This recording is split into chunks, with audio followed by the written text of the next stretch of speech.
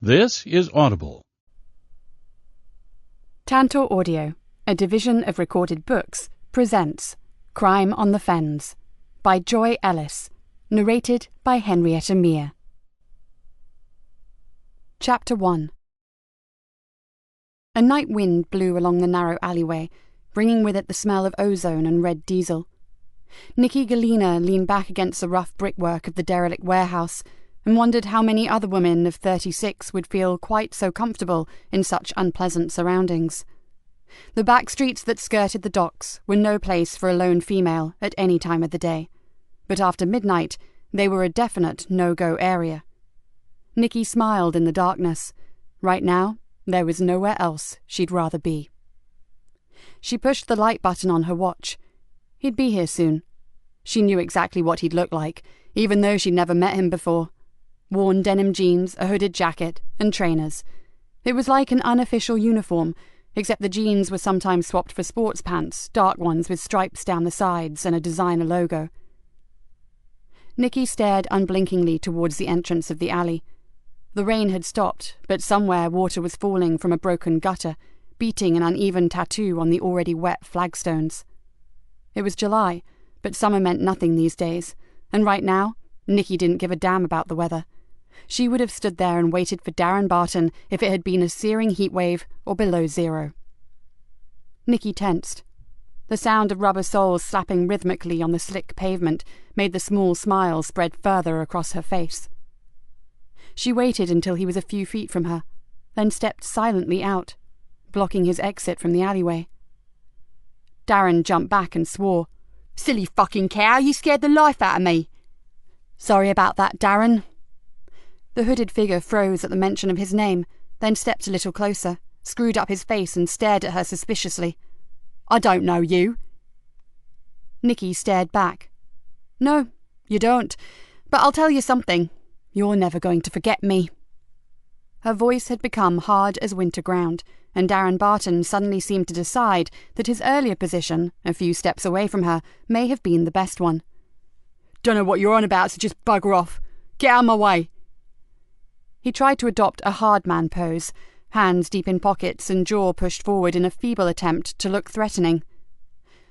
"Can't do that." In one swift move, she had Darren's arms behind his back and his cheek jammed against the brick wall. "I'd hoped we could talk, but this way is fine by me." She tightened her grip and saw pinpoint specks of blood appear across the stubbly surface of the man's face. "You see, I don't like you, Darren.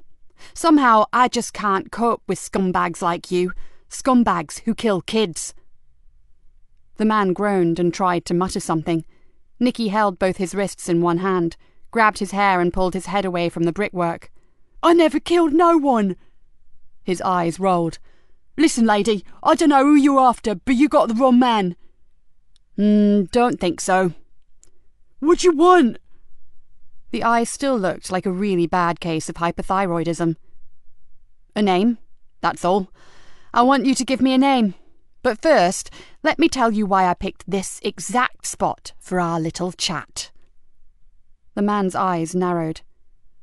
"It's what's called a dead spot. No cameras, no CCTV, no passers-by, no interruptions. So what else does that mean, Darren?" "No witnesses."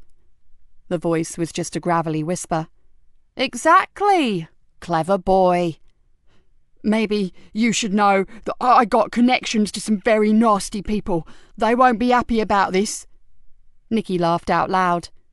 "Believe me, the nastiest person you'll ever meet is standing right beside you." She spun him round and pushed him back against the wall. "You carry a knife, Darren?" He glowered at her, but said nothing. "Of course you do. Your kind always does." She stared at him, her loathing barely concealed. "Now, are you going to take it out of your pocket and place it on the ground, or am I going to have to get it off you?" "I'll do it all right, just back off." He may be a good foot taller than her and weigh perhaps 1.5 times her weight, but he had enough sense to know he would be seriously outclassed if it came to fighting dirty. "Down here." Nikki pointed to the wet pavement. "Now, carefully kick it towards me, then back against that wall." She picked up the blade with a gloved hand, then pushed it into her own pocket. Right. Now, I need some information. I know, I'm no fucking narc, and I'm clean, right? I said before you got the wrong man. Nikki ignored him. Do you know someone called Frankie Doyle? Never heard of her. She raised an amused eyebrow. Is that so? Yeah, like I said, name means nothing. Before the man could take another breath, Nikki had leapt forward, one arm across his windpipe, and her knee jammed hard against his groin. So how do you know that Frankie is a woman? For the second time in 5 minutes, Darren's eyes practically exploded from their sockets. I guess I've heard of her. He coughed painfully. But I don't know her. Really, I don't. So she's out of your league, is she? Something like that. He winced and tried to wriggle away from the unrelenting pressure that her knee was exerting. Let me go.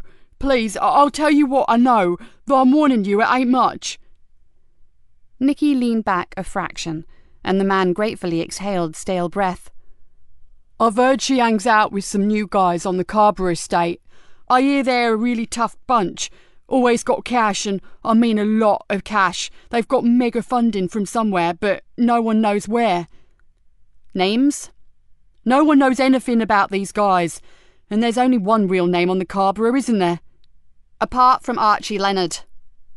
Nah, they use tags. Then give me a tag for whoever supplies Frankie, and I'll help you out of the mess you're in right now. But I ain't in a mess, so I don't need your help, do I?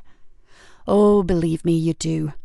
Because you're in the brown and sticky stuff right now, up to your scraggy and, if I may say, very grubby neck. She moved her knee a fraction and made to lean forward. No! There's this guy. Calls himself Fluke. I think he's connected to the new gang. I don't say he supplies her, but you'll know who does. He's into everything. Does this Fluke live on the Carver? I don't know. He kind of comes and goes. Like Frankie Doyle. They may even be an item. Darren swallowed noisily. That's all I know. So you're going to let me go now? Nikki stared at him thoughtfully. Well, I suppose you have been helpful to me. Darren nodded furiously. Yeah, gave you a name, didn't I? She sighed. But sadly, it doesn't work like that. Not with a stinking dealer. I'm no dealer. Search me if you don't believe me. Oh, I'm sure you've nothing on you.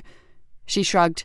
Because you sold your last batch to that skinny little tart who's been buying from you outside Harry's club, didn't you? Darren's eyes narrowed. I see you remember her. White blonde hair, black spikes, too much makeup and no tits. She's one of ours, Darren. And the 20s that she gave you, the ones tucked up cosily in your wallet, are marked. Your prints will be all over the bag of crystal meth that you sold her, which, incidentally, is already in an evidence bag and on its way to the police lab. So, along with that nasty knife you so kindly gave me. Darren's face screwed up into a mask of fear and anger. Stinking pig! You said you'd help me! He almost spat the words at her. I lied. You fucking set me up! I did. And funny thing, but I'm not exactly eaten up by remorse. She pushed harder against his groin. You see, in my book, if you deal drugs, you deal death. And me and my colleagues have to sit with the families, breathe in the heartbreak and the agonizing pain that scum like you cause. And we don't like it, Darren. We don't like the fact that you make vulnerable kids turn to violence, to mugging old ladies to get money to feed their habit. A habit that you are so happy to fuel. If they didn't get it from me, they'd get it from someone else. Jesus, don't give me that old crap. You're disgusting. You're like some flesh-eating virus infecting society and making a wad of money out of your victims. She jerked her knee forward and felt a small satisfaction from the ensuing scream. You can't do this. I'll have you. I know my rights. Yeah, you shitbags always know your rights. But proving this could be tricky because we simply had a quiet chat, Darren, as my partner down there will testify. She indicated to a shadowy figure sauntering slowly up the alley. And before he gets here, my scuzzy little friend, let me remind you of something. Tonight, I was just asking a few questions in an amicable manner. Don't ever let me get really angry with you, or you'll wish you'd been born in the Outer Hebrides and never left home, got it? Her eyes bore into his. "Oh, and before you start bleating about brutality, just be quite sure of what you're going to say, huh? Like, who's going to believe a pusher who says he was terrorised in an alley by some woman half his size?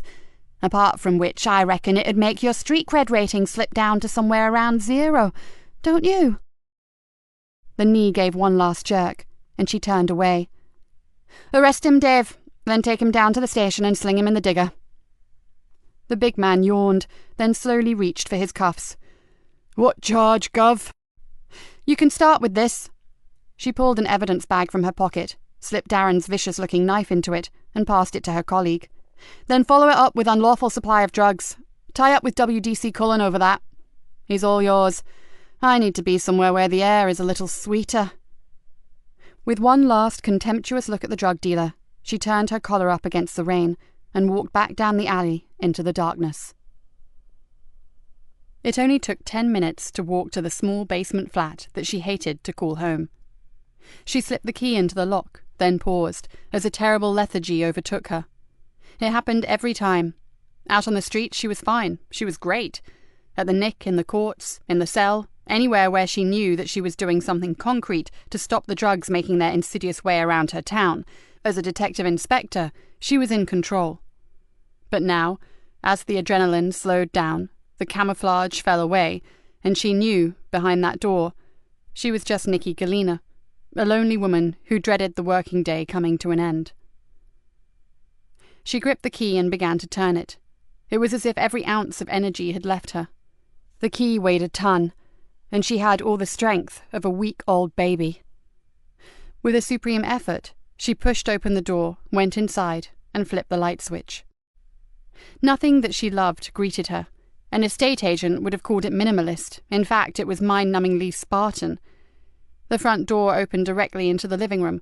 Off that was a bedroom with what the landlord laughingly called an ensuite, and a kitchen diner with French windows that opened into a tiny private courtyard garden. And that was the only part of the miserable place that Nikki had some mild affection for.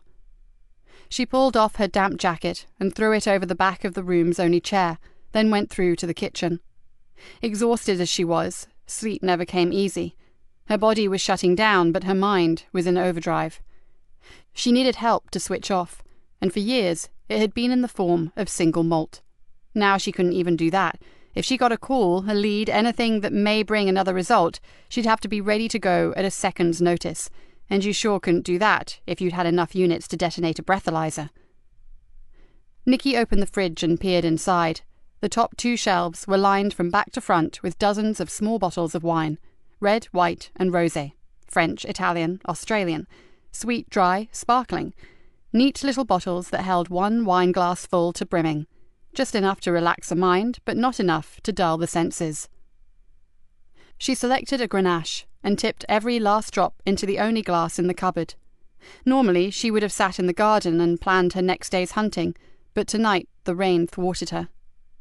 The lounge housed a lonely chair, a large metal frame futon with a huge soft blanket thrown over it, and something that probably started life as a corner unit for a television. At present, it held a phone charger, a telephone book, a laptop computer, and a lamp with multicoloured glass shade that screamed out faux Tiffany. Nikki slumped onto the futon and tucked her legs beneath her. As always, she had felt the initial rush of relief at having prepared the way for another pusher to face the legal system. But it was never enough. Not anymore. There were too many dealers, too many drugs out there. She sipped her drink and thought how radically things had changed over the last few years.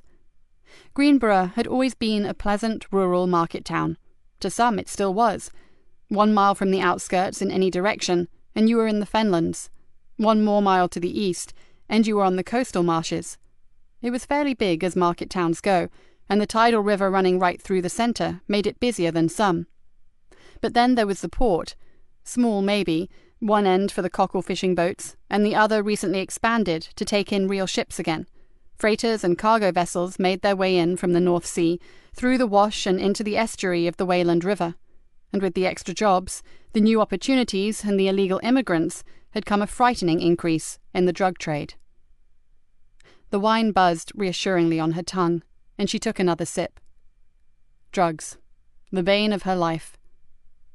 Nikki placed the glass on the floor, pulled one of the big cushions round, nestled her head onto it, and wondered how she had become this extraordinary avenging angel, waging a one-woman crusade on the drug dealers. At times like this, the low moments, she wished with all her heart that she could give up her battle, but she couldn't. She didn't have much else left. Her mother had died, her father was in a nursing home and hardly recognized her, her husband Robert had left her, and her daughter blamed her for everything that was wrong in the world. Nikki smiled when she thought about Hannah. Yes, no matter how bad things got, she still had her daughter to consider. Okay, the girl wasn't at home anymore, but that didn't mean she didn't love her or care deeply what happened to her. She closed her eyes. It was far too late now, but whatever happened tomorrow, she would make time to ring and see how she was. Behind her closed eyelids, she saw pictures of the dark, almost black hair, the deep brown, often angry eyes, and the clear, smooth olive skin that all her friends would have hocked their iPods for. The picture faded. Maybe she should give up this rented dump. For the sake of her daughter, maybe she should go back to their family home on Cloud Fen, clear out the old cottage, gut it, make it nice, make it somewhere to call home again. Nikki yawned.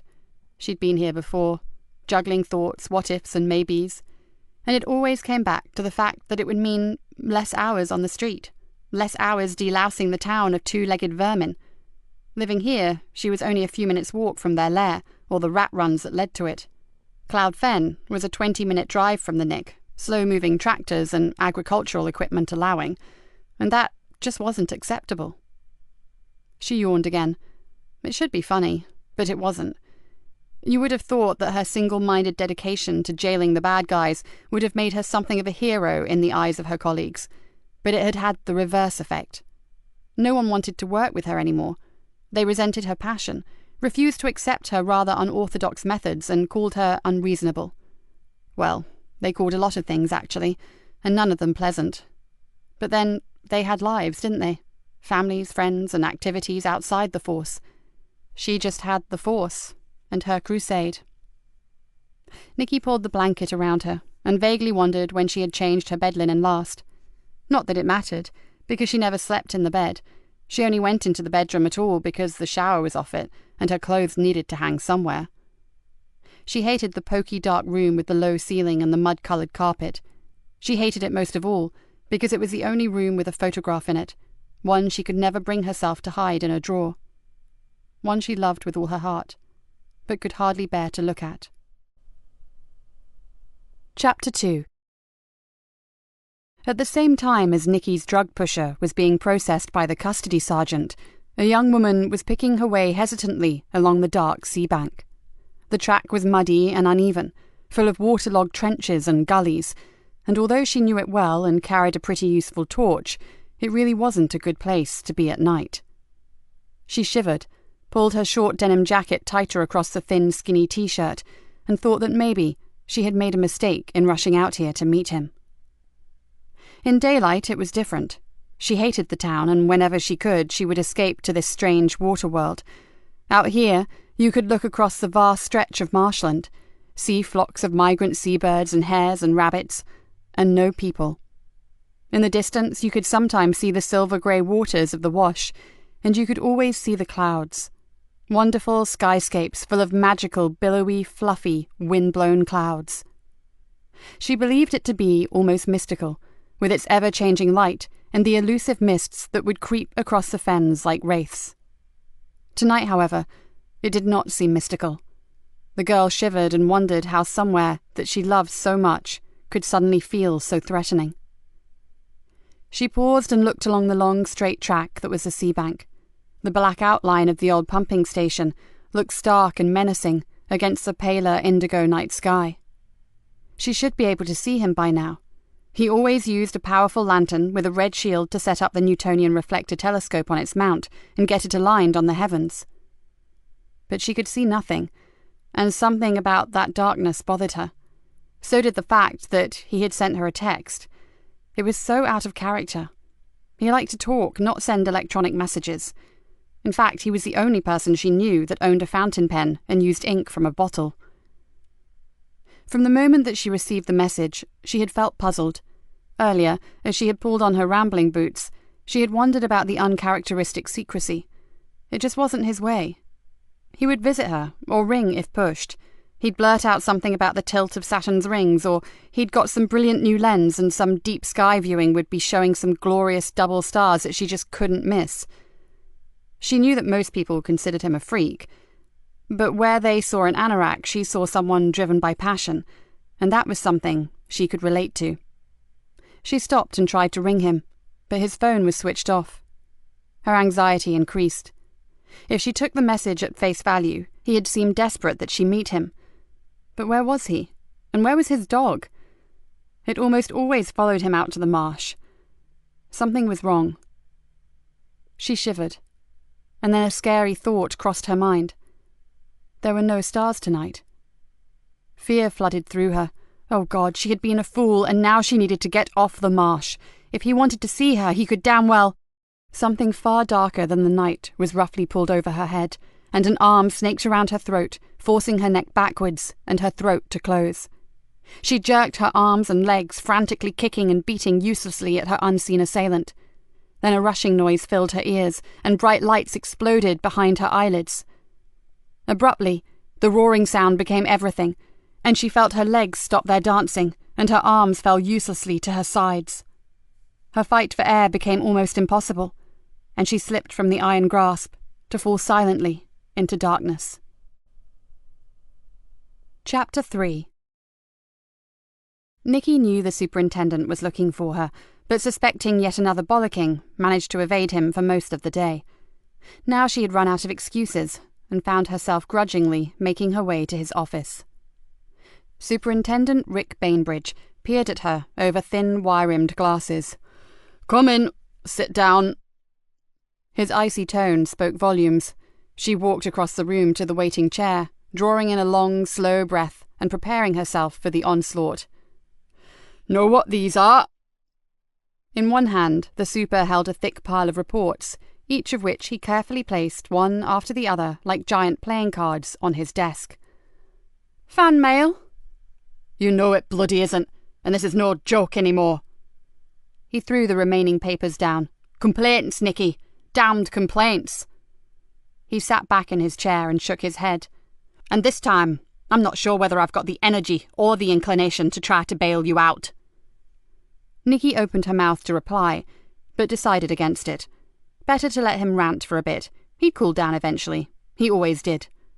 "I'll be frank with you, Nikki. I'm running out of detectives who will work with you. And considering the fact that you get more arrests than the rest of the bloody teams put together, that is one ridiculous situation to be in." "Dave and I get along, sir." "Dave Harris is uniform. He's not detective, and he's only tagging along with you because he's too damn lazy to get his finger out and do some proper police work." "Well, it wasn't my fault that D.S. Salter decided to move to the West Country." The super glared at her. "It was, and you know it. And she's still not sure if Truro is actually far enough away." "Unfortunate clash of personalities, sir." The super's eyes rolled up towards the ceiling. "Oh, please, this is not a game. Now, will you just cut the snide comments and wake up to the fact that this time..." He slammed his fist down on the desk. "This time, it's serious." Nikki blinked, and felt a jolt of concern. This wasn't following the usual pattern. She looked up and saw an uncharacteristic mixture of concern, anger, and frustration on that familiar, craggy face. "There's no easy way to say this, but top brass are talking about disciplinary action." "What?" Nikki's jaw dropped. "Oh, sir, I know my methods are a bit extreme sometimes, but Jesus, we have to get the dealers off the streets. You know this area is overrun with drugs. You can't just pussyfoot around with these villains. I just play them at their own game, hit them where it hurts, and I get results, good results. You know that, sir." "Of course I know it. I've been protecting you and damn near perjuring myself for years. And why? Because I happen to think you're a damned good copper, and you, Inspector, know full well that I need you. But you just can't go on acting like a bloody loose cannon. I know you've got your reasons, and that's all very well for crime thrillers and cop films, but not here in Fenland Constabulary. To get an arrest, you rampage through the rulebook and disregard everything. You have to back down. Can't you get it into your head that there are such things as human rights, political correctness, bullying, racial abuse. God, the list is endless, and it's me who has to scurry around behind you clearing up the mess." The superintendent exhaled loudly, then sighed and opened a drawer in his desk. He pulled out 2 small shot glasses and a half bottle of scotch. With another sigh, he filled both glasses, then passed one to her. "It's the end of the day, and if ever I needed this, it's now." Nikki stared at the amber liquid and bit her lip. So, either Rick Bainbridge was going for a well-earned Oscar nomination, or the shit had really hit the fan. He'd read The Riot Act on many occasions, but never like this. In her mind's eye, she saw the orderly rows of tiny wine bottles in her fridge. Then she looked back at the super's scarlet face and downed her drink in one. "So, what was the final straw?" The old familiar taste of whiskey hit her like a painful memory, one you couldn't ignore. "Which one of my many misdemeanors actually broke the camel's back?" "Nothing specific, Nikki. It's just the sheer volume." He pointed back to the heap of reports. Nikki closed her eyes and hoped that when she opened them, the super would have refilled her glass. She squinted hopefully, but the glass remained empty. Perhaps it was time to test the waters and maybe cool his bluff. "Sorry to say this, sir, but if there had been anything that would actually stick in that pile of paperwork, the complaints and discipline investigator would have dragged me into an interview room by now, and my warrant card would be in your drawer, along with that very nice bottle of scotch." She pushed her glass hopefully across the desk. "It's no trick, Nikki. You were in real trouble. The powers that be are sincerely pissed off." He splashed more whiskey into their glasses. "Now they've firmly wedged me between rock and a hard place, so I'll tell you this straight. The message I've been given is that you fall in line or move on. So you really have to help me out here, or it goes out of my hands." "Maybe I should move on?" She hardly recognized her own voice. It was not a poor me statement, and it was not for effect. There was a deep desolation in her words, an emotion that surprised even her. "Oh, sod that for a game of soldiers." The super sipped his scotch and ignored her comment. "I have no intention of losing you, Nikki Galena, but I do have one last-ditch suggestion." He placed the shot glass back on the desk and stared at her intently. "I've had a volunteer." Nikki's eyes narrowed. No one ever volunteered to work with her. "Detective Sergeant Joseph Easter from Fenchester has asked for a temporary transfer, so—" "Holy Joe, oh, no way. I could not work with him." "He's a bloody good detective." "Right, with a huge emphasis on the word good, no doubt." Nikki grabbed at her glass and threw a mouthful of the fiery whiskey down her throat. "Volunteer? Oh yes, I can see what his game is. And he knows my reputation, and he clearly wants to take good cop, bad cop to a brave new dimension. Or maybe he's after the conversion of the century, and believe me, that would rival that of St. Paul on the road to Damascus." "So, you know something of the Bible, do you? I thought maybe you only read Butterworth's Police Law or Xander on Pace." "Very funny. I'm not a bloody heathen. I would just prefer a detective for a sergeant, not a lay preacher." For the first time since she walked into the room, Nikki noticed the hint of a smile on the superintendent's face. "Give it 1 month, okay? And I guarantee that you'll find there's more to Joe Easter than what the mess room gossips would have you believe." Nikki gritted her teeth. This was a disaster, but she was very aware that the super had been loyal enough to throw her a lifeline, even though a great deal of pressure had been exerted on him. She took a deep breath. It would appear that he wasn't the only one between that rock and a hard place right now. 1 month. Is that a calendar month or 4 weeks? Because if there's a choice, I'd prefer the 4 weeks. "Don't push it, Inspector." The superintendent tilted the remaining spirit in the flat bottle backwards and forwards and raised his eyebrows. "Are you walking home tonight?" Nikki pushed her glass forward, sod the tiny bottles in her fridge. "I am now." Rick Bainbridge watched Nikki leave and let out an audible sigh. He knew so much more about her than anyone else. He'd known her since she was an eager young probationer, full of all the right things that would make her a great officer. But then she had volunteered to take a distress call, and had finished up cradling a dying teenage girl in her arms in a rat-infested basement. It was something that changed her life forever. It screwed up both her marriage and her head, and it sent her off on a personal vendetta that had waged constantly from the moment the youngster died to the present day. If she had never raised her hand and volunteered for that particular job, Rick was sure that Nikki Galena would have been weighed down with brass, gold braid, and respect by now. She certainly wouldn't be the hard-nosed loner, a scary enigma that she'd become over the last years. Rick stood up, picked up his jacket and briefcase, and walked slowly to the door. He would hate to lose her. She practically kept their arrest target going single-handed, but now the ice had become too thin for him to support her for much longer. And at this late stage in his career, he couldn't afford to sink below the waterline with her. He turned off the light and closed the door. The partnership with Joseph Easter was their last chance, because if they both went down now, there was no one left to throw them a line. Chapter 4. As 5 a.m. approached, Greenborough Police Station still buzzed with activity. WPC Yvonne Collins flopped down gratefully into a messroom chair and watched as her partner, PC Niall Farrow, unclipped his heavy equipment belt and lowered it gently to the floor. "Maybe if you put on a few pounds around your gut, you'd be able to cram a load more gadgets on that thing." She stared at her crewmate in exasperation. "Something useful, like an AK-47 or the kitchen sink, maybe?" "I like to be prepared," said Niall smugly.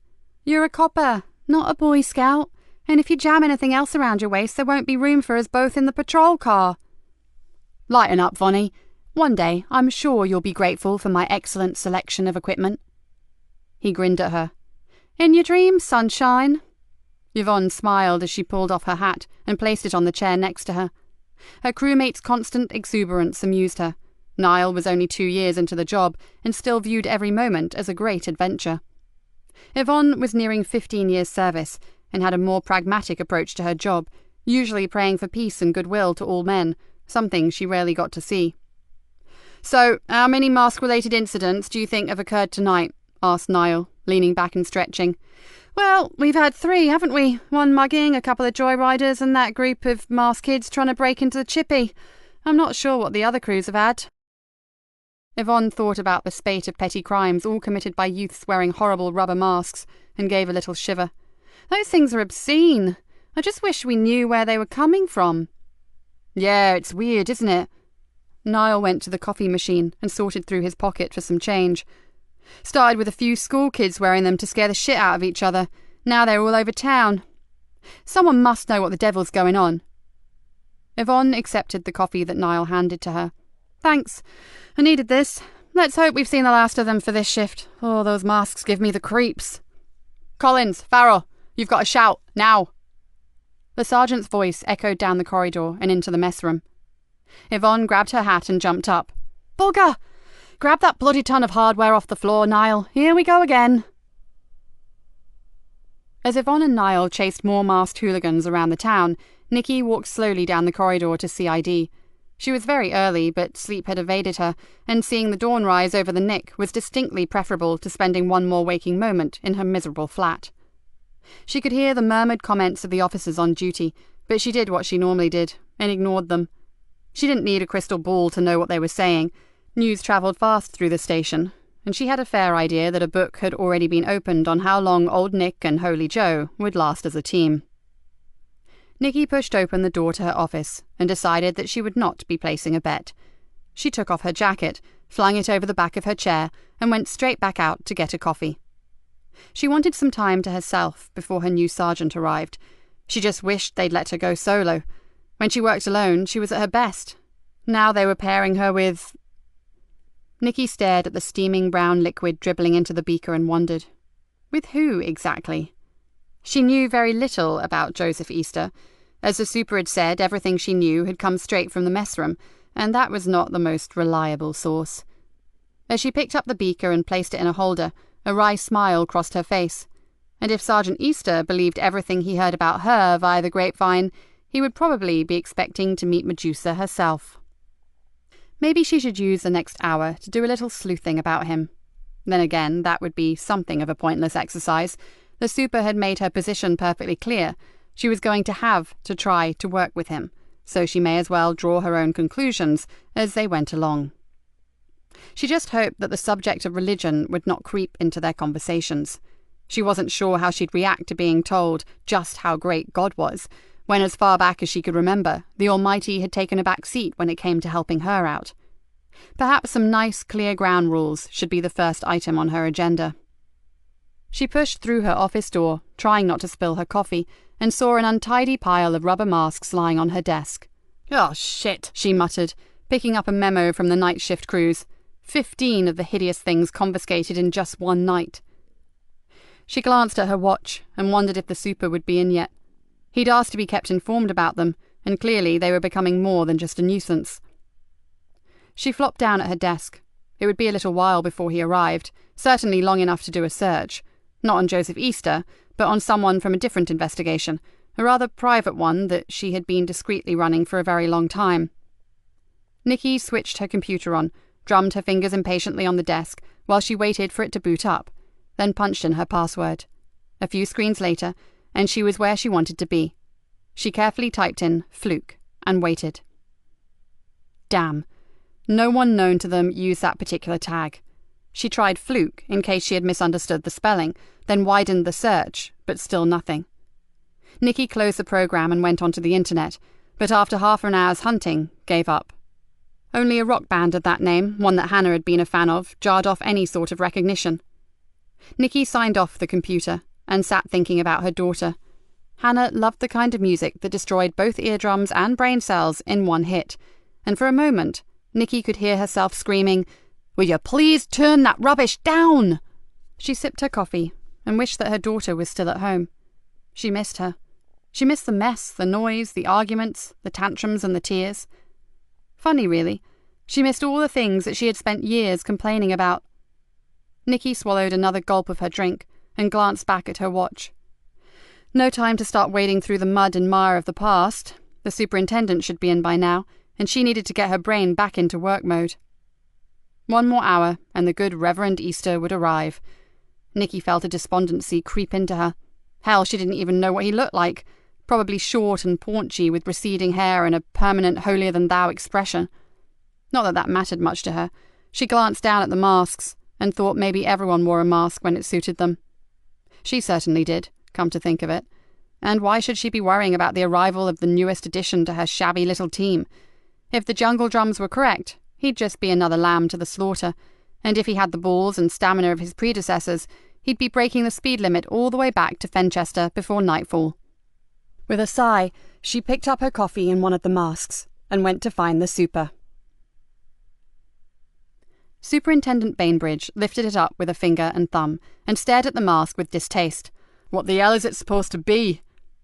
"Part rat, part rotting corpse, and its origin is hazy, to say the least." "Lovely. So why can't we trace the source?" Nikki drew in a long breath. "Beats me, sir. They don't show up legitimately anywhere. Not in fancy dress high places or in novelty shops or suppliers' catalogues. Nowhere." "What about the internet? That's where practically everything comes from these days, isn't it?" "First place we look, sir. We got a big fat 0. "So how do these kids get hold of them?" "Sounds ridiculous, I know." Nikki ran her fingers through her hair and exhaled. "But they just seem to turn up. Everyone we've interviewed has denied buying or purposefully acquiring them. They just seem to have come by them somehow, and being the opportunists that they are, have used them for whatever mischief or devious little crime they were planning on committing." The super frowned. "And is there any connection between the youngsters who have been using the masks?" "Not really. The kids come from different schools, different areas of the town, even different ethnic groups." She shrugged. "The first users were a bunch of school kids nicking their classmates' dinner money. Then they appeared on the Carver estate where some little scroats were playing some sort of scary knockdown ginger and putting the frighteners on whoever opened the door. Then we had a couple of handbag snatches with kids wearing them, and a mugging over near the railway station. Now, they're all over the place." "And last night?" "PC Collins and Farrow left me a memo, sir. One little tow rag that they brought in, called the mask by a name, called it a Griffix, apparently, then clammed up tighter than a duck's backside. WPC Collins Googled it, but found nothing. I'll have a word with them before they go off shift, sir, maybe." "Sorry to interrupt, sir." The big frame of Jack Conway, the duty sergeant, appeared in the doorway. "I've had the Dean of Fenland University on the blower. One of his third-year students is missing. She's 21, apparently, and I told him the score regarding Mispers, but he wondered if you'd give him a ring. Said you know him." The superintendent frowned. I do. Did he leave a number, Jack? Yes, sir. Got it right here. The sergeant handed him a note and left. As Nikki made to follow him, the super called her back. Hang fire, Nick. Let's just check this out. I've known Kenneth Villiers for years. He's been a staunch supporter of everything we've been trying to do with the youth of Greenborough, both financially and with practical help. One thing I do know about him is that he's not the type to panic over one wayward student. For several minutes, Nikki listened to a one-sided telephone conversation, but from the super's tone and the grave expression on his face, she knew he was taking everything that he was being told very seriously. After a while, he slowly replaced the receiver in its cradle and said, I don't like the sound of this. I'm aware this young woman is not considered at risk or indeed even vulnerable, but Dr. Villiers is quite certain that something has happened to the girl. What's the situation? Her name is Kerry Anderson. She's 21 years old in her last year, taking a BA in photography. Star pupil, preparing to go to postgraduate level. Apparently she went out late on Monday night, which is not unusual, but she failed to show up for a field trip yesterday, which was very unusual. Nikki thought carefully, then said, Well, I know we'd normally refer him to the Missing Persons Bureau, but if this Villiers is such an important benefactor, would you like me to make a few low-key inquiries? The superintendent flashed her a concerned glance. I'm not sure that's a good idea. She leaned forward, knowing full well that the super was remembering the old case that nearly sent her off the rails. I'm okay with it, honestly.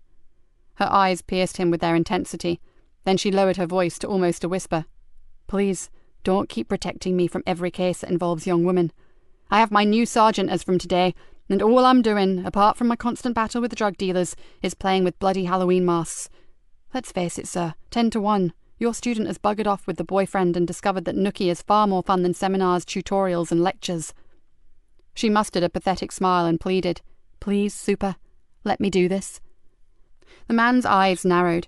He looked as if he was precariously juggling his head and his heart. Finally, he seemed to make some kind of a decision, and he nodded. Okay, maybe you're right. Just be sure to take your new sergeant with you. It'll be a way of getting to know him. Like hell, she thought, but managed to freeze-frame her smile for a little longer. Thanks, super. As soon as he gets here, we'll get onto it. Chapter 5. Detective Sergeant Joseph Easter stood by his parked car and looked across at the police station. It was about as different to his old patch as a Morris Minor to a Ferrari Enzo. Fenchester Nick was a 1920s piece of history, while this sparkling edifice of steel and smoky glass was strictly ultramodernism and bloody ugly with it. He grinned to himself, and that was just fine. He needed everything to be completely different, and this was about as different as it got. He was early, but then he always was, and probably not a bad thing. First impressions and all that. But should he really be suffering from nerves at the age of 38? He considered his own question, then decided that, under the present circumstances, anyone would be suffering from nerves. Joseph bit his lip. 1 month here. That was the agreement. He just hoped he was doing the right thing. He took a deep breath and straightened his tie. One more thing to do before he went in. He removed his mobile from his pocket, flipped it open, and pressed a speed dial number. Hi there, sweetheart, it's Dad. I've no idea of the time where you are, but I wanted you to know that I'm going to be working out of Greenborough for a few weeks, with a new boss, and she's got something of a reputation, but hopefully we'll get on. That's all, I guess. Hope you're okay, and I'm on the same number if you need me. And I love you. Always have and always will. He shut the phone and closed his eyes for a moment. A face swam behind his eyelids, long light brown hair and huge hazel eyes, uneven dimples and very white teeth. Yes, I love you. But sadly it looks as though I have just run out of excuses for not going into that arty-farty tin can of a building and introducing myself. Before he opened his eyes, he muttered a few quiet words to himself, then strode across the paved courtyard to the front entrance. Joseph stepped inside, looked around, and was forced to smile. It may be a high-tech modern building, but the clients who frequented it were exactly the same as those in Fenchester. They just stood out as being even more grubby and smelly against the shining safety glass and clean acrylic-painted walls. In his old Nick, they kind of blended into the worn and faded flooring, the chipped woodwork and the high, dark-stained ceilings. Joseph walked briskly up to the reception desk. Detective Sergeant Easter to see Superintendent Bainbridge, please. The briefest hint of amusement that crossed the woman's face was not lost on him. If you just wait a moment, sir, I'll take you up. She turned away and called loudly for someone to cover the desk for her. Instantly, he saw a sea of curious faces look his way. As they walked across the foyer towards the lift, she said, "The super will be very pleased to see you, sir." "Why, is something going down?" The woman raised an eyebrow. No, it's just that CID are not up to full strength at present. D.I. Galena's last sergeant relocated to the West Country, you know." She gave him a sidelong glance as they moved into the lift, and Joseph stifled a grin. "Yes, I heard. Lovely part of the world." Lovely." The woman gave him an overly innocent look and said, "You are going to be working with D.I. Galena, aren't you?" The lift sighed and stopped with hardly a shudder, which made a very pleasant change from flights of stone stairs with rickety brass rails. He flashed her one of his brightest smiles and thought, "You know full well I am my friend, but if you want to play, that's fine by me." "Oh yes, and I'm really looking forward to it." The eyebrows lifted again. "Second door along, sir, and good luck." The lift doors closed silently, but he could have sworn that he heard a soft giggle coming from inside. Joseph paused and considered that perhaps his name should have been Daniel, because this felt very much like the entrance to a lion's den. He gritted his teeth, took a long deep breath, and knocked on the door. As Joseph waited tentatively outside the superintendent's office, a commuter train pulled out of Greenborough Station. None of its occupants took notice of the two sullen-faced youths who sat on a graffiti-covered bench. As the train moved slowly away, they glanced at each other, then left the seat and silently slipped down the steep bank at the end of the platform and disappeared into a scrubby area full of weeds and broken concrete. "Can you see them?" one boy whispered urgently. "Give us a chance." Crouching low, although there was little chance of being spotted in this god-forsaken spot, they searched between the stunted, wind-blown shrubs and untidy piles of builder's waste. "Got it!" The taller of the two cursed and scrabbled his way through a thicket of nettles and brambles to where he could see the sack.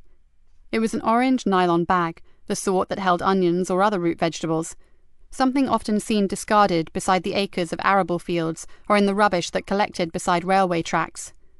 The boy dragged it out and pulled the drawstring tie open. "Wicked! How many?" The smaller boy squatted down beside him and peered into the bag. 20 or more." "Yee-haw!"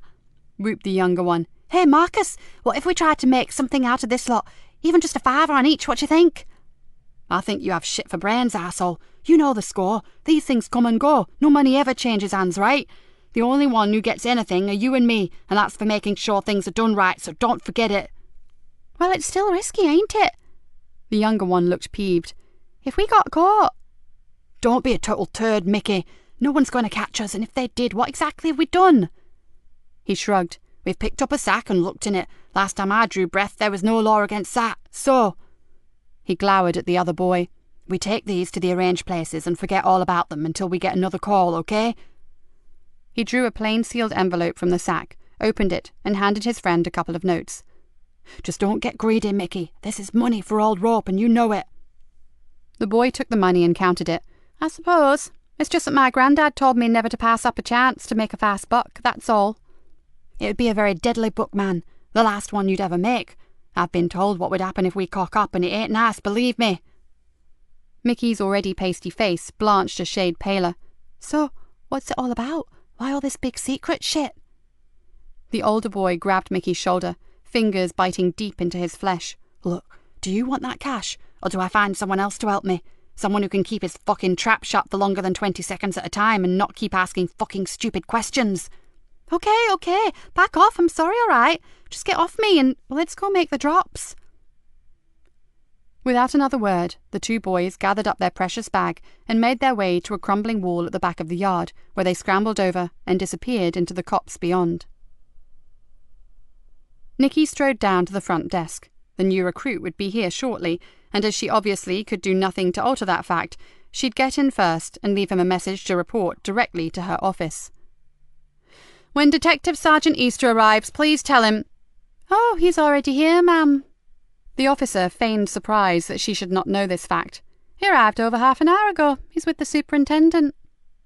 Nikki bit back a retort. settled for a muttered "thank you," and turned on her heel. She really should have known that Mr. Efficiency would be early. For a moment she felt very tired of what she had become. She had never set out to be the Fenland Constabulary's #1 harridan. Over the years it had just kind of turned out that way. When the people you worked with are not as driven as you are, it's inevitable that you end up resenting each other. And now the super would no doubt be sitting in his office sipping tea and prepping the new boy for what he should expect from working with old Nick. She pushed open the door to CID, then halted abruptly, as she saw Superintendent Bainbridge talking to a tall, fair, floppy-haired man. "Ah, Nikki, excellent, excellent." The bogus bonhomie that the big man was exuding was almost sick-making, and Nikki was forced to recall that this was her last chance in the eyes of top brass. "I'd like you to meet your new colleague." He turned to the man and said, "Detective Sergeant Joseph Easter, this is Detective Inspector Nikki Galena." The hand was already outstretched and waiting. As she shook it, she fought to conceal her surprise. Her initial impression of Joseph Easter was a very long way from anything she had expected. The face was almost familiar, not because she had ever met him before, but from a grainy black-and-white photograph that had hung on her daughter's bedroom wall when she was going through her deeply misunderstood and unfairly burdened with the worries of the world phase. The man bore an uncanny resemblance to Rupert Brooke. Older, sure, but the ghost of the dead poet called out from behind the eyes of the policeman. Even more astounding than the unexpected good looks was the fact that rather than looking paunchy and pious, he was downright sexy. "It's an honour to work with you, ma'am." Joseph looked her directly in the eyes, and Nikki found it hard to hold their gaze, "even if it is only for a month." For one weird moment, she actually believed him. Why didn't she feel that he was taking the piss? Surely he had to be. Jesus, she hated it when she felt confused about people. She needed to take back control. Then she'd feel more comfortable. 4 weeks, actually, Sergeant. And although I hate to break up the party, I think the pleasantries can wait. We have some inquiries to make about a missing young woman. And I think a quick guided tour of the station should come first, Nikki. After all, Joseph is a stranger here." The super threw her a warning glance. No, that's okay, sir." Joseph shook his head. D.I. Galena is quite right. I can find my way around as we go along. No problem at all." The superintendent stepped back and raised his hands in surrender. "Then over to you two, and keep me informed on everything. Good luck." Nikki wondered which one of them would need it.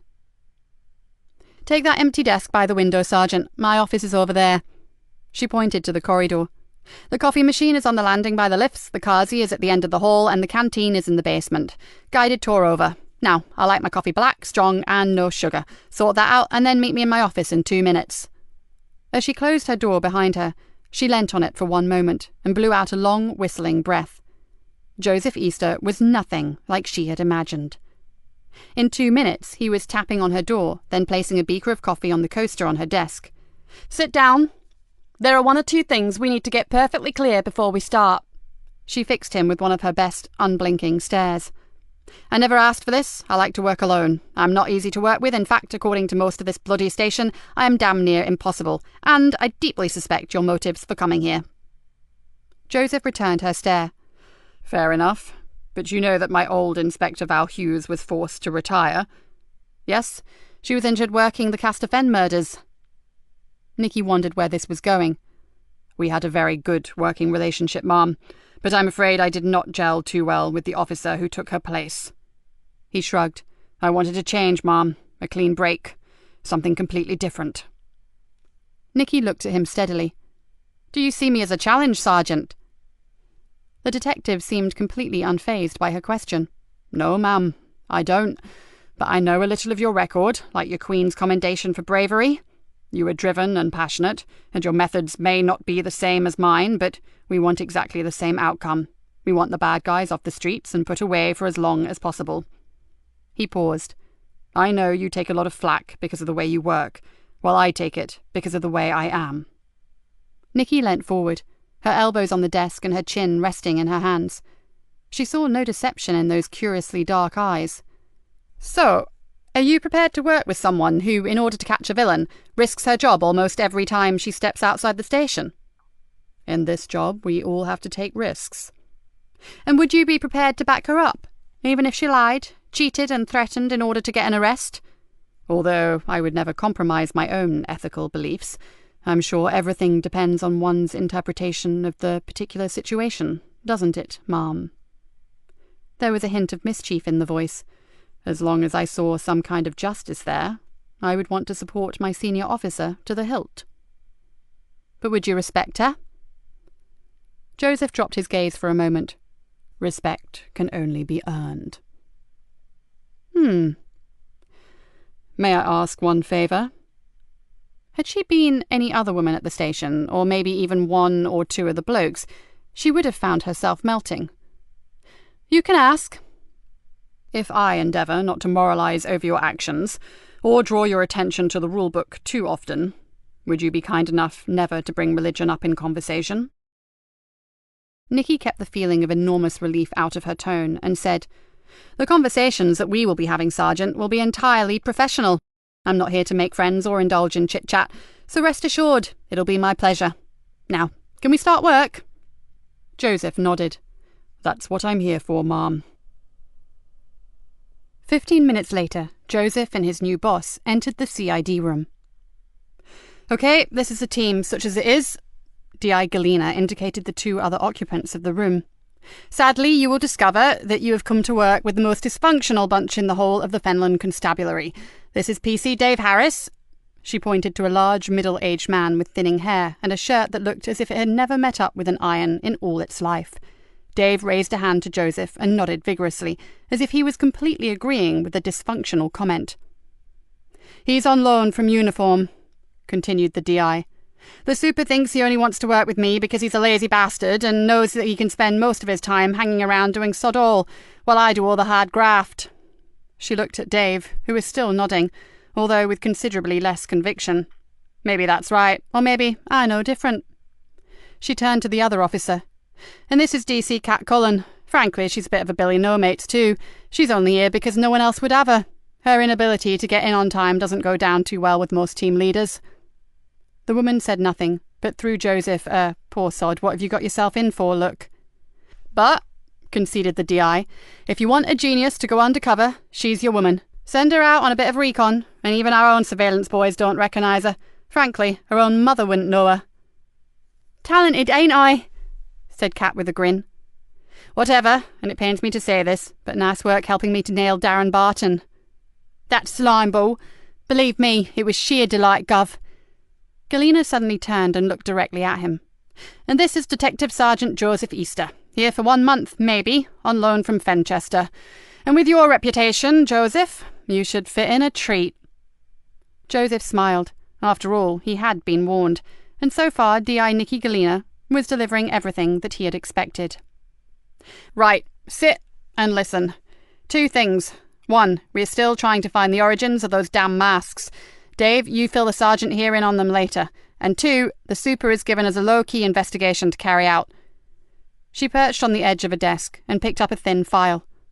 It's less official, more of a favour under the Old Pals Act, unless we discover otherwise. As she looked at her small team, Joseph noticed an odd look in her eyes. He wasn't sure what it was, but it looked very much like pain. We have a missing student. Now, I know all the reasons why a 21-year-old would skip a few classes, but the dean of the uni believes that in this case it's too uncharacteristic to ignore. He is certain that she has either met with an accident or been taken by someone. The DI skimmed down a brief report with her index finger. As the dean coughs up regularly for her fundraising projects, the super thinks we should check her out. So, this is how I suggest we proceed. First, I'll go speak to the dean. Sergeant, you come with me. We'll check out the girl's living accommodation. I understand she lives on campus. If we are concerned, we'll speak to her friends. Then we'll decide where to go from there. Meantime... She glared at Kat and Dave. If you two can manage to stay awake long enough, keep plugging away at those bloody masks. Chapter 6. Dr. Villiers was in the foyer waiting for them. He moved quickly forward, hand outstretched. Thank you for your time, officers. I know it's not the normal procedure, but I really appreciate it. Please, come to my office and I'll explain why I'm so worried. Villiers was stick-thin, but exuded energy. He gave the impression of being able to take on the London Marathon with no notice or training. Nikki and Joseph sat down, but he paced as he talked. Brilliant student, incredibly sensitive to light and shade. Carrie's picture composition is almost a natural thing, the sort of young person who, without doubt, has chosen the right career path to follow. Nikki's usual impatience welled up. She wanted to get down to the nitty-gritty, but recognised that the man felt he should explain himself fully. And that is one of the reasons why she just would not have missed the field trip to Derbyshire yesterday. The whole trip was organised around a particular place that she herself had designated as a superb spot for landscape photography. The pictures that she hoped to take were going to be used in her final presentation, in her portfolio. No way she would have missed it. Does she have any particular problems, sir? None that I know of, Inspector. She seems very well balanced. Friends, a particular friend here? She's generally popular, but strangely has no one that I would call a best friend. He frowned. But I think that may simply be because she is so passionate about her course. She's something of a rare breed, truly dedicated. Her supervisor has high hopes that Carrie will go a very long way. Boyfriend? No one from university, but she does spend time with a young man from one of the marsh villages, I understand. I wouldn't know if they were actually a couple, but frankly, I doubt it. Do you know his name, Dr. Villiers? Asked Nikki, deciding that he would be her first port of call. No, I don't, but I'm sure one of the students will be able to help you. He handed her a typed sheet. I thought this might help. It's a list of students who are probably closest to her. What about her family? Do her parents know that she has missed classes? The dean looked worried. Not exactly. The secretary rang them earlier on some pretext just to ascertain if she was there, but they said that they were not expecting to see her until next Friday for some family birthday. Didn't they get concerned if you didn't seem to know her whereabouts? Asked Joseph. Third-year students have a fair amount of free time for their studies, Sergeant. There's a greater emphasis on independent learning. We don't keep them locked up. What is her family background, sir? Family well off? Absolutely not. They live on the Carrborough estate. Carrie came here by way of a scholarship and a grant. Her schoolwork and examination results were exemplary. Nikki's eyes widened. A kid from the borough, making it to uni. Now that's refreshing. Not every child from a poor background finishes up as a mugshot, Inspector. A few have enough drive and inclination to move upward. Not many. Sadly, we spend most of our life seeing the other end of the spectrum. Nikki stood up. May we see her room, Dr. Villiers? Of course, but they don't have rooms anymore. The modern version is called a pod or a cube. And if it's all right with you, I won't come with you. My visits to the students' quarters are kept to the minimum, and my presence would definitely cause speculation that something is amiss. And ours won't? Asked Nikki. You aren't wearing uniforms. Lots of people come and go through the living centre. The dean opened the door. Excuse me. I'll go and get you a pass card. There goes a seriously worried man, muttered Joseph as the door closed. Wouldn't you be, if this kid is the A-class swot that he reckons she is? Nikki walked to the window and looked across the acres of ground and whispered, almost to herself, I've got a very bad feeling about Carrie Anderson. Joseph looked across the campus and his eyes widened. This has all changed beyond recognition. An uncle of mine used to live in one of the old houses in Blenheim Road. He indicated to an area beyond the perimeter wall. You could see the art college as it was then, from his bedroom window. It looked like some rambling old mansion house in lovely Parkland. Nothing like this. Never heard of Progress? Nikki was in no mood for giving talks on Greenborough's regeneration over the last decade, and thankfully, Joseph took the hint. The student living quarters bore no resemblance to any student digs that Nikki had ever seen, and she'd seen a few grubby rooms in her time. Ultra-modern, the main entrance opened onto a large communal space with a central hub that housed chairs and tables and a bank of ovens, refrigerators and store cupboards. Several students were making snacks, getting hot drinks or generally hanging out there. A series of corridors radiated from the central core, and off these were the student pods. Using the swipe card, they let themselves into Carrie's private domain. For a student, it was unnervingly tidy. The bed was made, and there was very little clutter of any kind around. It seemed that Carrie's only concession to traditional student living was to cover the walls with pictures, but hers were very professional pictures. Bloody hell! Villiers was right, Nikki studied an atmospheric black and white study of a derelict windmill. "She's damn good. I suppose it's her work." "I'd say so." Joseph looked from picture to picture, with the probable exception of these. He pointed to a collection of postcard-sized photographs. Nikki squinted. "What are they? Stars and stuff?" "They are astro photos taken through a telescope, and to get quality like this, someone was using some pretty expensive equipment, I'd say." "Not her?" "Wouldn't think so, unless she keeps her telescope and accessories somewhere else. There's no room for that kind of stuff here." He looked around, then added, "And frankly, science, astronomy, and cosmology enthusiasts who would be capable of taking shots like this tend to be male." "Sexist?" "Far from it. I'm actually admitting that geeks, nerds, and anoraks are generally blokes. She clearly has an interest in the subject, or she wouldn't have the photos, but I just feel, looking at these other pictures, that she's more artistic, more into moods and atmospheres." "Nicely sidestepped, Sergeant Easter. Right, well, let's see what we can find. You take the living area, and I'll take the bedroom section." Nikki had never been inside a pod before, and was impressed. Within the small area was a living space, with desk and workstation, a bedroom with roomy storage boxes, hanging space and cupboards built around the bed, and a full ensuite. The windows in both rooms were floor to ceiling, giving the small apartment a bright and airy feel. There were no cooking facilities except for a narrow breakfast bar with a microwave and an electric kettle, but she guessed the communal hub provided everything they needed for eating and socializing. She thought about her own early years and decided it was best not to try to make comparisons, because there seemed to be none. She began to sift through Kerry's belongings and felt a pang of nostalgia at seeing the young woman's bright, trendy clothes. Every drawer was neatly packed with carefully folded t-shirts, blouses, camisoles, shorts, and underwear. Why hadn't Hannah been as tidy as this when she was at home? It would have meant a lot less heated arguments, that was for sure. She picked up a makeup bag, took out a lipstick, and undid it. She twisted the base. Same colour as Hannah's favourite. She glanced at the label and knew that she would see the words "Seriously Sexy Pink." She put it back and tried to push thoughts of Hannah away. Instead, she stole a surreptitious glance at Joseph. Sadly, she found nothing to complain about regarding his search techniques. He was annoyingly thorough, methodical, and careful. "I found a birthday card for her father," Joseph called out. "The Dean mentioned a family birthday. Has she written in it?" "Yes," she says. "Have a great day, old man. See you for a birthday drink on Friday. Love and kisses, K." "Oh." His tone altered. "Mom, I've just found her credit card, student card, and some cash." Nikki felt a cold shiver snake across her shoulder blades. "I said that I had a bad feeling about this." Joseph gave a short sigh and held out a piece of paper with a scrawl of handwriting across it. "Look, she's even left herself a note to ring someone about a workshop next week. Hardly the thing to do if you were planning on doing a bunk."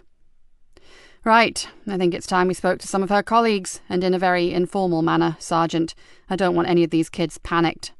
"Don't worry, Mom. I can do softly rather well." "Why doesn't that surprise me? Come on, let's start with the neighbours." An hour later, they made their way back to the car. "You drive." She threw Joseph the keys. "While I bring the super up to speed. I assume that if your uncle lived around here, you can find your way back to the Nick without needing sat-nav." "I'll try my best, Mom." He adjusted the seat, clipped on his safety belt, and listened as his boss spoke to the superintendent. "Yes, sir. It looks as though your academic friend may be right. Her room shows no signs at all of anything being out of the ordinary. Carrie has taken nothing with her to indicate that she was planning on going away, and she was seen leaving the students' block at around midnight on Monday. She was wearing casual clothes, carrying only a shoulder bag, and wearing hiking boots." After a short break in her side of the conversation, she said, "No, not unusual. Midnight is far from late for a student, sir, and her friends say that she would often go out with her camera taking night studies, although the boots do indicate that wherever she was going, it certainly wasn't clubbing." There was another silence. Then the DI said, "I agree, sir. So if she hasn't met with some kind of an accident on whatever clandestine excursion she went on, I'm forced to think the worst." She flipped the phone closed. "The super has already checked round the local hospitals and zilch." She sat for a while, chewing on her lip. "As soon as we get back, I'll ring Villiers to make sure that no one goes into that pod. I would normally get uniform to close it up, but Until we know a bit more, we still have to keep this unofficial. Our bloody budget doesn't extend to our chasing round after every kid that goes on a 3-day bender." She gave a short sigh. "Not for 1 minute do I believe that's the case here. However, our next task looks as if it will be speaking to the parents." Joseph glanced across and saw her face harden. No one liked this part of the job. He loathed it. But looking at her, he had the feeling that D.I. Galena hated it as much as he did. Without thinking, his foot eased further down on the accelerator. He was starting to feel as uneasy as his new boss. Chapter 7. "What do you think of this, Davy boy?" Kat threw a catalogue onto Dave's desk. "Whoa, I'm not sure the old ticker is up to looking at that kind of thing. Where on earth did you get it, and what's it got to do with the investigation?" Dave tried hard not to look at the abnormally large-breasted woman in the shiny red rubber catsuit. "Shot in the dark, but I called into that adult shop down Carvery Lane." She threw him an accusatory look. "Nothing kinky, just checking for masks." "And?" "Well, if they ever send me undercover to an S&M club, I know exactly where to buy my outfit, that's for sure. But I digress. The bloke who runs it, Jimmy, he imports all his masks via a wholesaler from China. Hardly surprising, I know, but listen to this. Apparently there's a big market in really scary handmade ones, made here in the UK. "I've just been looking at them on the web. They are horrific. Look at this one." He double-clicked the mouse and a hideous rubber horror mask appeared full screen. "That is kid stuff, mate, believe me. Take a look at this if you've got the stomach." Kat flicked through the brochure to find the right page. "What about that?" Dave visibly recoiled.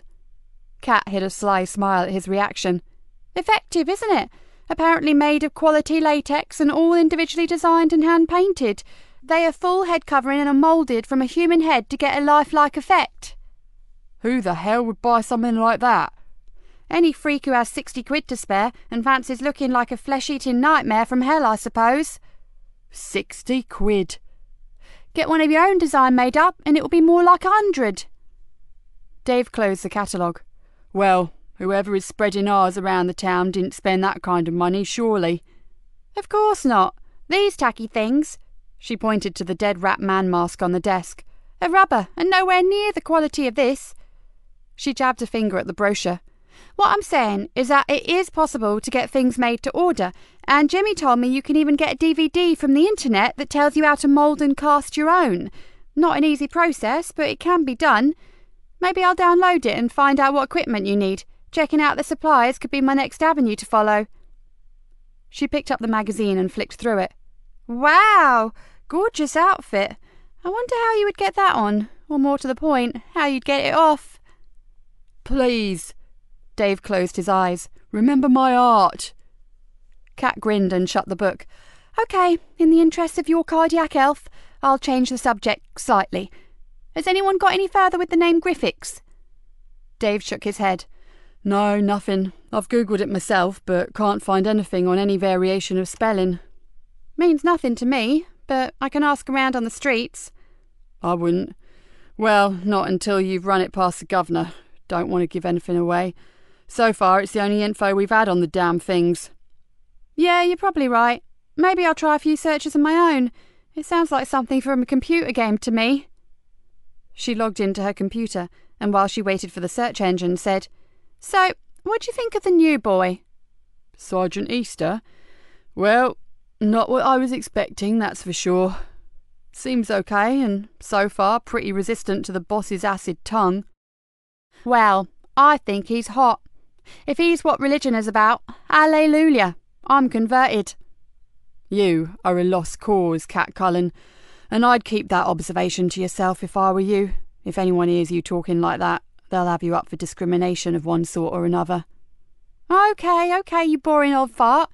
But I still think he's hot. Now, let me try. Come on, Mr. Griffiths, show yourself." She punched in another search and sat back to watch the monitor screen. "You know, it's weird when you think about it." Dave looked up. "I mean, it's just kids who seem to have these masks, and it's not hard to get a kid to fess up if you lean on him a bit." "I catch your drift. You mean that so far not one has as much as squeaked about where they come from, so..." "So they really don't know, do they? Which begs the question, what the hell is some adult doing scattering nasty masks around for kids to pick up? Niall Farrow reckons it's a publicity stunt. Maybe the forerunner to some kind of new gimmick thing. You know, the must-have gizmo of the month. So I give them away. A sprat to catch a mackerel. Get 'em hooked, then start charging the earth for them. Sorry, but I think that's total crap, Kat snorted. What sane parent is going to fork out good money to make their kid's face look like roadkill? Dave grimaced. For some of the little shites we get in here, it'd be an improvement. Maybe, but... Kat didn't have the chance to finish as a desk phone shrilled out. A moment or two later, she replaced the receiver and bit her lip. That was the governor. She's on her way back. She wants us in her office in 10 minutes. Dave pulled a face. That doesn't sound too good. Is it about a missing girl? I think so, my chubby little friend. So if you need a coffee or a bun, I'd go get it now. My gut feeling says we are going to be very busy.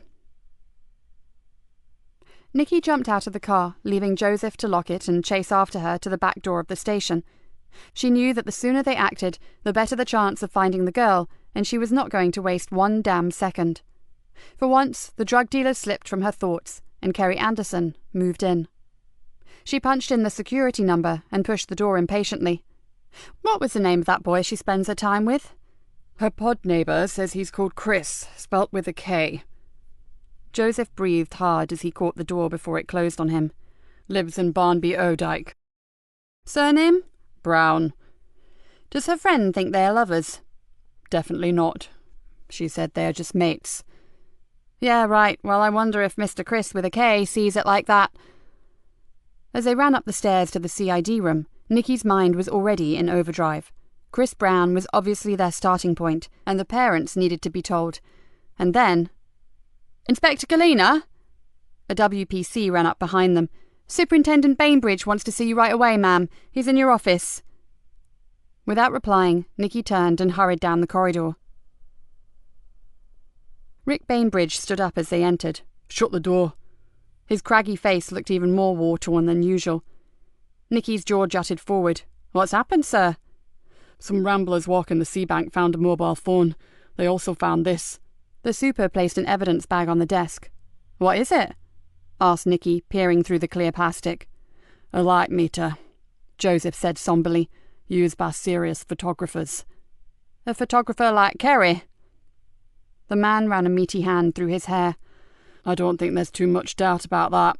Most happy snappers are all digital these days. He paused.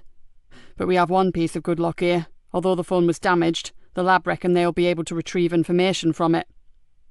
Right, so we now know she's been abducted. Nikki drew in a deep breath. It's time to get the official wheels turning. The super held up his hand. Yes, but before we open the floodgates, Inspector, I want to know 100% that the phone belonged to her. It has to be hers, exploded Nikki. Her friends say she often goes up the sea bank, either taking photos or sky watching with a little mate, Chris, and she was last seen wearing hiking boots. What more do you want? Confirmation, said the super patiently. Sir, you know the timescale for finding abductees. The first 24 hours are crucial, and we've already lost valuable hours. The superintendent reached for the ringing phone. It's the lab, he muttered, holding his hand over the mouthpiece. After a few short words, he hung up and looked from her to Joseph. It's Kerry Anderson's all right. The last message she received and the last call she made were both to and from the same person. Don't tell me. Nikki was already making for the door. Chris Brown. Chapter 8. The word village conjures up a certain rural quaintness, but as Nikki and Joseph drove into Barnaby Odyke, they found nothing of the sort. The cottages and houses were scattered in meagre clusters, and every one of them edged the vast arable fields that ran all the way down to the marsh. The narrow lane that served as the main road was clogged with mud spewed up from the tractor tyres, and chickens roamed at will across the pock-marked asphalt. The Browns' cottage sat a little way back from the road. The front garden had mainly been given over to a shingle car parking area and turning space, and the cottage itself, although not exactly ramshackle, could have used a hearty dose of TLC. Hardly chocolate box, is it? Said Joseph, looking at the weather-bleached paintwork. What do you expect? Nikki snorted. These are farm workers' places, and this is the Fens, not the cosy Cotswolds. They work god-awful hours to just about scrape an existence. So along with the east wind and the North Sea. Okay, I get the picture. Nikki swung the car into a lay-by intended for church business, and they walked back. In the absence of a bell, Joseph rapped hard on the wooden front door. A dog barked sharply, and then they heard a voice call out, "It's open, and Swampy doesn't bite." Joseph pushed the door and was greeted by a small brown and white spaniel that barked excitedly, then fled back into the cottage. "We're looking for Chris Brown," called out Joseph.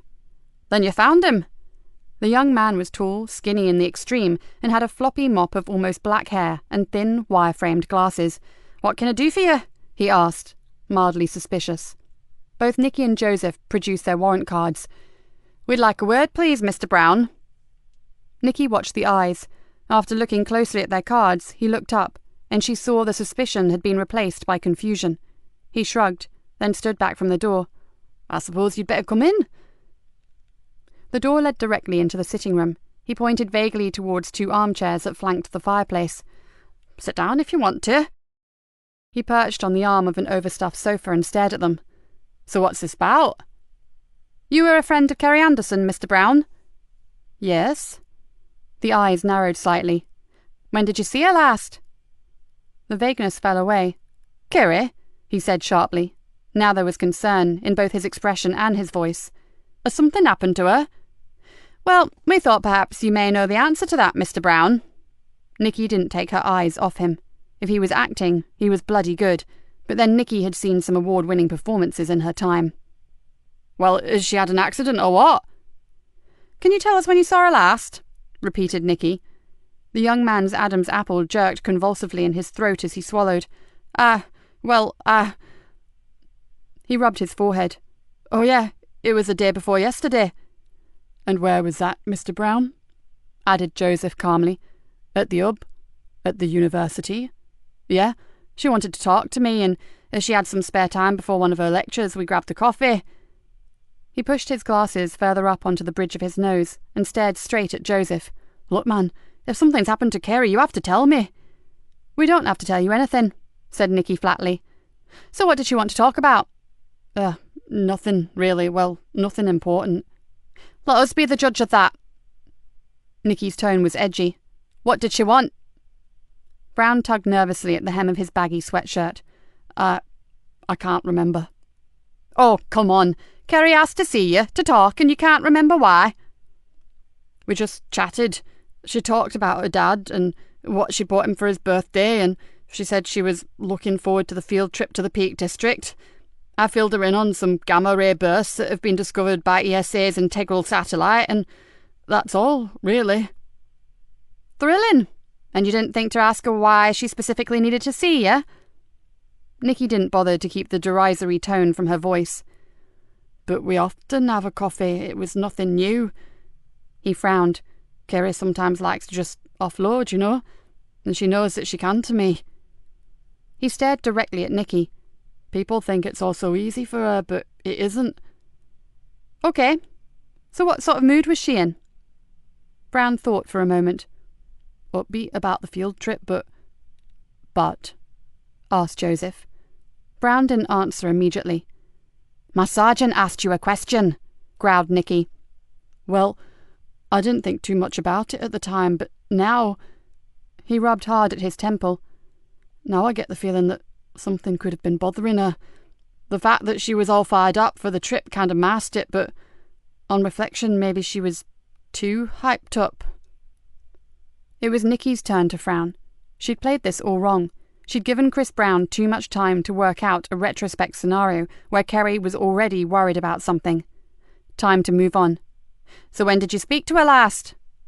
"But I just told you." "No, Mr. Brown, you told me when you last saw her, not when you spoke last." "That was it. I haven't spoken to her since." "No phone calls, no text messages?" Nikki kept her voice expressionless. "No, none." Nikki frowned. "Do you have a mobile phone, Mr. Brown?" Chris Brown looked at her as if she were in need of mental care. Yeah? Can I see yours, please? Sure. He moved across to a row of coat hooks by the front door and pulled a light jacket down. He plunged his hand deep into the pocket, then pulled it out and tried the other pocket. That's odd, he murmured almost to himself. I thought... Having trouble finding it, sir? Asked Joseph. I thought you young people were super glued to your phones. Brown frowned. Not me. Why, bit of a loner, are you? Not many friends, except Kerry, of course. As Nikki stared at him, she saw him begin to gnaw on his bottom lip, and she wasn't sure if he were nervous, frightened, or just acting at one of the aforementioned emotions. I think I have a right to know what has happened to Kerry. There was a tremor in his voice. Where were you last night, Mr. Brown? He tensed. I was here.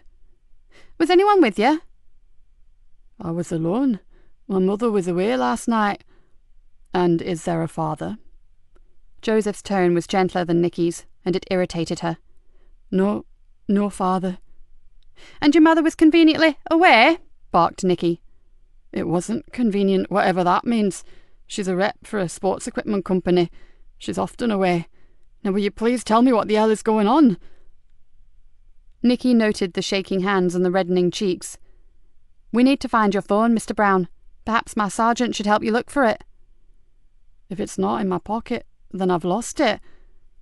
Chris Brown sat back on the sofa and stared belligerently at them. I hate the things. I'm always losing it. Sure, you need one living in a place like this, but I don't often use it, and I never text. We have reason to believe that you texted Kerry Anderson last night. Nikki paused to see what effect her next words would have. That would be just before she disappeared. The man gave a sharp intake of breath. Oh, shit! But I never sent her a text, it wasn't me! I'm sorry, Mr. Brown, but in the absence of someone to confirm your whereabouts last night, and the fact that you cannot produce your mobile, I'm afraid we are going to have to ask you to come with us to the station. Nikki glanced at Joseph. Get him to sort his dog out, then take him to the car, Sergeant. I need to ring for uniform to get out here. I want a thorough search for that missing phone, and any other evidence of Kerry Anderson being here. She turned to Brown. Can we have your permission for that, or do I need to get a warrant? The man offered no resistance. Do what you have to do. No doubt you will anyway. But I promise you, I haven't seen Kerry since we met for coffee, and I would never hurt her. Never. Because you love her? Love her? He blinked in surprise. I don't love her. She's my friend. Well, perhaps that's how she wants it to be, but maybe you'd like a bit more, Chris. Did you make a move on her and she didn't like it? Is that how it was? At first, he didn't answer. Then Chris Brown threw her a look of utter disgust. I said she's my friend, and I meant it. As Joseph walked him to the car, Nikki pondered on the intonation Chris Brown had placed on the words, my friend. There was a peculiar, singular sound to it, and she was left with the distinct feeling that Chris's other friends were few and far between, if indeed, apart from Kerry, there were any. As she locked the door, she decided that she was going to need a lot more time with that young man. There had been something in his voice when he talked about Kerry Anderson, something clingy and unhealthy, like he knew her better than anyone else, like he worshipped her.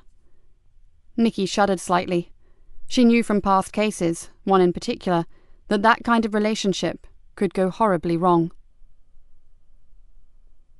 Mickey lay on his side on the unmade bed and stared at the mask held tightly in his hand. He should never have taken it. The orders were very clear, and if Marcus found out, the older boy would knock 7 bails out of him, and that would be the end of all that lovely cash. He felt the spongy rubber with his fingers, then smiled possessively at it. He'd just have to make sure that Marcus didn't find out. He'd hide it, and wear it when he was alone, like now. The boy gave a little shiver of excitement. So far, he had not had the opportunity to put it on. Now that his dad was down the social, and his mum had gone off with some friend, he had the place to himself. Mickey sat up, and taking the mask with him, walked across to the wardrobe. Inside the door was a long, narrow mirror. Mickey looked at himself with interest. He sure didn't look like the kind of kid who had nearly £200 stuffed in a shoebox beneath his bed. He grinned. then pulled the mask over his thick thatch of corn-coloured hair. He positioned the eye slits, then looked once again in the mirror. The second he saw himself, he gave an involuntary yelp and breathed in a great gulp of stale, rubber-smelling air that made him cough. It was horrible and exciting at the same time, sort of powerful. He felt a cramp-like thrill grip his stomach and churn his lunch into mush. Yeah, this was so cool. He stared at himself again and knew it had been worth the risk. Superintendent Bainbridge was waiting in the CID room when Nikki got back. He seemed to have aged 10 years since her trip to Barnaby O'Dyke. WPC Collins and I have seen the parents. I don't have to tell you what kind of state they're in. He didn't. Nikki had dealt with enough frightened and bereaved parents to fill a small theatre. Plus, she had had more than her own fair share of heartache with Hannah. Have they thrown any light on what may have happened, sir? She asked. Right now, they're too shocked to string a sensible sentence together. WPC Collins and PC Farrow have volunteered to wait with them until the designated victim support liaison officer gets there. What about the sea bank, where they found the mobile? Has that shown up anything? Plenty, and none of it good. The super frowned. The whole area has been trashed, probably to cover up footprints or signs of a struggle.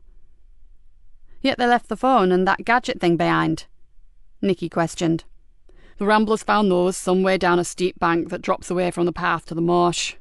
You'd never see 'em in the dark. What about tyre tracks, sir? Asked Joseph. They had to get out of the sea bank somehow, and I doubt they walked. Yes, there are tracks. Too damn many, growled the super. Some kids on off-road bikes were out there doing wheelies, or whatever it is they do on those wretched machines. Convenient. I don't think it's connected. The kids go out there regularly, scaring the shit out of the wildlife. The super leaned back against the wall. As soon as Collins and Farrow are back in the station, I'm calling a meeting. This is your case, Nikki, but I'm pulling in all the help I can get, and... He paused, looking directly at her. I think, under the circumstances, our best hope is to go public immediately. Do you agree? Nikki thought for a moment, then nodded. It could be costly if she turns up tomorrow with a hangover and a tattoo that she doesn't remember getting, but I guess we can't afford not to. The super straightened up. Then I'll inform top brass, and I'd appreciate it if you and Sergeant Easter went back up to the campus and spoke to Dr. Villiers in person. We're going to need a pretty big team down there to talk to the students. Arrange things with him, and I'll see you all back in the meeting room in an hour. Nikki pulled a face. Could someone else go? I really need to speak to the occupant of interview room 2. Chris Brown. The super halted midway through the door. Is his mother here yet? On her way, sir, said Joseph. Probably be here in about an hour. She was in Grantham when I managed to contact her. Nikki glared at Joseph. But there's no reason on earth to wait until she arrives before we interview Brown. He's not a bloody kid. Joseph raised his hands in mock surrender. That's not what I was implying. I just answered a question, Mom. And for what it's worth, I'm with you. He looked back to the superintendent and raised his eyebrows. If Brown knows where Kerry is, I don't think we should waste a single moment. Nikki opened her mouth, then shut it again. She wasn't sure if it was the man's gentle voice and unshakable calm that was rattling her, or simply that she wasn't used to people agreeing with her. The superintendent gave them both a stony look. And I say Brown waits until you've been to the university. He's not going anywhere, and some time alone, not knowing exactly what we know or are planning, may just scare him into talking to us. Nikki gritted her teeth, and that wasted hour could mean life or death to Kerry Anderson. If she was right, time alone was normal practice for Chris. It wouldn't worry a loner like him one iota, let alone scare him. But she was going to get nowhere by arguing, so they'd better get back to the university, and fast.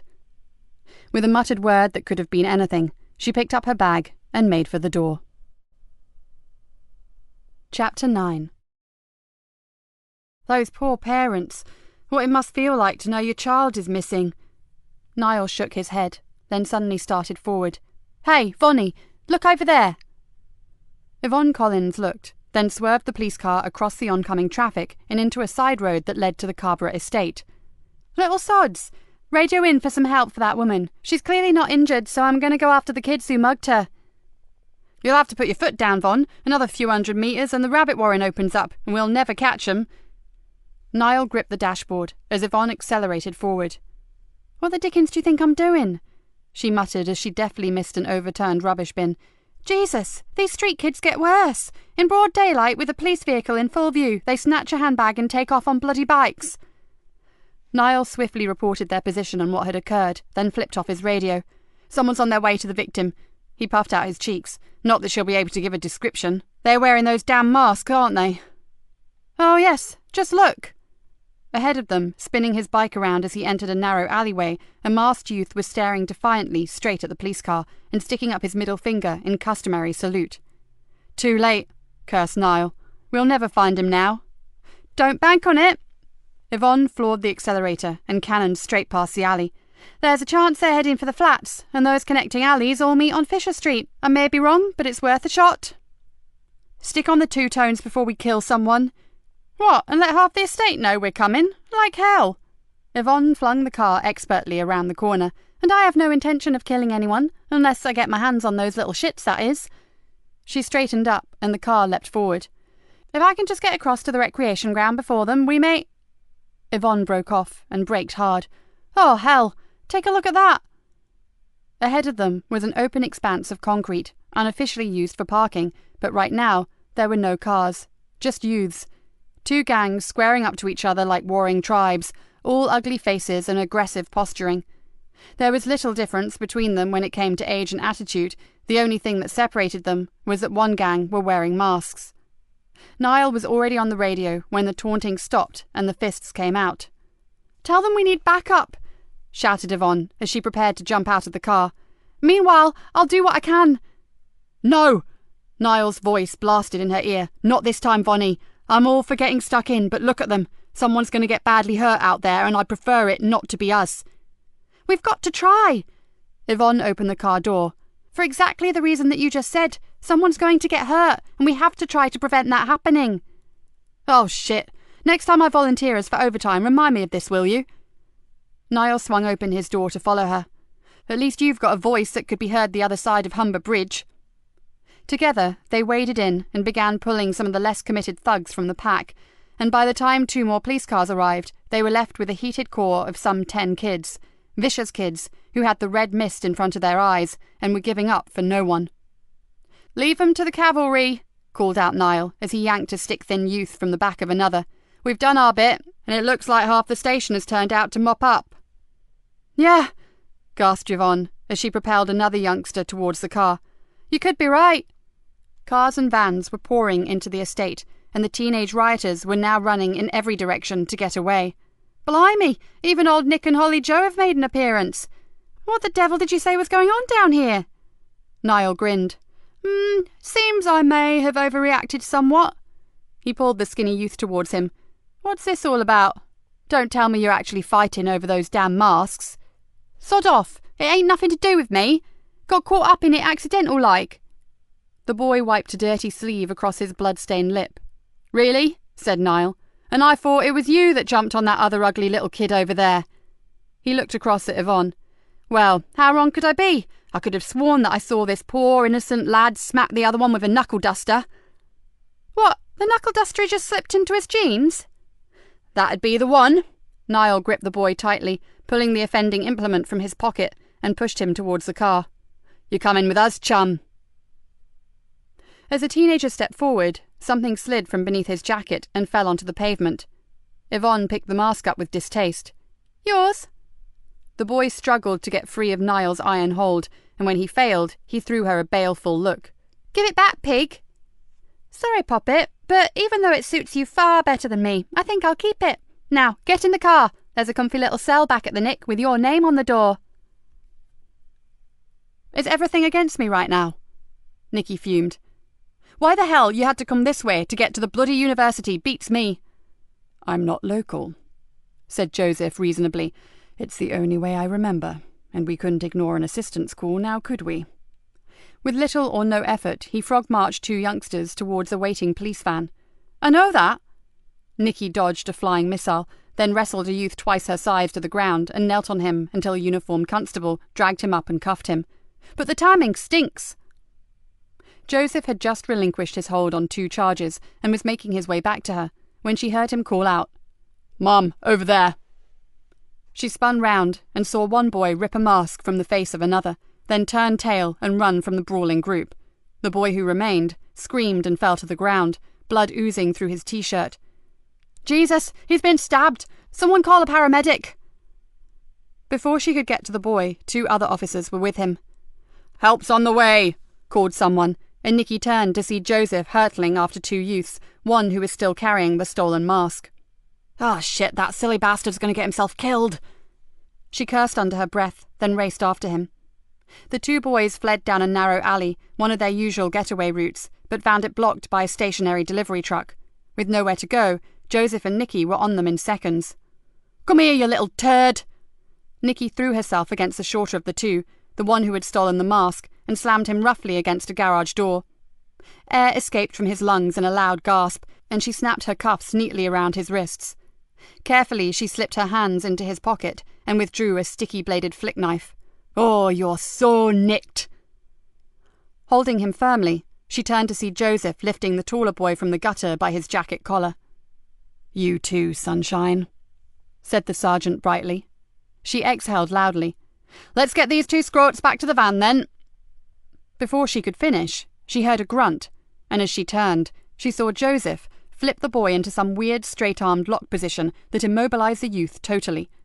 Before she could even speak, she heard the sergeant whisper, "One more move towards your pocket, and you'll wake up with both shoulders dislocated and your arms ready for plaster casts. Understand?" The boy's eyes widened to an impossible size, but all he could do was groan. To her total surprise, Joseph moved with lightning speed and swapped his grip from one hand to the other, never for 1 microsecond losing his hold on the boy or slackening the vice-like grip. The detective then slipped his free hand into the jacket pocket and withdrew it, holding a wicked-looking blade. Nikki's jaw dropped. "I bet you didn't learn that move in Bible class." Joseph's eyes snapped up, and for a moment she really didn't like the expression that flashed across his face. Then, just as swiftly, it turned to one of reproach. "I thought we had an agreement." Sorry, just an observation. That was nothing like I've ever seen taught at police training school, and it's not the kind of thing you learn when sorting out the lager louts on a Friday night either." Joseph remained silent, then, pushing the terrified boy ahead of him, made his way back down the alley. Nikki followed, still wondering at what she had just witnessed. She was tough. She pulled no punches, and had been close to overstepping the mark on far too many occasions. But that was in a different league altogether. It wasn't just the unorthodox move, it was the sheer speed, not only of his actions, but of his assessment of the situation. What you saw was most definitely not what you got with Detective Sergeant Joseph Easter. Nikki remembered that strange, ice-cold look he'd given her, and shivered. Chapter 10. Nikki sped through the arrangements with the Dean and hurried back to the police station. Inside, she stopped and stared at Joseph. She had given him 2 chances to talk to her, to and from the campus, but he had chosen to say nothing. "A word in private, Sergeant," she said, then marched up the stairs to her office. "Close the door." She flopped into her chair and pointed to one on the other side of her desk. "Do you have anything you'd like to share with me, Detective?" Joseph sat down slowly, but stared at his hands rather than at her. "Don't we have a suspect to interview?" "Yes, we do, and you're wasting time by avoiding talking to me. As soon as you've told me what the hell all that was about, we go interview Mr. Brown, okay?" She narrowed her eyes, and until that happens, we sit here for as long as it takes. The silence that followed was almost tangible. Then Nikki's patience ran out. "Okay, so you were in the military." Joseph lifted his head, and she saw no anger in his face, only sadness. "That was another life. I'm not that man anymore." "From what I saw earlier, I think maybe you are." "No, I'm not!" exclaimed Joseph. A look of intense pain suffused his face. "Really, I'm not. It's just that sometimes you chance on a situation, and the old ways, the indoctrination, the reflex, whatever you like to call it, just takes over." "Lucky it did, Joseph. I had no idea that little shit had a knife. He could have killed either or maybe even both of us, and for that, I thank you." Joseph shook his head, almost violently. "Forget it. It never happened." He looked her full in the face.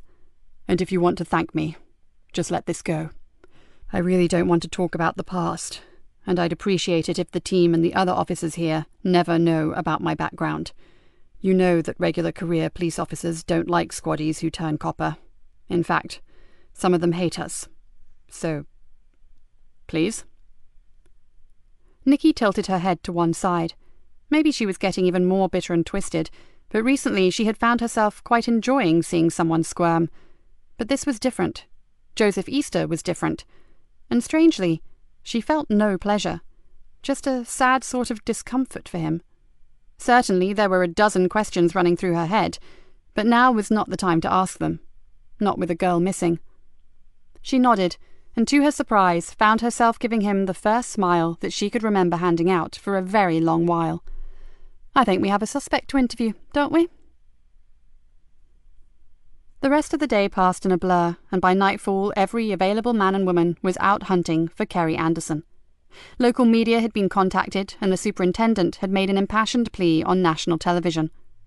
Chris Brown had told them no more than they already knew, and his distraught mother had painted them a picture of a sensitive, highly intelligent, but slightly introverted, home-loving boy. Something more on a par with St. Francis of Assisi than a cold-blooded abductor of pretty girls. Then, at 11:30, Nikki received a call from one of the villagers from Barnby Odyke. A call that meant she would have to let him go. "There was a fox around, Inspector. That's why I kept going out into the garden. I have chickens, you see." "So what time did you actually see Mr. Brown, Mrs. Roper?" asked Nikki with something like exasperation. "Well, off and on, from around 7:30, right up until 2 o'clock, I suppose. I saw him when I checked me hens. He has an observatory, Inspector, big posh shed with an opening window if you ask me, but our Chris is something of a celebrity in the village. He's an astronomer, you know. Nothing he don't know about stars and stuff. Sometimes he's out there all night." "Yes, and?" Nikki tried to keep her cool. "Well, I saw him going in and out, didn't I, moving his telescope around. Oh yes, and once close to midnight his dog started barking. Must have smelt the fox, I reckon. So he had to be there all evening, Inspector." "And to your knowledge he was alone, Mrs. Roper?" "Well, I can't swear to it, but I never saw anyone else." Nikki thanked the woman for her help, then slammed down the receiver and swore out loud. "Fuck it! We're going to have to let him go." She puffed out her cheeks in exasperation. Joseph shrugged. "For what it's worth, and I know he's unlike any other 20-year-old kid I've ever met, but I really don't think he knows where Kerry is." "Since when did you become the county profiler?" inquired Nikki. "I know I'm no psychologist, but his body language didn't exactly scream out, 'I'm a liar,' did it?" countered Joseph. Nikki leaned back in her chair and rubbed her temples. "Oh, God, I need some sleep. But how can I walk out of this station with a girl missing?" "We have to. Wherever Kerry is, she needs us to be 100% on the ball. And as most of the Fenland Constabulary are out there looking for her, there's little left for us to do right now." Joseph yawned and examined a darkening bruise on his wrist. "Plus, as we've just spent a happy hour brawling with Cabra thugs, I think we can grab a few hours shut-eye without too many recriminations." "Oh, shit! The boy who got stabbed! I'd better get down to the hospital and check on him." Nikki could feel the shadow of a headache forming behind her eyes. "I rang while you were on the phone, Mom. He's conscious and stable. He's got 2 uniforms with him until he's well enough to interview, so you can relax over him." "Nevertheless, that kid got stabbed because of one of those bloody masks. I need to get those evil things off the streets before something even worse happens." She gave him a look full of frustration. "There are not enough hours in the sodden day." "My digs are near the hospital. I can call in if it helps. A couple of hours' rest will charge me up again." He stood up. "If that's all right with you, Mom?" Nikki nodded. "Would you? That injured kid may just be scared enough to tell you something about the masks. It's worth a try, and I have no doubt you'll be a damn sight more compassionate with him than I would be." "No problem. See you later, Gov." Joseph walked to the door. "And Sergeant," she called after him. "About earlier. I won't be mentioning it again, but thank you. I still believe your actions may have saved our lives." Joseph Easter didn't answer immediately, but he paused in the doorway, then threw her a small smile. "Any time, Mum." Nikki sat for a while. Her first day with her new detective sergeant had been quite something, and he was certainly a far cry from what she had been led to believe. She frowned. Maybe for her own safety she should make it her business to find out more about him. One thing was certain, he was a man who had deep, dark secrets. Nikki gave a short bark of laughter that echoed around the empty office. If anyone should know about keeping secrets, it was her. Yeah, when it came to talking about the past, let's hear it for Nikki Galena, the queen of the sealed lips. She yawned. Just one more thing to do, then it was a hot shower and a few hours' sleep. She flipped open her phone. Maybe it was the horror of having a young woman missing on her patch, maybe it was tiredness, or maybe it was the flashback she kept getting of her new sergeant immobilizing a thug in the time it took her to blink. But she needed to see Hannah. She flicked down to H and pressed call. Sure, it was late, but she really needed to talk to her precious daughter, and a quick visit might do them both good. After just a few words, Nikki grabbed her coat and went out into the night. The corridors were almost empty and dimly lit. Energy-saving, Joseph supposed. Whatever, it gave the rambling old hospital an eerie feeling. His footsteps sounded oddly loud as he tried to locate the lifts, and several times he found himself glancing over his shoulder. The injured boy, Callum Lodge, had had a close shave, but was out of danger. Sadly, he had little inclination to talk to the police, even if they had saved his life. The youth had been both scared and aggressive, but Joseph had managed to extract a few more snippets of information about the masks. And then Callum had mentioned a name, well, a street tag. It wasn't much, but it may help. He'd check it out first thing in the morning. Joseph cursed softly and decided that he must have taken a wrong turn. If it had been Fenchester Hospital, he could have done it blindfold, but this place was a maze of unfamiliar clinics and corridors. After a while, he was forced to admit to himself that his usually reliable bump of direction had failed him. He was on a long straight passageway that he certainly did not recognize from his trip in. He walked along for a while, hopeful that he would find a way out sign. Then to his relief he spotted two nurses hurrying out of a door at the end of the corridor ahead of him.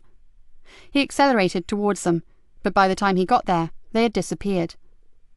He scanned the walls for a hospital plan, a fire drill map, anything that would get him back to the foyer in the car park, but he found nothing. He'd clearly wandered into a completely different wing, and now he felt both tired and pissed off. "Can I help you?" The voice was like an answered prayer. "I just want out." "Don't we all, man?" laughed the male nurse. He flashed the whitest of teeth, then pointed to a set of double doors. "Go through there, past the high dependency unit, and you'll see the lifts. Down one floor, turn right, go 100 yards on, and freedom is yours." Thankfully, Joseph made his way through the doors, then froze in his tracks. Going towards one of the rooms some way ahead of him was his new detective inspector. For a moment, he queried his observational skills, but as he watched the back of the woman, he knew he had not been mistaken. It was definitely D.I. Galena. For some reason, he pulled back and waited for her to go inside. His mind raced. Why was she here? Had she decided to talk to Callum anyway and then got as lost as he had? He doubted that very much. This was her patch. She wouldn't get lost on her own turf. And her stride had been confident. She knew exactly where she was going. He moved slowly forward. And where exactly was that, he wondered. Almost tiptoeing along the deserted corridor, Joseph approached the room that he had seen her enter. The door was shut, but there was a small glass window set in it. Keeping to one side so as not to be noticed, Joseph glanced inside. Nikki Galena sat holding a young woman's hand in hers. The girl, just a teenager, lay unmoving in the bed. He could see Nikki's mouth working as she talked animatedly, but there was no similar response from the girl. In fact, as far as Joseph could see, there was no response at all. Joseph swallowed hard and moved back. He had just witnessed something that was intensely private, and he truly wished he hadn't. Sucking in air, he put his head down, moved swiftly past the door and headed for the lifts, but not before he caught sight of the small handwritten nameplate to one side of the closed door. It simply read, Hannah Galena. Chapter 11. Nikki had only managed to snatch a few minutes' sleep in between tossing and turning uncomfortably on her sofa. Earlier, when she had finally arrived home, she had felt better. It always helped to talk to her daughter, and she was sure she'd seen signs of improvement in Hannah. The nurses had not agreed, but then they wouldn't. It wasn't up to them to give what may be false hope. But a mother knew best, didn't she? She had curled up under her blanket, believing, as she always did, that one day she would get her beautiful daughter back. But then the dark thoughts had descended. Thoughts about Kerry Anderson. Would her parents ever get their beautiful daughter back? The clock was ticking, and they still had nothing to go on. And then there were the other disturbing thoughts about Joseph Easter. Since the fight on Carrborough Estate, she had been seeing flashes of how her new sergeant had conducted himself. Those lightning-fast moves were not right, and those later comments about being a squaddy? No squaddy she'd ever met had that kind of reflexes. And they were always proud of their regiment, far more so than their place in the police force. That was why they were often disliked, because their allegiance was always, first and foremost, the army. And Joseph wasn't like that at all. As Nikki locked her front door and stepped out into the early morning air, she wondered if she should talk to Rick Bainbridge about him. After all, the super had made some comment about there being more to Joseph Easter than met the eye. Perhaps he knew something she didn't. She shook her head and carefully stepped around a torn rubbish bag that had deposited its stinking contents across her path. She really couldn't afford all this. She needed to keep her whole focus on Kerry Anderson, not pondering about her sergeant's dubious origins. With a grunt of irritation, she quickened her step and headed towards the police station. As Nikki headed for work, Marcus and Mickey slipped quietly away from the Carrborough. "You shall drop?" asked Mickey as he struggled to keep up with Marcus's long-legged stride. "Not this time. Things are heating up, so they've changed the location." The older boy looked almost haggard in the early morning light. "And you're dead certain that your mum and dad don't suspect anything?" Mickey frowned.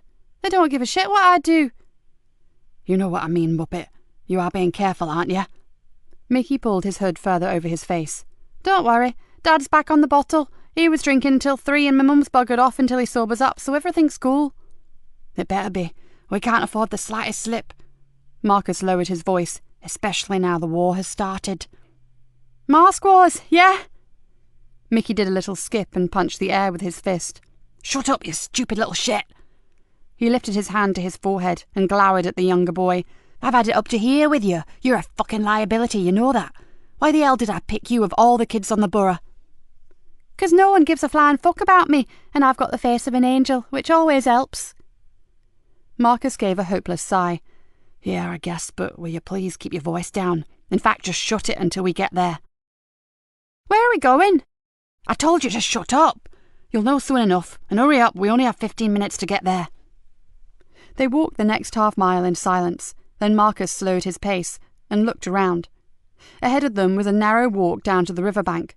Not the popular bit, where joggers fought for breath and early-bird commuters took a shortcut to the station, but a dingy, shadowy track that ran beneath a railway bridge and stopped at the back of a disused bedding factory.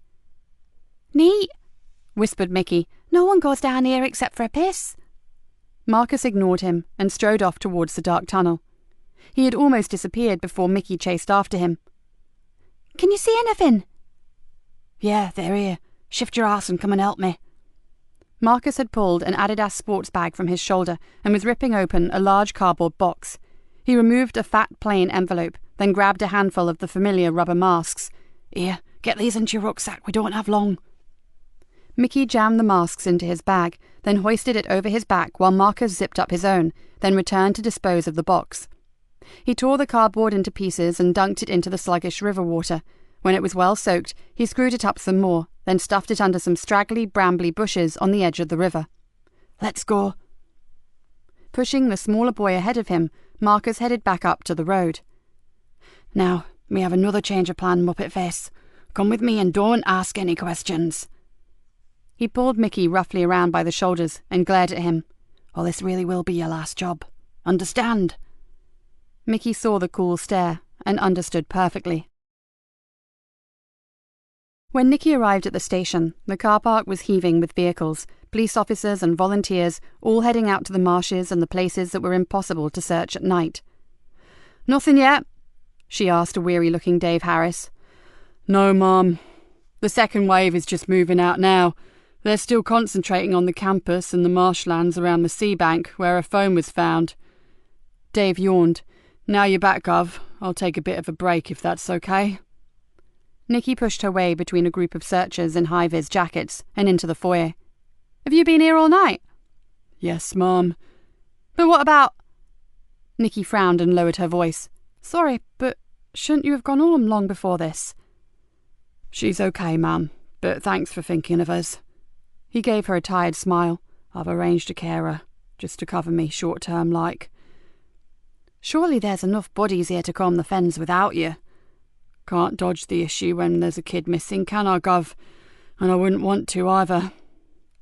Nikki lightly touched the big man's arm. "I know, but you have your own problems, and they don't go away because something big is going down here. You go get some sleep and look after yourself, you hear?" Nikki watched him go, his shoulders sloping down and his step more a shuffle than a stride. She was the only one who knew about his home life, and she really felt for him. "Mom," Joseph was striding up the corridor, "got you a coffee." "What the hell time did you get in?" she asked with something like annoyance. 10 minutes ago. He balanced the mugs in one hand and held the office door open for her with the other. "Did you sleep?" "No," she said sharply, wishing she could tell him that he was partly to blame for her insomnia. "I've sent Dave home. Is Kat still here?" "Yep. She's on to something regarding the components required to make rubber masks. She's found a wholesaler of the raw materials." "Good. And what did you find out from the victim of yesterday's knife attack?" Joseph stared at her thoughtfully for a moment, then flopped into a chair.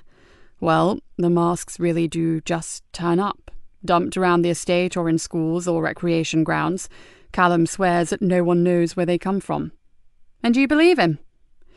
"No reason not to." Joseph sipped his coffee.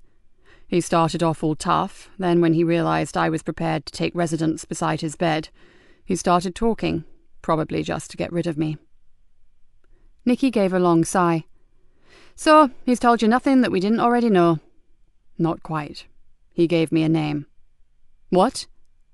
She leant forward eagerly. "Well, a street tag. I haven't had a chance to run a check yet." "And? What the hell is it?" "Fluke." Nikki choked back a gasp. "You know him?" It was Joseph's turn to look surprised. "I know enough to say don't bother running that check. You won't find anything." The sergeant jutted his jaw forward. "So, you've already had a lead on him?" Nikki leaned back in her chair. "With regard to this case, no. And sadly I don't know a damn thing about him." "Then maybe I should get down to the Cabra and make a few inquiries." "And you think they'll talk to you?" She gave a short laugh. "I don't think so." "Someone may. One of the mothers, perhaps." He shrugged. "They will have been pretty shaken up by a young kid getting stabbed." "Oh, get real, Sergeant. On the Cabra it's a common occurrence, and right now we have to concentrate on Kerry Anderson." "She came from that estate," said Joseph pensively. "Do you think there may be a connection?"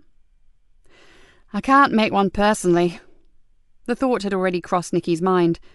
Kerry comes from the northern side, not an area known for trouble. Well, not anywhere near on the scale of that around the flats or the south side. She pulled a face. And how would a hard-working young student possibly be connected to a spate of petty crimes committed by a load of masked yobs? It doesn't make sense. "Oh, that's another thing that Callum said. He overheard this Fluke mention something called mask wars. He doesn't know what it means, and it's only the intensity of that fight yesterday that made him think about it." "Mask wars," repeated Nikki softly. "They'd risk their lives for a crappy piece of rubber. Hell, I know some of these kids have had half their brain cells devoured by alcohol and crack, but this is plain insanity." "I agree," sighed Joseph. "But as you said, we have Kerry to worry about. So what now?" Nikki finished her coffee and stood up. "Back to the university. I want to get up close and personal with her friends. Someone knows more about her relationship with Chris with a K than they've let on." "You really don't trust him, do you?" Joseph grinned at her. "He's a weirdo. And I don't trust weirdos. As they arrived at the University of the Fens, the sun was just coming up. A green-gold glow suffused the glorious old trees that were a legacy of days gone by with an almost magical luminescence. "This is really beautiful," mused Joseph. "My university was an inner-city concrete monstrosity." Nikki swung the car into a tight parking space and killed the engine. "My heart bleeds for you." She slammed the door. "Didn't quite get that sort of education myself. Had to work for a living." She marched on ahead of him, but couldn't help wonder how many squaddies had ever gone to uni. "We'll split up. You take the students to the right of her pod, I'll take the left, and anything you think may be useful, call me. With luck, they'll still be half asleep and easier to interview." The door to the hub swung soundlessly open. "See you back here in half an hour, Sergeant, and we'll reassess." "Nothing much, Mom." Joseph perched on a high stool and looked across the hub. "They all know Chris Brown by sight, and one or two have seen his astro photographs, which I'm told are awesome, but no one believes that Kerry and Chris are an item. In fact, most of them laughed at the notion." "Same damn thing with the ones I spoke to," grumbled Nikki. "One point, though," said Joseph. "A guy called Lewis, who was organising this field trip with Kerry, mentioned that Chris had been mugged recently." He rubbed his chin with his forefinger. "Probably not connected, but worth asking Mr. Brown about it, don't you think?" "As good a reason as any for taking another trip out to Mr. Weirdo's place." Nikki stared around at the small clusters of students gathered in the meeting place. "He's still my number one, even if his mother believes he's a modern-day saint." She looked back at Joseph. "Anything else?" Joseph pulled a face. "Nothing specific. I just get the feeling that no one here really knows Kerry."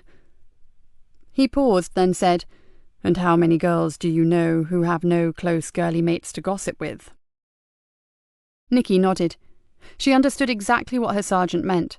The kids were shocked by Kerry's disappearance, but their reaction had been more detached than she would have expected. If Hannah had disappeared, Nikki was pretty sure that her girlfriends would have been distraught, throwing every kind of teenage histrionic known to man. If she's a top swat, perhaps her contemporaries don't like her. Maybe they're jealous of her good grades or the attention she gets from the tutors. Could be, but it didn't seem that way. There was no animosity there. I just didn't get the reaction I was expecting. Joseph shrugged. Maybe I'm just out of touch with youngsters these days. There was a strange wistfulness to his voice that was not lost on Nikki, but now was not the time to wonder on the enigma that was Joseph Easter. "Right, then it's back to the station." As they reached the car, Nikki's phone rang. After a few curt words, she hung up. "Problem, Mom?" Joseph's face was apprehensive. "More trouble on the Cabra. A group of masked yobs have torched a car." "Are we required, Mom?" "Not this time. Uniform has got it covered." Nikki looked thoughtfully at her sergeant. Was there a hint of disappointment there? Or maybe it was relief. It was hard to tell. "So, I think it's time we paid a visit to Kerry Anderson's mother and father." Joseph took a deep breath, then nodded resignedly. He clearly had no more liking for facing grief-stricken parents than she did. As they got into the car, she tried to conceal the small private smile that played on her lips. So maybe she and her strange sergeant had one thing in common after all. Chapter 12. The Andersons' pride for their daughter screamed all around the small terraced house. In most rooms, photographs, diplomas, certificates and press cuttings practically replaced wallpaper. And that made the absence of the girl herself even more poignant. Sergeant Lucy Wells, the family liaison officer, had a brief word with them in the kitchen before they spoke to the parents. "Mr. Anderson is very quiet, but I think he's more switched on to the gravity of what's happened than his wife. She's a bit flaky, convinced it was a great big mistake, and her daughter will come marching through the door at any moment." "Well, we can't blame her for that, can we?" said Nikki flatly. "Of course not, but I'm worried about her. Apparently she's not strong at the best of times, and this has been one hell of a shock for her." "I assume her doctor has seen her?" "Oh, yes," said Lucy. "She's got a bucket load of pills for her nerves, but I'm still keeping a close eye on her." "And you have no suspicions about the father?" asked Nikki, knowing the sad statistics about the abductor being a close family member. "If it's him," Lucy raised an eyebrow, "I'll give up my career and go cut cauliflowers for a living." Okay, well, we won't overdo the questions, but maybe they know something that could help us, even if they don't think it's relevant. In the living room, the Andersons sat close together on a floral-patterned sofa. Lucy introduced them, then went to make some tea. "Can you tell me why Kerry is in halls of residence when you live so close to campus, Mr. Anderson?" asked Nikki. The man rubbed at the stubble on his chin and sighed. "We argued about that, the wife and me, but it came down to the simple fact that we live on the Carborough. It's hardly the kind of place where a youngster can get some peace and quiet to study." As if on call, a police siren echoed across the estate, and that was soon joined by several more. "That's the norm around here, and this is the quiet part," he added miserably. "We know, Mr. Anderson. Our uniforms spend as much time here as they do in their own homes, and I take your point, but I thought universities usually kept those rooms for students from out of the area." "The principal, Dr. Villas, was very kind. He made an exception considering her unusually high pass marks and her dedication." "This can't be happening. Not to my Kerry." The mouse-like woman on the sofa suddenly flared up like a reborn phoenix. "Who would want to hurt her? She's such a good girl." "Mary, Mary." Hugh Anderson's voice sounded horribly tired. He patted the woman's shoulder gently. "We have to try to help these good people. They're as worried about our lass as we are. So no more outbursts, my darling, because they really don't help." Mary Anderson slumped back, almost disappearing into the cushions. "I'm sorry." "There's no need to apologize, Mrs. Anderson. No need at all." Joseph's voice was full of real compassion. "It's us that should be sorry. We cannot begin to know what you're going through, but if we are to find Kerry, we have to ask you to help us." The woman shook her head slowly from side to side. "I just don't know what we can possibly tell you." Nikki saw that she was close to tears. "Well, just tell us about Kerry. Her likes, dislikes, friends, hobbies, pets, anything you can think of. Just talk about her to us." They talked for over half an hour, and Nikki began to build up a picture of the missing girl. Kerry, it seemed, was not a social student, and although likeable, she was so unusually single-minded, so totally committed to her photographic studies, that they overpowered even the need for close friends, and something about that image disturbed Nikki. Back in the car, she turned to Joseph and abruptly said, "Didn't have a lot to say, did you, Sergeant?" She felt the temperature drop a few degrees before he answered. "Not something I enjoy." His words were clipped. "Frankly, I'd rather face a few tooled-up thugs in a dark alley." "I bet you would," she thought, but said, "Well, at least what you did say seemed to come from the art." Joseph did not answer this time, so she continued. "So, regarding Kerry, did you get the feeling that she would have sold her soul to get away from the Carborough?" Joseph turned the key in the ignition. "I did. And all things considered, it's a marvel she stayed on the straight and narrow. She had to have some special kind of strength to remain focused on getting to uni. I dread to think where she would have ended up if she'd relinquished her dream." Nikki nodded thoughtfully. "Some of the names that her parents gave us, contemporaries from junior school years, they would not mean much to you, but I can assure you that as young adults, they are regulars in the custody suite." She sucked in air, and the name Frankie Doyle was something I never thought I'd hear from anyone in connection with Kerry Anderson. "Why? Is she known to us in some way?" "She's known to me," said Nikki through gritted teeth. "And not in a nice way, I guess." Joseph stared at her inquiringly. "She's poison. She hurts people. Innocent people." Nikki stared out of the windshield. "And I've never managed to pin a bloody thing on her." She felt an involuntary shiver chase down her spine. Her own inquiry, the very private one that she'd successfully kept under wraps for so long, was suddenly becoming entangled with the hunt for Kerry Anderson, and with this bloody mask war, whatever it was. She bit down hard on her lip and glanced across to the man sitting next to her. No matter what his reputation said about him, he was the most astute officer she'd worked with for years. He was no fool, and she'd be a fool herself to try to deceive him. The problem was, just how much was she prepared to tell him, and because of his secrets, she couldn't totally trust him. Her mind went into overdrive. She clearly needed some time to work that one out, so all she could do at present was stick to basics. "One thing, though. One of my sources reckons Frankie Doyle's started mixing with some very nasty people, so hopefully she'll get out of her depth and slip up. And I'll be waiting. Joseph raised an eyebrow. Then it sounds like Kerry was very lucky to get away from them. Nikki bit her lip again. If she did. You won't believe this, Mom, but Archie Leonard is here to see you. The civilian from the front desk pounced on them as they entered the station.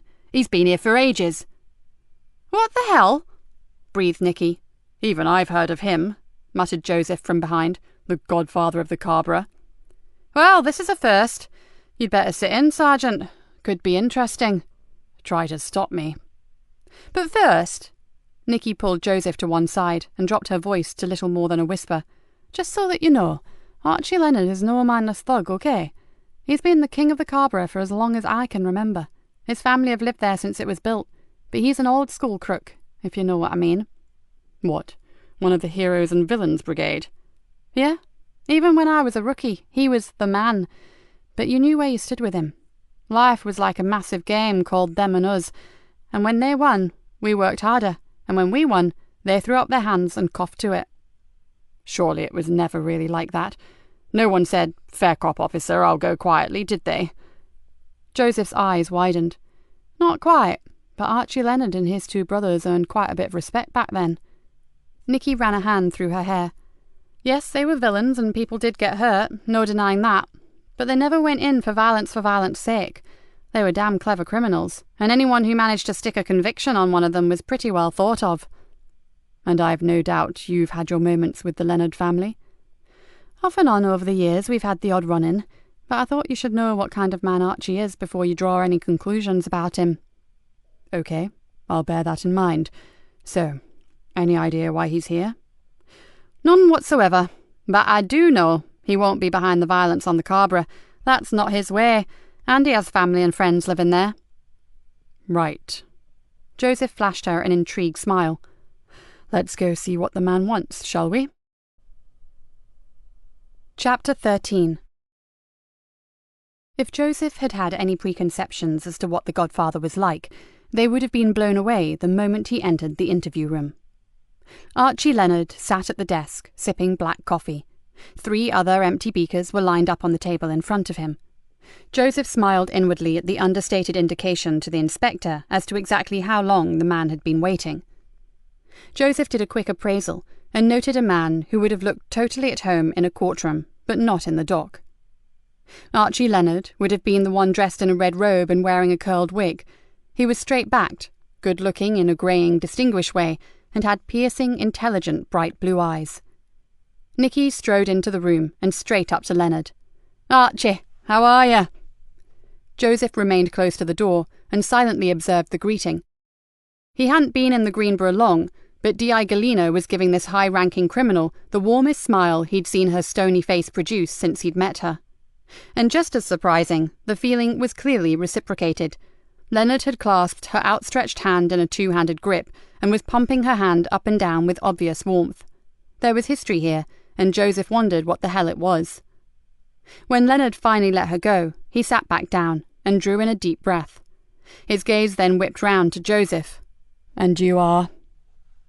The voice was deep, and although Joseph wasn't sure, he thought it held the slightest hint of an accent. He waited for a moment, then realized that his boss wasn't going to introduce him. "My name is Detective Sergeant Joseph Easter. I'm temporarily assigned to work with D.I. Galena, sir." "Ah, Joseph. A good name. My eldest boy is called Joseph, isn't he, Nikki?" There was an almost conspirational lift of a thick grey eyebrow. The D.I. chose to ignore whatever that implied, and simply nodded. "But you haven't come here to discuss the family, have you, Archie?" "Actually, I have." There was a long silence. Then she said, "Look, I know that you'd rather eat broken glass than walk in here voluntarily, so it has to be serious.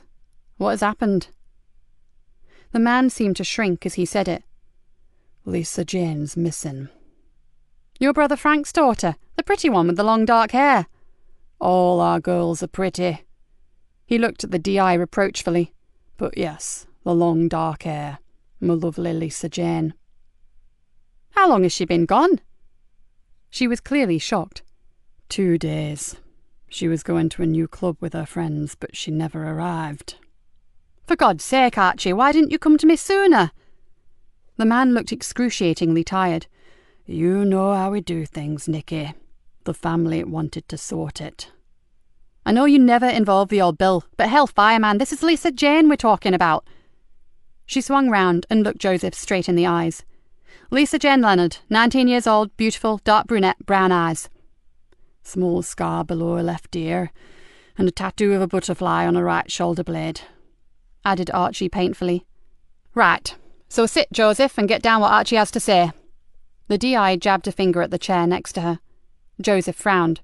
Shouldn't I put a tape in, Mom? No, you shouldn't. She looked hard at him. No tapes, just you and a pencil, okay? Now was not the time to argue. Joseph nodded, took out his notebook, and obediently began to write. It took very little time to note the relevant details about Lisa Jane. She had left home, all excited and dressed to party, then disappeared. And you have no idea who might have taken her, if, of course, that's what happened, asked the DI. Of course I have enemies, but not the kind who would do this. Honour amongst thieves, thought Joseph. I wonder. Archie Leonard continued. We wondered if it had something to do with some new outfit that are haunting the Carrboro, but... Archie raised his eyebrows and shrugged. To be honest, we don't even know if they actually exist. How so? It's all just vague hints and rumours that someone is muscling in on us, but that's not the way it works. He looked at the DI. You know the score. The new boss declares his intention. He steals your deals, messes up your jobs, and leans on your personnel. It's a standard preliminary before the full turf war begins. And you've had none of this? Asked Joseph. No, Sergeant. Archie looked at him carefully. And as you will appreciate, I have a lot of seriously heavy connections, but no one can give me either a name or a face. He shook his head.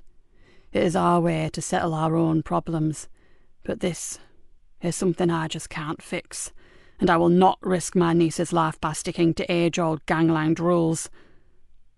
You know, I'll do whatever it takes to help you, Archie, said the DI solemnly. I know. That's why I came to you. But Nikki... He stared at her intently. No press yet. Whatever you do, you'll keep it low-key, won't you? Joseph watched as his boss took a long intake of breath. As I said, I'll do what I have to, in the best way that I can. The bottom line is that we get Lisa Jane back. She stared at Archie for a time, then said, Can you tell us anything about something called Mask Wars? Ugh, those damn kids. But that can't have any bearing on my girl going missing, can it? Probably not, but it's costing us time and manpower, and that takes us away from much more important issues, if you see what I mean. Her eyes never left those of the older man. He nodded shrewdly. I'll do what I can, but those idiots in the masks listen to no one, not even me. They're just brainless waste of space kids. His brow drew together into deep wrinkles. The baseline is that one gang has them, the other doesn't. They are a prize that they fight over. Simple and stupid as that. So where do the masks come from, Archie? He threw up his hands. No idea, and I've had more pressing things on my mind to care. The DI smiled.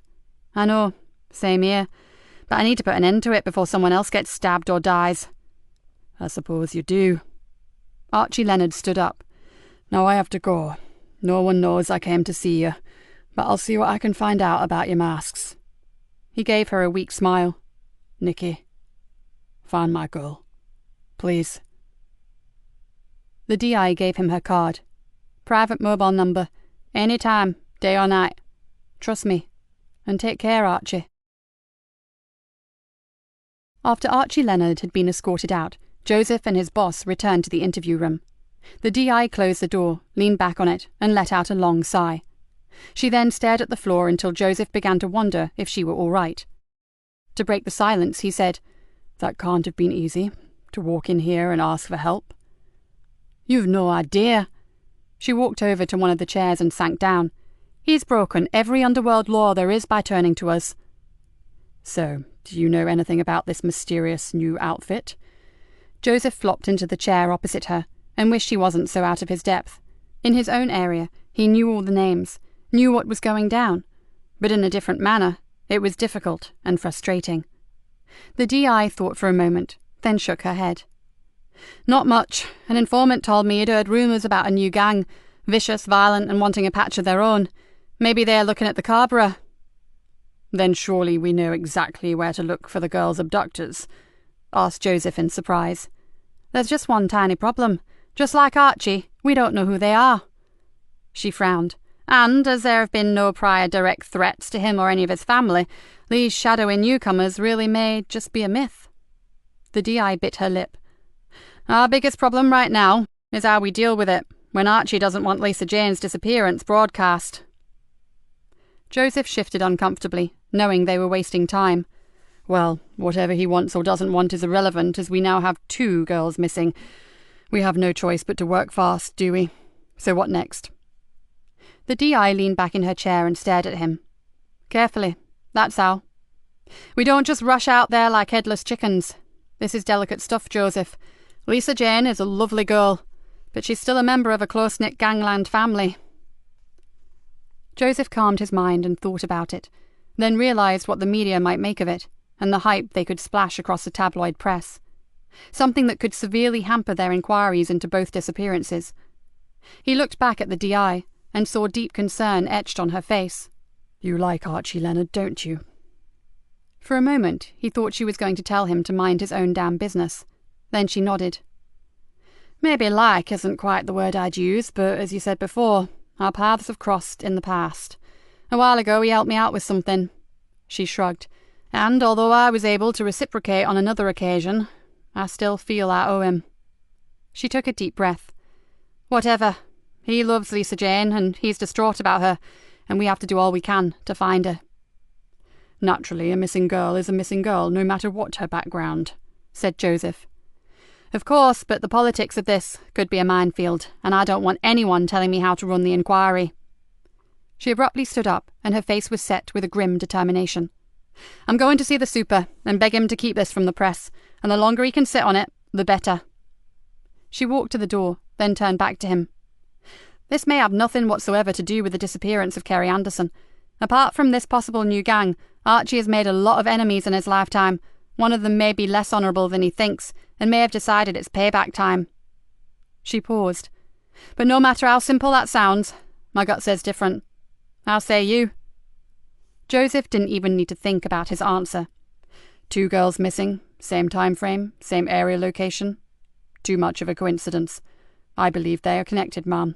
My gut says the same as yours. Chapter 14. After seeing the superintendent, Nikki decided that she needed to pay another visit to Barnby O'Dyke and Chris Brown. As she drove, Joseph stared out across the miles of flat, open fields that edged the marsh. Do you really like this place? He asked. It's my own. I love it, replied Nikki simply. Joseph nodded. I guess seeing 360 degrees of sky has its good points, but don't you find it a tad... He looked for the right word. Overpowering? Nikki shrugged and gently reduced her speed as they approached a humpback bridge over a dike. You can breathe out here. When I was a probationer and I'd had a bad shift, I'd go up to the sea bank, be on my own and get my head back together. I know exactly why young Kerry likes to go there. Or she did. It looks like her last trip could have been a bad, if not fatal, mistake. Nikki drew in a long breath. Let's just stick to the premise that as we don't have a body, she's still alive, shall we? I want to believe that. It's just that time is slipping away and... No need to go on.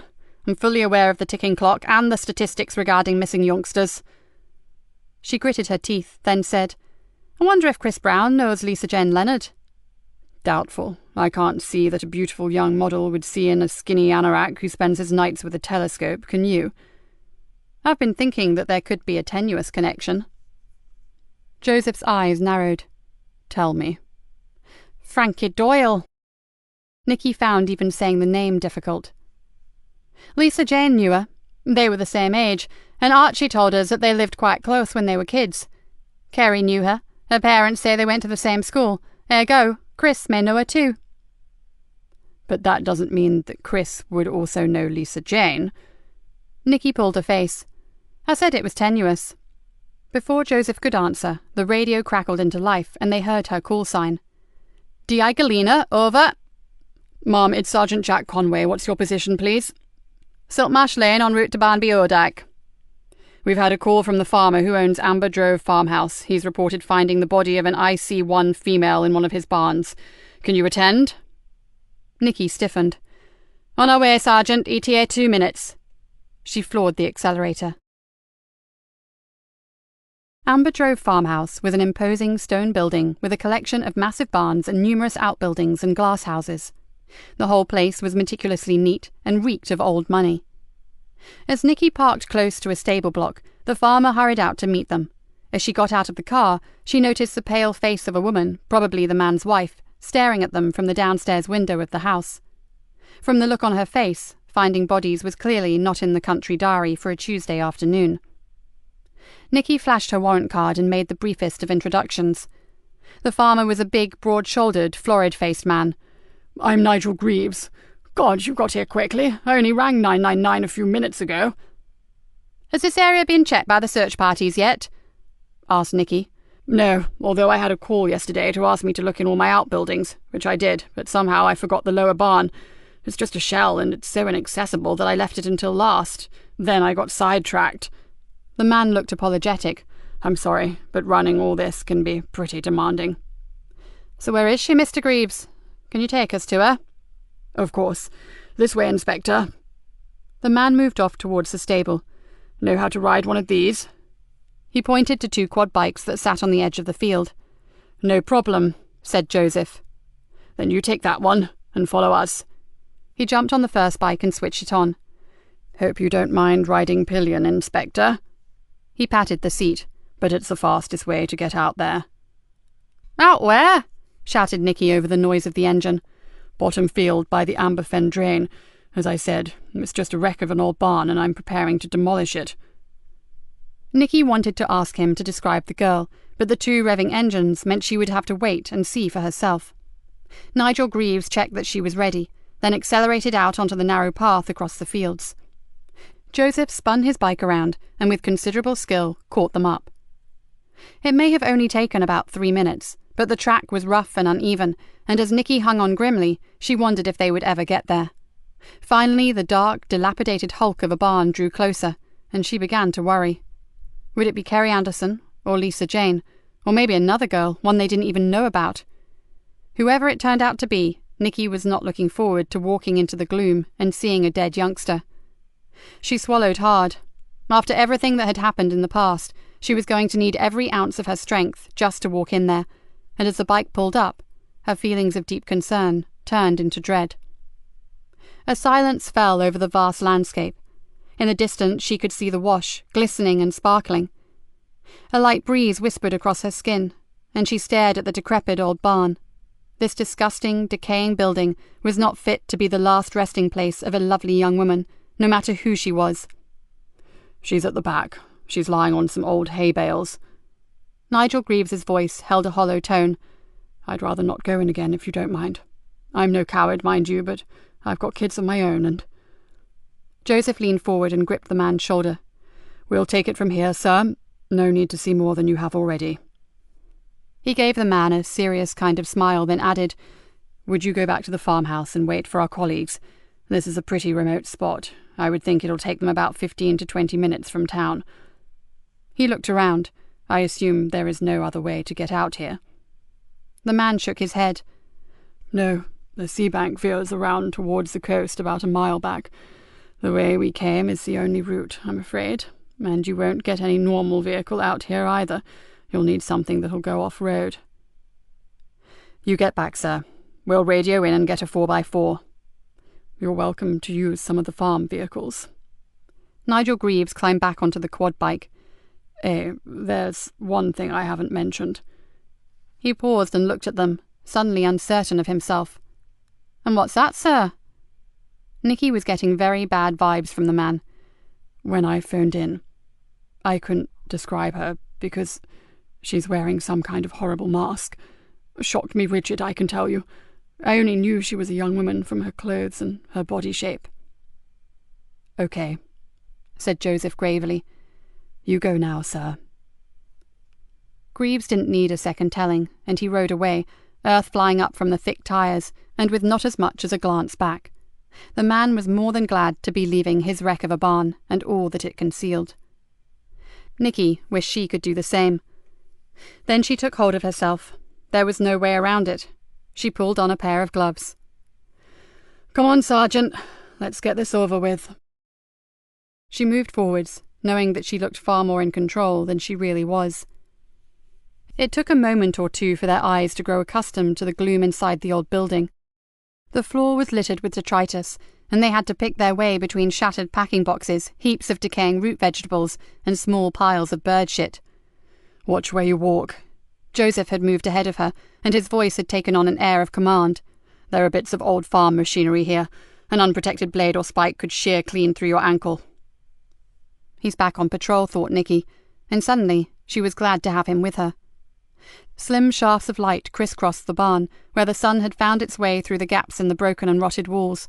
Dust motes swam in them, giving the whole place a strange, surreal effect. As they carefully moved forward, the smell of decaying vegetation and musty wood turned into something else, something far nastier. Nikki almost gagged. It was a smell she never got used to. She glanced across to Joseph, but like an automaton, he was still moving forward, his face set like stone. Nikki sighed. Gentle and mild-mannered he may appear, but Joseph was obviously no stranger to violent death. "She's here," he said softly. Nikki shivered. She really wasn't sure how she would cope, but she had a damn good idea it would not be well. This was all too familiar, too close to home. "Who is it?" she whispered. Joseph's body was still between her and the dead girl. "Can't say. It's like the farmer said. She has one of those damned masks over her face." Kerry was wearing hiking boots. Nikki moved closer, but still could not bring herself to look directly at the girl's body. Then she saw 2 white, straight-toed, bare feet protruded from the end of the rotting hay bale. "Oh, dear God, the poor child." "We have to get that filthy mask off her," said Joseph. "No," she snapped. "We'll compromise the crime scene. They'll need to photograph it." Joseph's voice was calm. "Mom, we have to know who she is. I'll take every precaution." He pulled a large evidence bag from his pocket. He was right. "Then do it, Sergeant." All Nikki wanted to do was run away, but this was something she knew she had to face. So she set her jaw and pulled on a mask of her own, the professional face.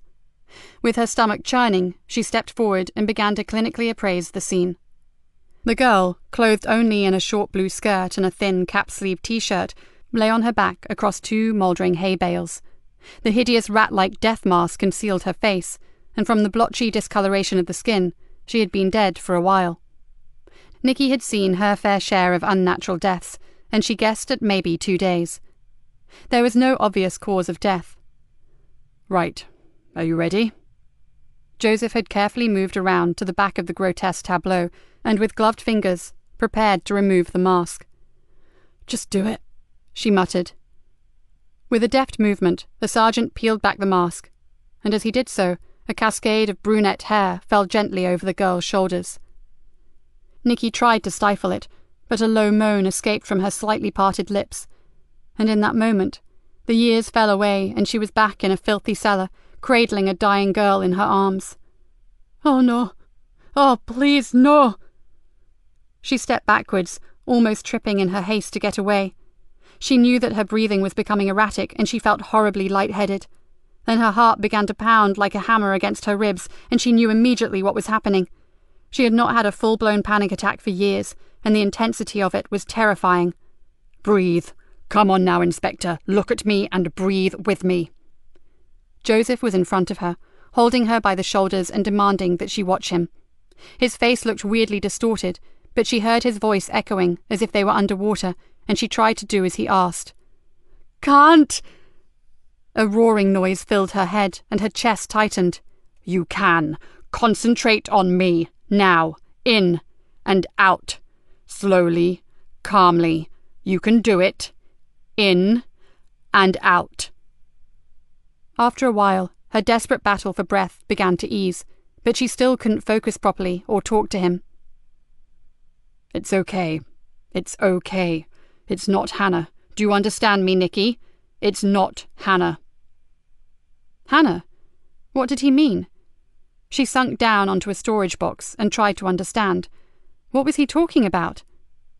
What? She gasped, still trying to control her breathing. What the hell do you know about Hannah? I've seen her. I saw you with her. At the hospital. Even through her own discomfort, she knew that he sounded horribly miserable at the admission. I never mentioned it because I wanted to respect your privacy. No one at work mentioned the fact that you had a sick daughter, so I gathered they didn't know. Anger burnt through her, then almost immediately it abated and was replaced by a cathartic kind of relief. She stared at him, then sighed. I wasn't thinking of Hannah. It was another girl. Her death was...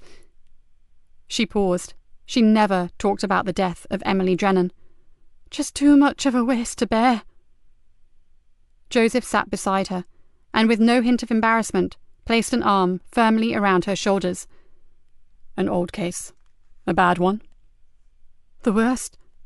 There's always one that takes your world and tears it to shreds. Nikki nodded numbly, then had the saddest of thoughts.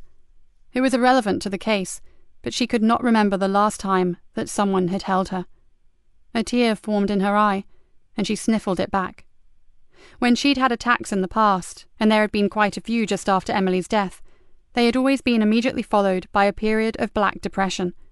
It didn't last long, but during that time she felt unnaturally aggressive and was best left alone. Today was different. She just felt sick, tired, and vulnerable. And there really was no time for all this. She straightened up. We should contact the station. Let them know. Not yet. You take a minute to calm yourself before they get here, hey? They are already on their way, and this is one heck of a backwater. He paused for a moment, then said, The dead girl? It's Lisa Jane Leonard, isn't it? I saw the tiny scar beneath her ear. Nikki nodded. Archie and his family will be devastated. Everybody's family gets devastated at one time or another, doesn't it? The arm remained gently across her shoulders, and his hand squeezed her reassuringly. How long has Hannah been in a coma? She's not in a coma, replied Nikki. It seemed odd to talk about herself, so odd that she almost didn't know how. She was, but now she can breathe for herself. She looked down. But that's about all she can do. She's in what they call a persistent vegetative state. Joseph puffed out his cheeks. Phew. How long? 11 months. He turned to her, and his gaze was full of honest admiration. How on earth have you coped? That's all I ever do, Joseph. She gave him a sad smile. I cope. I just cope. I don't live. I don't enjoy anything. I exist, I work, and I manage. I have to, because one day I'm going to get my daughter back. I hope you do, really.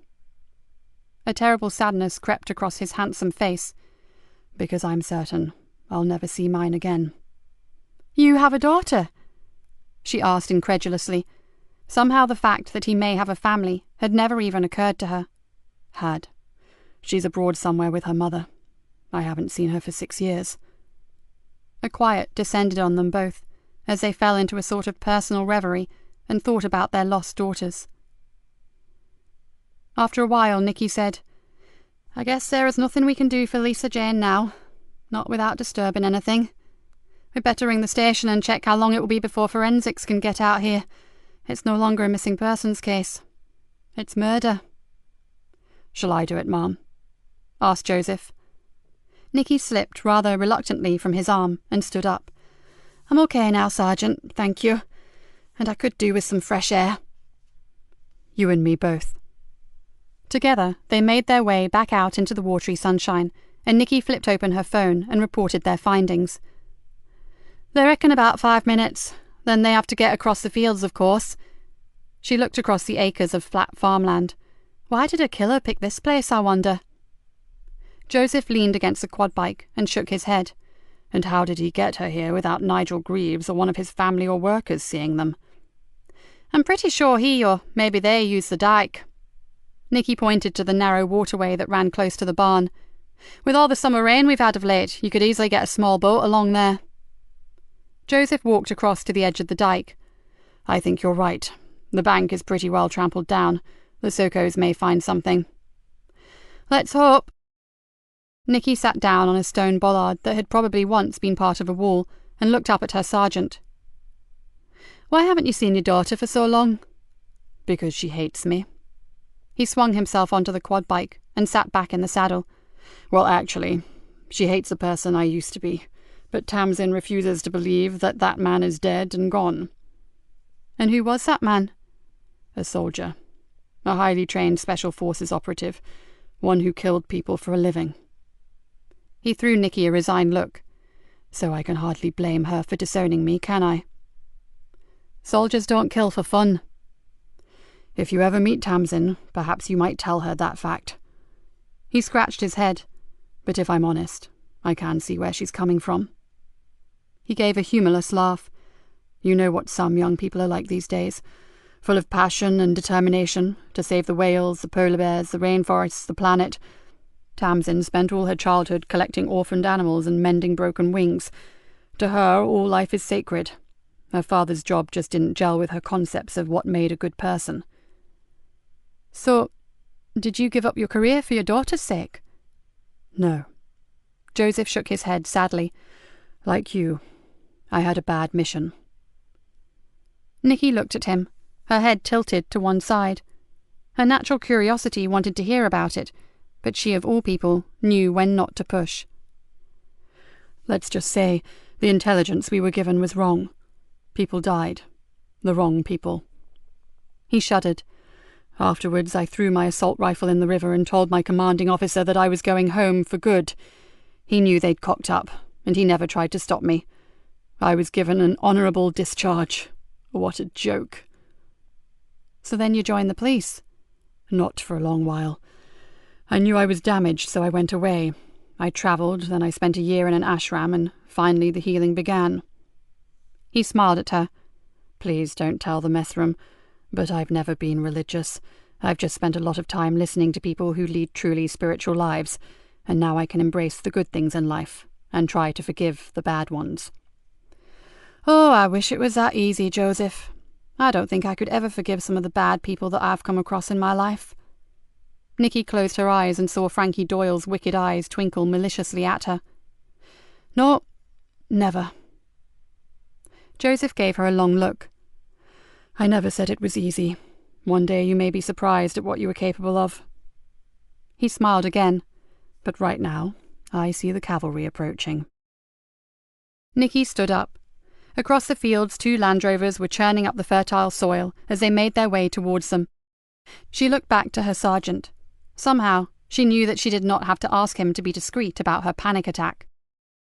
For a moment, she just stood and stared at him. For the first time in a very long while, D.I. Nikki Galena actually trusted someone. Chapter 15. "Do we know how she died?" asked Superintendent Bainbridge. Joseph bit his lip. "Unofficially, sir, it's strangulation." The super nodded slowly. "I hope they managed to get her off that marsh before nightfall." "She's already here, sir. She was taken into the hospital mortuary a few minutes ago. Professor Wilkinson will do the post-mortem this evening." "Rory Wilkinson?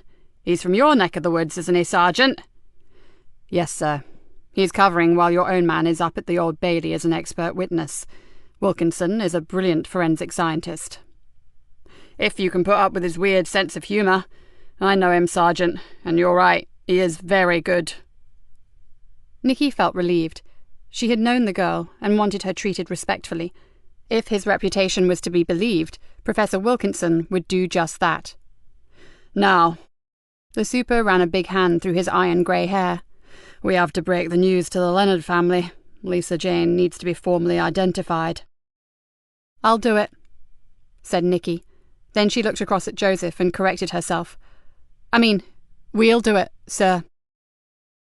The super stared at her for a second, his expression mildly confused. Then he nodded.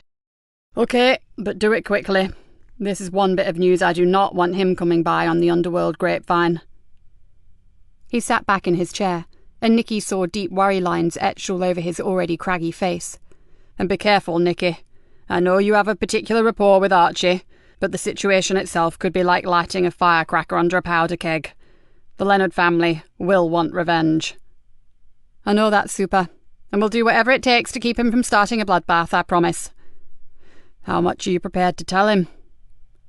She thought for a moment, then said, Everything, sir. I need his help, so he has to know all the facts. The superintendent pursed his lips. You trust him more than I do, but I'll support you in whatever you decide, Inspector. Now, you have a job to do. I suggest you go do it. As they drove towards the Carver estate, Nikki was forced to wonder just how good her relationship with Archie would be after this goddamn meeting was over. The only thing she knew for sure was that her sorrow for his loss was genuine, and he would realize that. She began to rehearse what she would say, then gave up. There were no right words at a time like this. You just had to hope that what you did say came from the heart and didn't finish up sounding like a load of tawdry platitudes. What happened to Hannah? Joseph's voice broke into her thoughts, and for a moment she felt like telling him to mind his own sodding business. Then she remembered his kindness earlier, and the fact that he had shared some pretty painful memories with her. Drug overdose, she said quietly. After Emily died, I was really screwed up, and in the end it wrecked my marriage. Robert went to live abroad and refused to take Hannah. She was gutted by his rejection, and blamed me for everything, and went off the rails. Nikki gave a short, barking laugh. Oh, no, not Hannah. She was far too clever to do that. She had a master plan. Her one aim in life was to make me suffer, every day, in every way. So she dabbled with drugs just to piss you off? Again, Nikki shook her head. No, but she did start mixing with some seriously dubious characters just for my benefit. Then she made the mistake of confiding in someone who hated me even more than she did, someone who was much cleverer than Hannah and totally unscrupulous. Don't tell me, breathed Joseph. Frankie Doyle. Got it in one, Sergeant. Nikki pulled into the Cabra and made her way confidently through the maze of streets. And it was Archie Leonard who helped me find out what had happened and gave me the name of Frankie Doyle. What did happen? Asked Joseph. I believe Doyle got hold of a bad batch of drugs. Nikki faltered for a second. Then she took a deep breath and said, And she spiked Hannah's drink with enough junk to fell an ox. She meant to kill her. Joseph's voice rose an octave. I'm sure she did. What better way to get at me? But I could never prove it. Even the info that Archie managed to get hold of was obtained through a dozen back doors. Only one man could ever help me, and that was the dealer who sold Frankie the junk. So, you can see where that led me, can't you? You've been on a one-woman witch hunt ever since. Joseph exhaled loudly. But why did Archie help you? You may have some weird good guy, bad guy relationship, but you're still the old Bill. Nikki pulled into a space, switched off the engine, then looked up and almost gasped. Another time, Sergeant. Take a look at that. In front of them was the end wall to one of the smaller blocks of flats, and painted across it in giant multicoloured letters were the words, Mask Wars. Shit. Joseph jumped out of the car and ran over to the uncommissioned artwork. Graffiti artists signed their work with a tag. He searched the bold swirls and slashes of vivid colour. Yeah, got it. Look.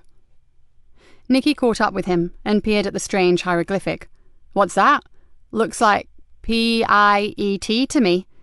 Ring it in, Sergeant. Get Kat or Dave to run a check for us. Joseph pulled out his phone, spoke briefly to Kat, then flipped it shut. She's going to run it through the computer. Not that I think it'll get as far. I can't see this being the only one, can you? The estate's probably covered in them. They walked across the road towards Archie's house, and Nikki paused at the gate. This is not going to be easy. Her voice was low. A hell of a lot rests on how we deal with this. Are you up for it? Joseph nodded. I haven't needed my negotiator's skills for a while, but I guess you never forget. He opened the gate and held it back for her. Shall we go? Archie Leonard sat on a cream leather sofa and stared granite-faced at Nikki. Whoever did this is going to pay. My God, they'll pay. Oh, they will, Archie. You have my word. Nikki chose her words carefully. But right now, you know what I have to ask you, don't you? The identification. I'm afraid so, and I'm sorry you have to go through it. There is no doubt that it is her, but we need either you or her mother as next of kin to formalise the process. I'll go. I'm her guardian.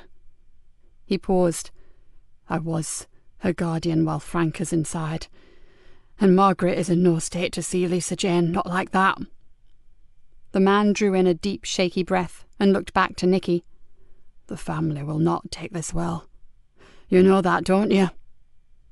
Archie, you have to convince them to leave this to us. We have another girl to think about. Another Carver family that is also going through hell. A vendetta on the estate could seriously hinder our inquiries about Kerry Anderson and about your niece. It's bad enough with the gangs and the masks.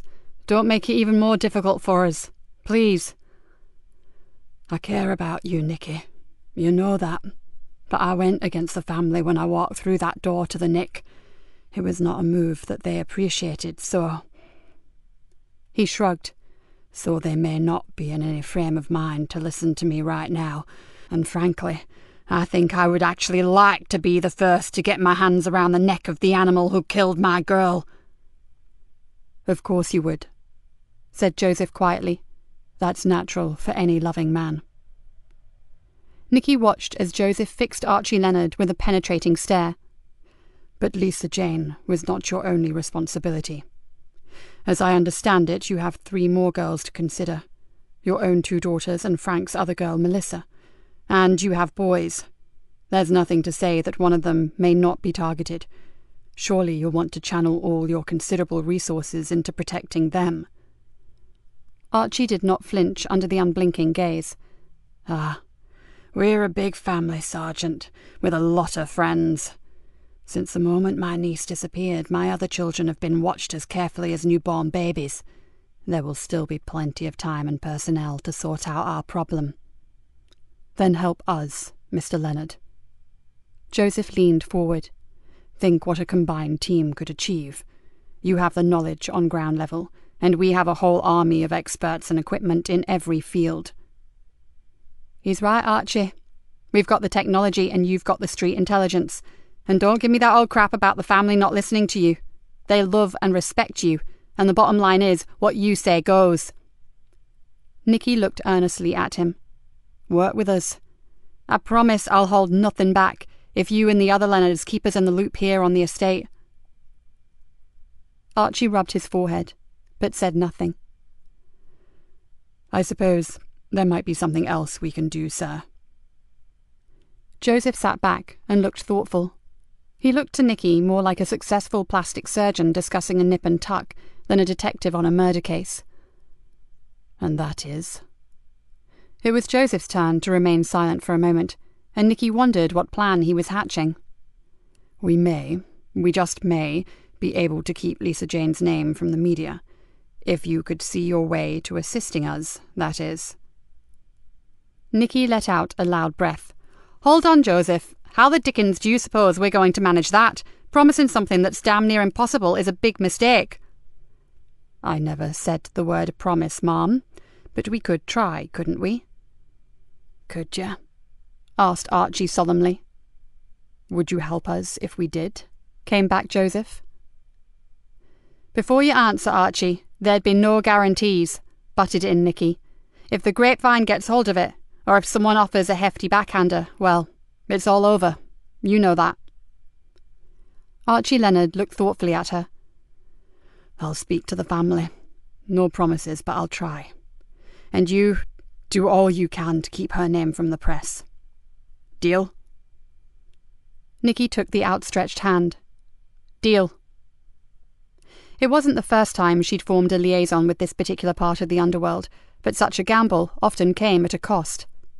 She looked at Archie Leonard's troubled blue eyes and hoped the risk would be worth it. Then, as she released Archie's hand, a picture of Kerry Anderson swam before her, and she knew it was. Now, I'm afraid we have to ask you to go to the hospital. As we need to keep this under wraps, I suggest you make your own way there. It's visiting time until 8 p.m, so it won't look odd. And I'll meet you. I'll take you to her through the back corridors." "I understand." "I'll be in the hospital shop in half an hour," said Nikki. "Don't acknowledge me, just buy something, a magazine or some flowers, then follow me out, okay?" Archie nodded. "And I know it goes without saying, but I'm so very sorry." The man dropped his head. "I know, Nikki, and part of me says that it's my fault. If I'd come to you sooner, maybe." Nikki shook her head emphatically. "Don't even begin to think like that. I know we're still waiting for the official reports, but from what we do know, no one could have helped her. We're sure she was killed when she was first abducted. What we don't know is why."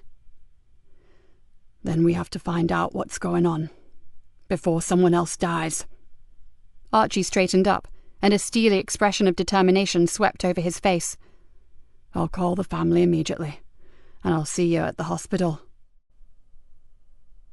Chapter 16. I'm knackered. Niall swung the cell door shut on a screaming teenage girl and leaned against it heavily. "I swear the girls are worse than the boys." Yvonne grinned at him. "I have to admit that one was a particularly feisty specimen." Niall pulled a face. "It would be funny if Greenborough wasn't becoming more like a war zone than a peaceful market town. Let's grab a coffee before we get sent back out there again." As they approached the coffee machine, they saw Cat Cullen waving to them.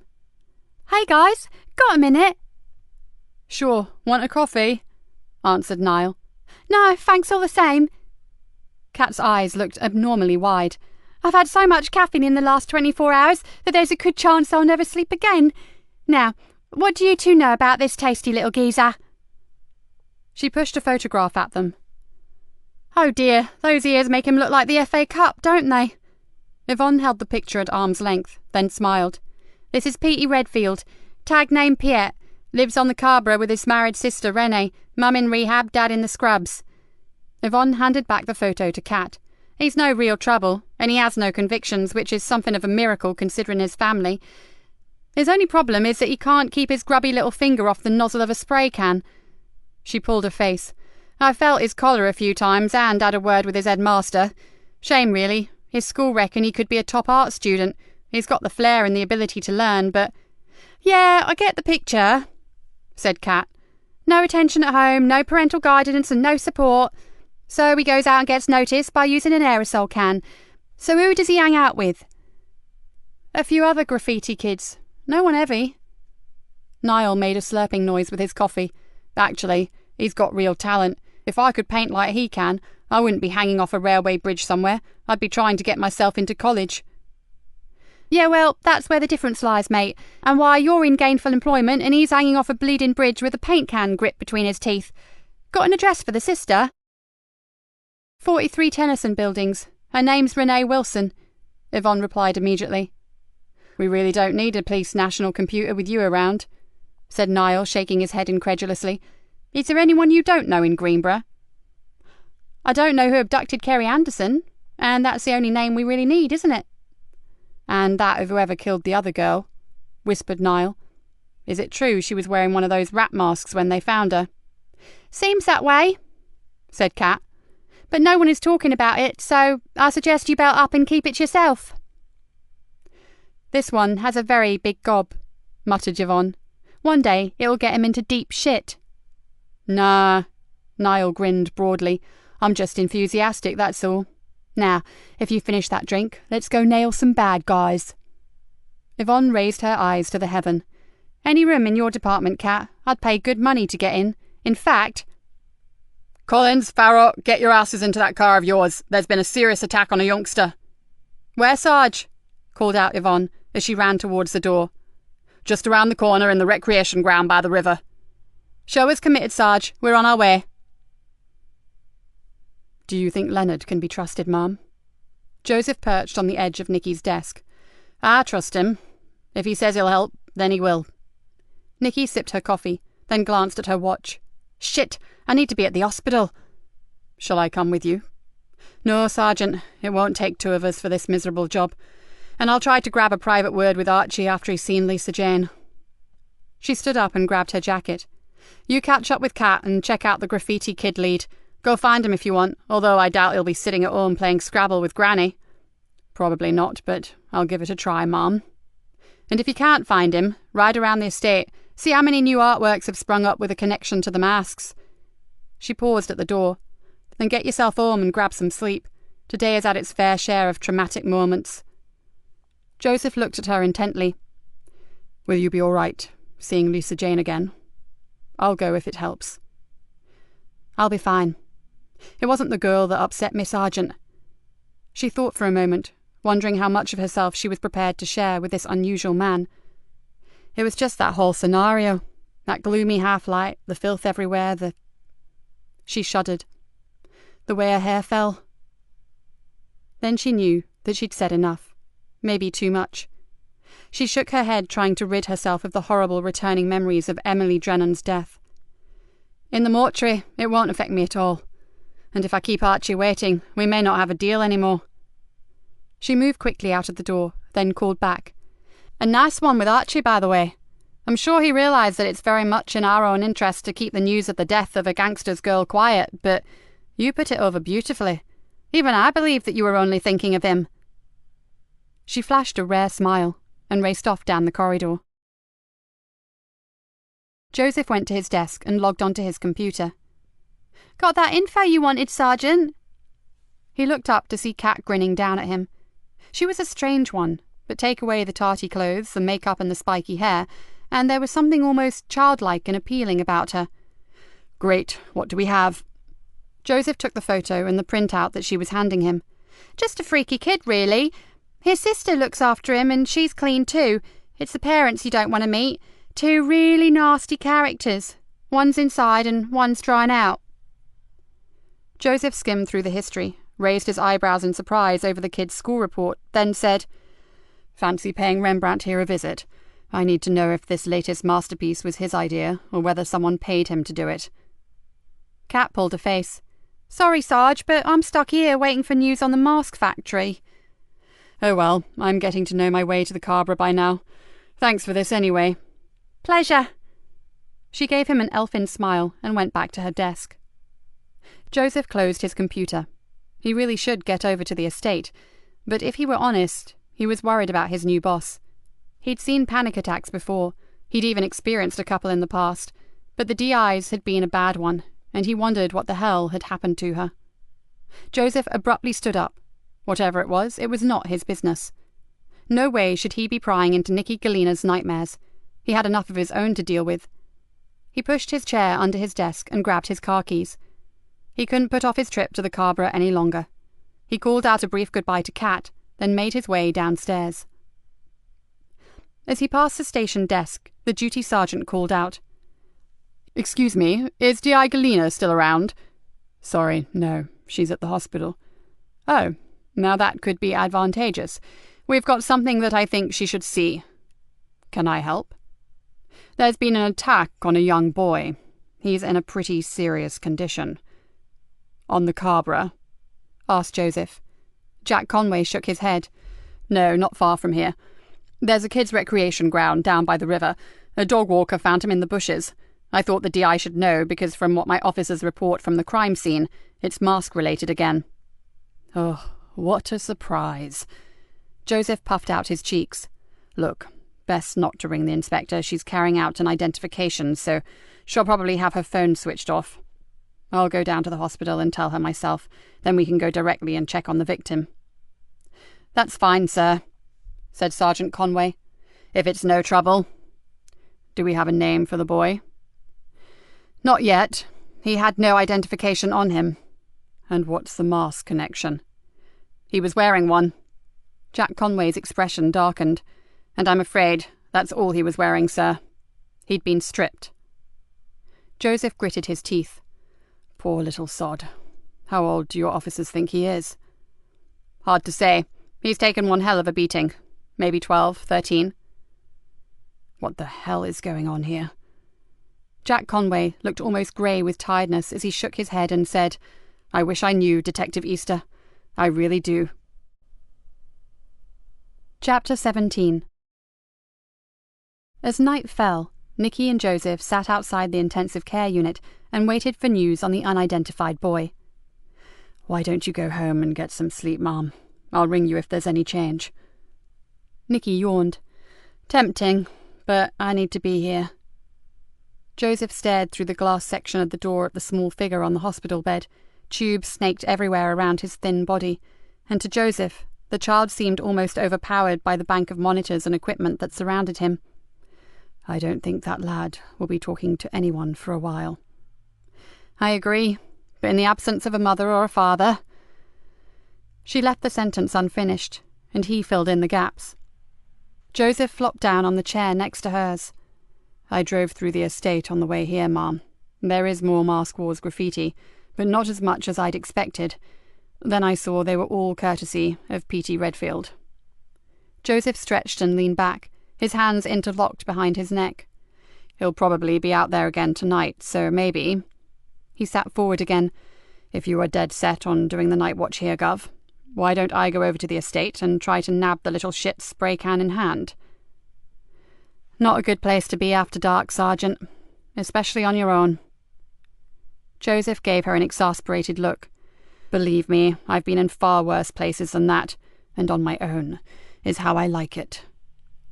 Nikki said nothing for a moment, but Joseph knew that she would agree with him in the end. There really was little point in both of them wasting time in a hospital waiting area when they needed to be out finding Kerry and Lisa Jane's killer. Or, considering that they seemed to be tied up with everything, something concrete on those damned masks. "Okay," she said finally, "but if you get into trouble, don't bank on the wooden tops bailing you out. They're still searching the marshes for Kerry Anderson, and we're pretty thin on the ground even for routine stuff, so..." "I'll go careful, I promise, Mom. And if I find anything of interest, I'll come straight back and fill you in. Okay?" "Oh, bugger off, Sergeant. I can see you're itching to meet up with Pierre and his paint cans. Just nothing gung-ho, you hear?" Joseph tried to look affronted. "Moi?" "Yeah, you." On his earlier trip, Joseph had earmarked 4 possible targets for Spray Paint Boy. Each area was moderately hidden from prying eyes, and each offered a nice blank canvas for Petey's gaudy graphics. Leaving his car parked well away from the danger zone, Joseph changed his shoes for a pair of black trainers and slipped on a black zipper jacket with a deep hooded collar. There was no point in making himself obvious. He'd just blend. The air around him felt heavy, like when a thunderstorm was imminent. He hoped it would hold off, as a downpour would not provide the greatest conditions for decorating the council's exterior walls, and he would dearly like to meet young Piet. With his hood pulled up, he sauntered silently through the streets in search of his 4 likely spots. On the 3rd, he got lucky. He did not so much see his mark as hear him, that singular sound of a can being shaken. The tiny rattle of the bearing inside was unmistakable. "Perfect," he whispered, as he slid like a shadow along the side of a darkened building. He was careful, because there could be a whole gang waiting around the corner, but somehow Joseph doubted it. If money was at the heart of Petey's new venture, he probably wouldn't want to share it. Not only that, graffiti kids usually work solo. He just hoped Petey was a loner. For a while, Joseph hung back in the darkness and watched the artist at work. If he hadn't been defacing public property, Joseph would have been full of admiration. P.T. Redfield worked on stilts, the sort you see plasterers wear to enable them to reach higher without the use of ladders. They strap to the legs and give the arms freedom of use. Very neat, thought Joseph, although probably not too clever if you need to make a run for it. The kid worked fast and with considerable skill. It was almost a shame to interrupt him. But as the governor had already said, this was not a nice area to hang around in, so he really needed to deal with young Petey as speedily as possible. "Evening, Mr. Redfield. Not quite good enough for the academy, but close." Joseph grabbed a firm hold on the boy's wide belt. "'Fraid I need a quiet word." "What the fuck?" Without another word, Joseph yanked him backwards, caught him, and laid him on his back on the ground. "Just a few words, then I'm going to disappear into the night, and you can continue to paint the town red or sky blue pink for all I care." He tightened his hold and Petey yelped. Okay.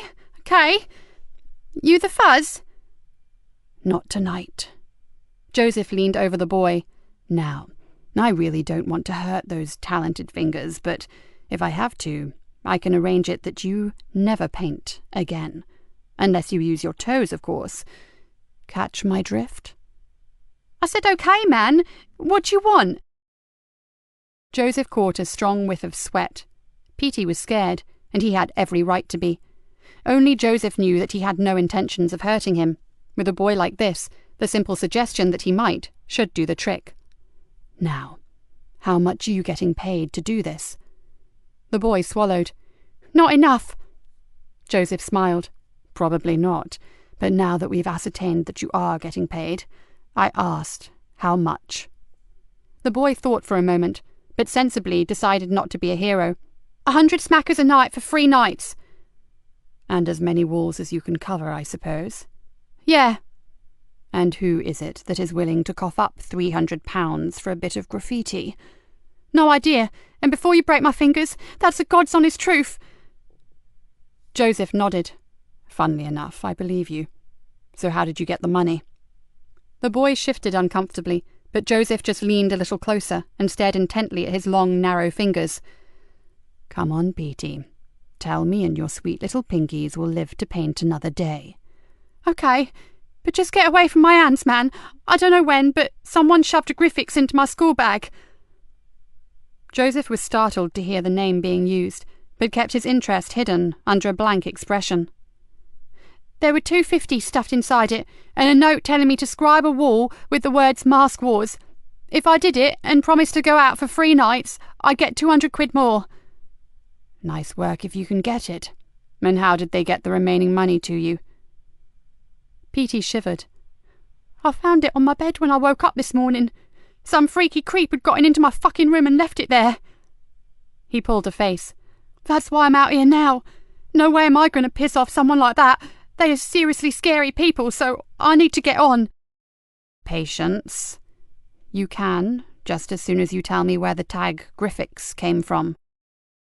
Check out Lyco's blog and follow the link to the game, then you'll see. Now, please, mate, can I go earn my money? Joseph helped the boy up, then raised both hands in the air and stepped back. Go do what you have to, Petey. But keep away from those guys, whoever they are. I get the feeling that they would be happy to do far worse than break a few fingers. Petey Redfield stared at him. Who the hell are you? Joseph pulled up his hood and started to walk away. No one, son. I was never here, and I never saw you or your aerosol cans. Just lock your doors at night. It would be a real sin to waste all that talent. He glanced over his shoulder and called back. And I like your tag. Fan of Mondrian's Warworks, are you? Petey was adjusting his stilts, but he stopped and looked incredulously at Joseph. Most people think I can't even spell my own name. I don't know who you are, man, but respect. You're the first one to make the connection. Your teacher reckons you're a smart kid with a passion for Bauhaus. You could go far, Petey. Do yourself a favour, and use your new wages to buy some art books, and maybe a proper canvas.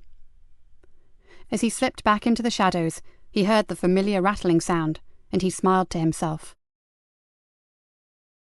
Back at the station, Joseph found the office empty, but as he switched on his computer, his mobile rang. Joseph, dear Galena, look, if you were planning on coming back to the hospital, I'll be getting away shortly. How's the kid? Not good, he had some sort of fit. They've got him on a respirator. She paused.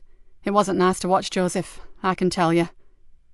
He thought about what she must have gone through with her own daughter, and knew that it could not have been easy for her. No, I'm sure it wasn't, Mom. So are you going home? Shortly. As I'm here, I'll call in on Hannah for a few minutes, then I'll go grab some sleep. I suggest you do the same. I've one more thing to do. Petey gave me a lead on the Griffix. I'll check it out, then go back to my digs for a few hours kip. I'll be calling a meeting for the old team at 9 a.m. tomorrow. Bring whatever it is that you come up with, and I'll see you then. Good night, Sergeant, and don't work too late. Remember what you told me. We need to stay sharp. Roger. Night, Mom. Joseph closed his phone and turned to the computer. Now, what was it? Lyco's blog, and follow the link to the game. He tapped the name into the search engine, yawned, and went to the coffee machine. On his return, he found 1,890 results and decided that he should have been a little more thorough in his interrogation of young Petey. He hadn't even clarified the spelling.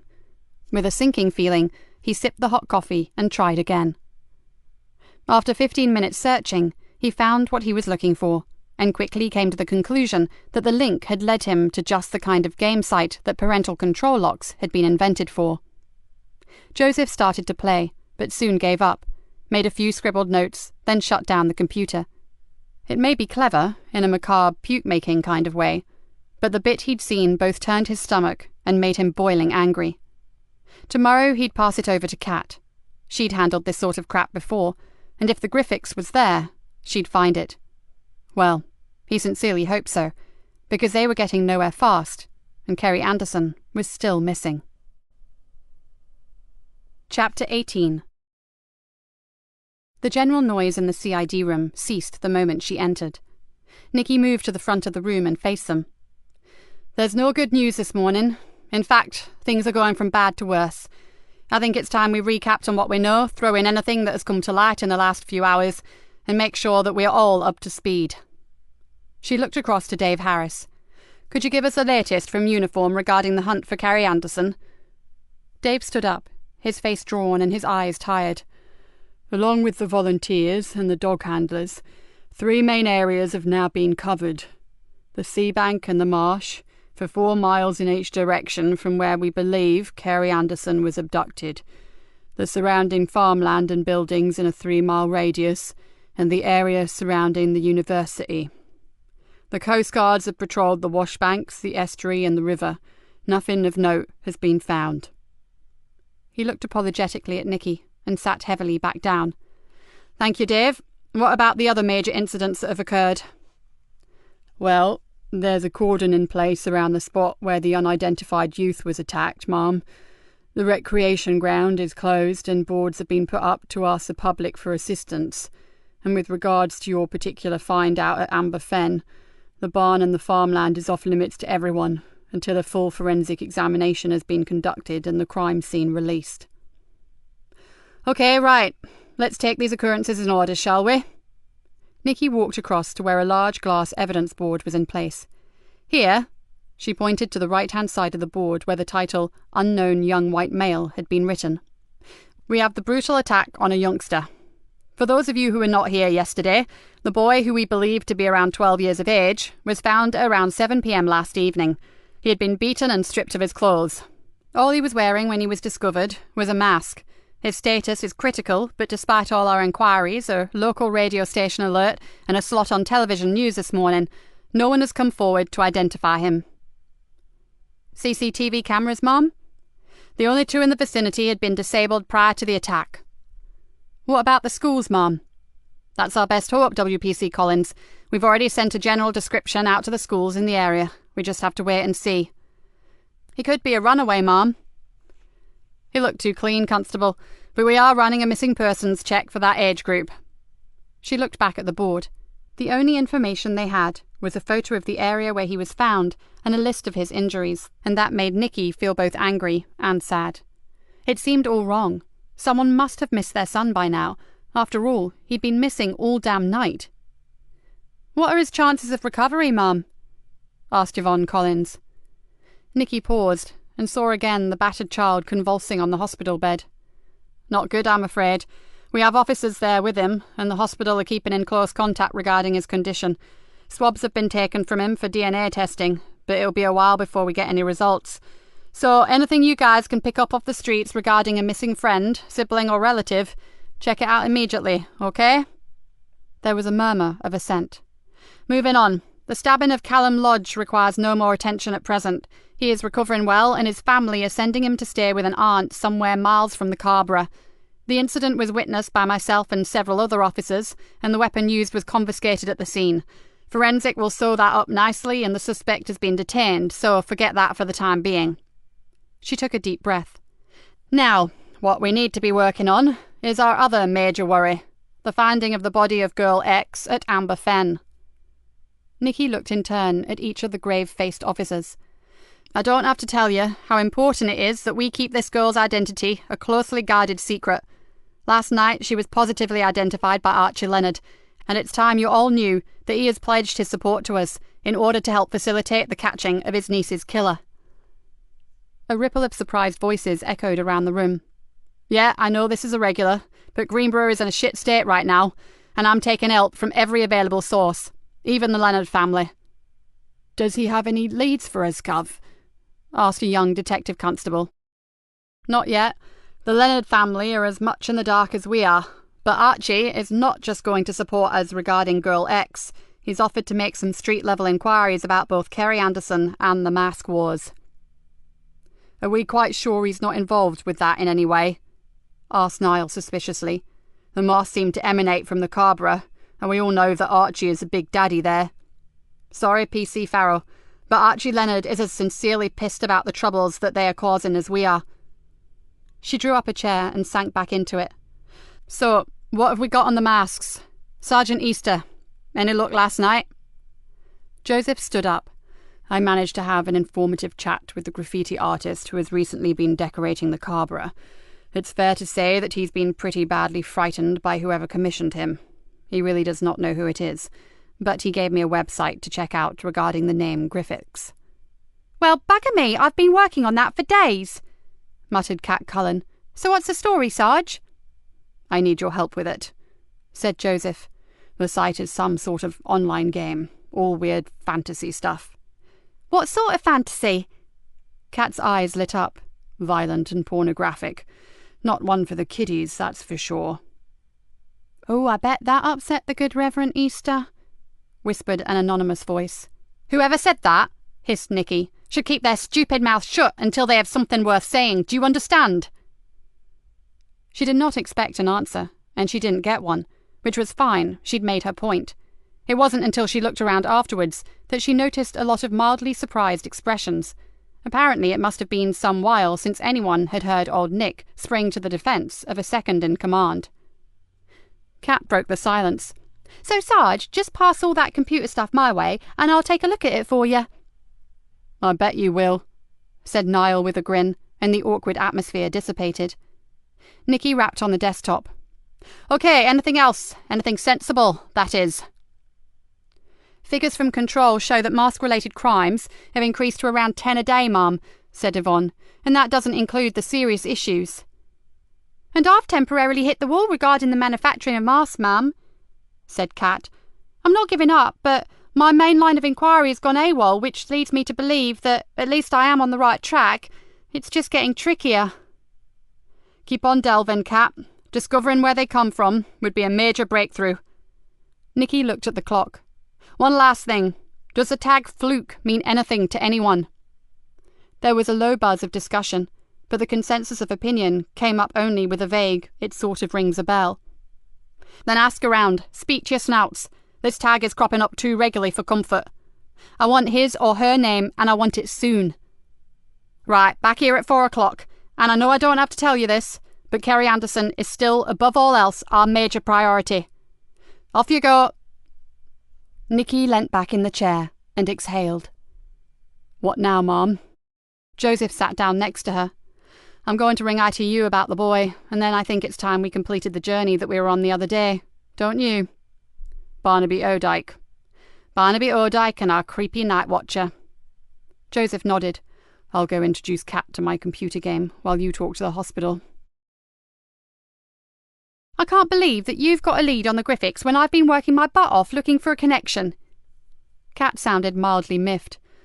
"If you'd come with me to see Petey last night, you'd probably have it all figured by now." "Yeah, and if I'd known my lead on the manufacturers was going to bugger off, I wouldn't have wasted my time waiting on a phone call." Joseph grinned. "Bummer, but that's the way it goes." He handed her his notes. "This is the pathway I was given." His tone turned serious. "It's pretty disgusting stuff, Cat, and I mean by anyone's standards, not just mine." "But I've seen worse. I worked the Vice Squad for 2 years." "Oh." "Had its upside," said Cat as her fingers flew deftly over the keyboard. "At least I got the chance to remove a lot of human garbage from the streets." She stared at the screen. "Here we go, it's loading." She looked across at him. "If you like to avert your delicate eyes, I can take it from here." My eternal thanks. He stood up. I have an appointment with the governor, so I'll catch you later. Best of luck. Kat watched as he left the room. Nothing had changed her earlier opinion of him. Sergeant Easter was sincerely hot. She shook her head and tried to stop her hormones going into freefall. There was work to be done, and it would help if her mind was actually on the job and not on luscious fit detectives. Suddenly the monitor screen went black. Then a small red dot appeared in the centre. It slowly increased in size until it was about 2 inches in diameter, then morphed into a bloodshot eye. A leathery, heavily veined lid blinked a few times. Then a strangely echoing voice asked if she would like to enter the kingdom of Lyco Rapture. "If I must," she mumbled and hit enter. A new screen, full of light and unimaginably colourful flowers, filled the monitor. Waterfalls cascaded into crystal pools, and eagles flew over snow-covered peaks. The voice told her that this was her home, and she was the guardian. She would need a name and a physical appearance before she could play. "Oh, I don't know. What—" She turned around and called over to Dave. "Give me a name to use on this computer game." "What sort of name?" "Anything. Just think of something quickly." "Bumtilda." "Lovely. Can't you think of something a bit more, well, attractive?" Dave grinned across at her. "Considering that magazine you were looking at, how about Rubatiti?" "Oh, get a grip. That's from a Carry-On film. Oh, just forget it. Bumtilda will do." She typed in her name and was given a selection of body types to adopt. She chose tall, athletic, scarlet hair, and incredibly sexy. "Can I watch?" asked Dave. "No, you can't. It's very difficult to get dribble marks off a silk blouse. Now shut up. I have to defend my new kingdom from the Lyco monsters." Kat sat engrossed for almost 20 minutes, then saw Dave placing a coffee next to her mouse mat. "How's it going?" he asked. "I've reached level 6, and if this is anything to go by, I don't think I want to get to level 10. "Is it as bad as the Sarge reckoned?" "Worse," said Kat, and exited the program. "And from his description, I'm pretty sure he never got past level 1. It's all about going to extremes for something you care about, then getting rewards." She paused. "Or punishments, as the case may be." "And the Graphics?" "It's there all right. You don't meet it until you reach level 5. It's one of the monsters, kind of half rat, half human, and it dispenses the most unpleasant retribution if you are unlucky enough to cross it. It also has the biggest dong I've ever seen." "Thanks for sharing that." Dave grimaced. "And does it look like the masks?" "I'd say they are based on it, yeah. What I need to do now is find out who the devil Lyco is." "Do you reckon he's connected to the mask war?" Kat stretched and massaged her shoulders. "We won't know until we meet him, Davy boy, and if I'm honest, I'm not sure that I'd want to be in the same room as the twisted mind that devised this." She had needed to deal with some pretty hardcore material while with the Vice Squad, but this particular game had shocked her. There was a vicious ruthlessness here that made her believe that its inventor had already lived out 1 or 2 of his sadistic fantasies for real. She shuddered. Sergeant Easter had said that a school kid had told him to view the site. If she felt physically sick, what the hell would a vulnerable youngster feel like? A wave of anger burst through her. She hated injustice, and just for a moment, she changed her mind about being in the same room as Lyco. Only she'd make sure she took a pepper spray and a meat cleaver with her. "His mother says Chris is out." Nikki put the phone down and pulled a face. "She reckons he's been scouring the marshes day and night looking for Kerry. Even his dog's been chasing all over the fen trying to find her. No point in driving all the way to Barnby Odike if he's not there. I've asked her to get him to contact us when he gets back." "I've just had the report from the officers who searched his cottage." Joseph unsealed an envelope and removed several sheets of paper. "Anything interesting?" Joseph skimmed through quickly. Nothing really. No sign of his missing phone, and nothing to indicate anything untoward had happened there. Apparently both Chris and his mother were pretty unhappy about his observatory being searched, and when the officers saw 2 heavy padlocks and a mortise on the door, they wondered what they'd find. But the whole interior is packed with computers, telescopes, cameras, tripods, and accessories, like Jodrell Bank, is the comment made. "And that is relevant in some way?" Joseph shrugged. "It indicates he's obsessive, and stuff like that costs big money." "How big?" "Hundreds, maybe thousands." "So where the devil does a 20-year-old get that kind of dosh from?" Pass. Joseph placed the papers on her desk. Nikki glanced at them. I'm more concerned about his being out day and night. He could well be spending time with his captive. But the neighbour gave him an alibi for when Kerry was taken. Not good enough for me, Sergeant. The dog may have been there, and Chris may have made quite sure that his potty old neighbour saw him at certain times, but in between times he could have gone out to abduct Kerry. Nikki grimaced. Sorry, but I think that alibi has enough holes in it to strain cabbage. Maybe. Joseph gnawed on his bottom lip. But I have a different kind of concern about young Chris. For someone who is so averse to mobile phones and texting, he seems to be very comfortable with a computer console that sounds like its previous owner was NASA. It doesn't add up. If you ask me, not much about that lad does, growled Nikki. And another thing, do you remember when his mother spoke to us about him? She said he treasured his friends. Isn't that odd terminology when describing a young bloke? Yes, that does have an unhealthy feel to it, I agree. Joseph frowned. Although I really don't think Chris has any connection to Lisa Jane Leonard. His mother would have mentioned a girl as stunning like that, wouldn't she? If she ever saw her. Mummy's boy may have had good reason not to bring her home for tea and cakes. You really don't like him, do you? Said Joseph. Until you can show me someone else who fits the bill. Nikki narrowed her eyes. Galileo is still my number one. Chapter 19. Bingo! Kat pushed her chair away from the computer and gave a little whoop of delight. That sounds more promising, said Dave, putting down the phone. Got a trace on Lyco. She stood up. Coming with me? We could do with some fresh air. From what you've told me about that creep, the air would probably be fresher in the men's carsy. So bring a peg. Let's go make a house call. What house call? Oh, hello, Mum. Kat calmed her enthusiasm. The boss didn't always go a bundle on frivolity. I've been hunting, Gov, in cyberspace. I've located the pervert who designed the computer game. The one with the graphics? Kat nodded. Dave and I were just about to drop in on the sleazeball. The inspector held up a hand. Before that, what's the connection with the masks? Kat filled her in as concisely as possible, then added, And this Griffiths character really likes to maul beautiful women. She paused. Well, actually, he likes to do a lot more than maul them, but I guess here is not the place or the time. Precisely. The governor threw her a dark look. But you can forget about the two of you tackling this creep alone. I really don't think you've thought this through, Detective. Kat sat back down and stared up at her boss. A small thank you, good work, Kat, would have been nice. If this man, what's his name? Terry James, Mum. Right. Well, if this James has a direct link to the masks, he could be very dangerous, apart from being a pervert. She paused. Where does he live? Riddell Street, ma'am.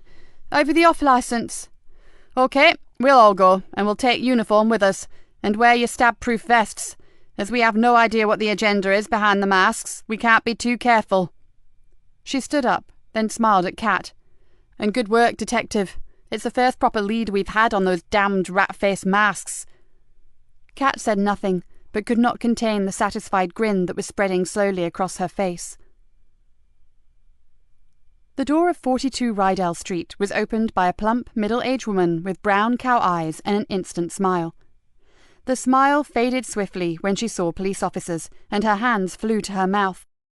Oh no, something's happened to my Terry, hasn't it? He's had an accident. Please, Mrs. James, don't distress yourself. Joseph stepped forward and with his most sincere smile said, We just need his help with something, that's all. There's no accident, OK? The woman heaved a great sigh. Oh dear. Well, I'm sorry, but he's out visiting a client. That's why I thought... She allowed the sentence to trail off, then added, He's due back any minute. You'd better come in and wait.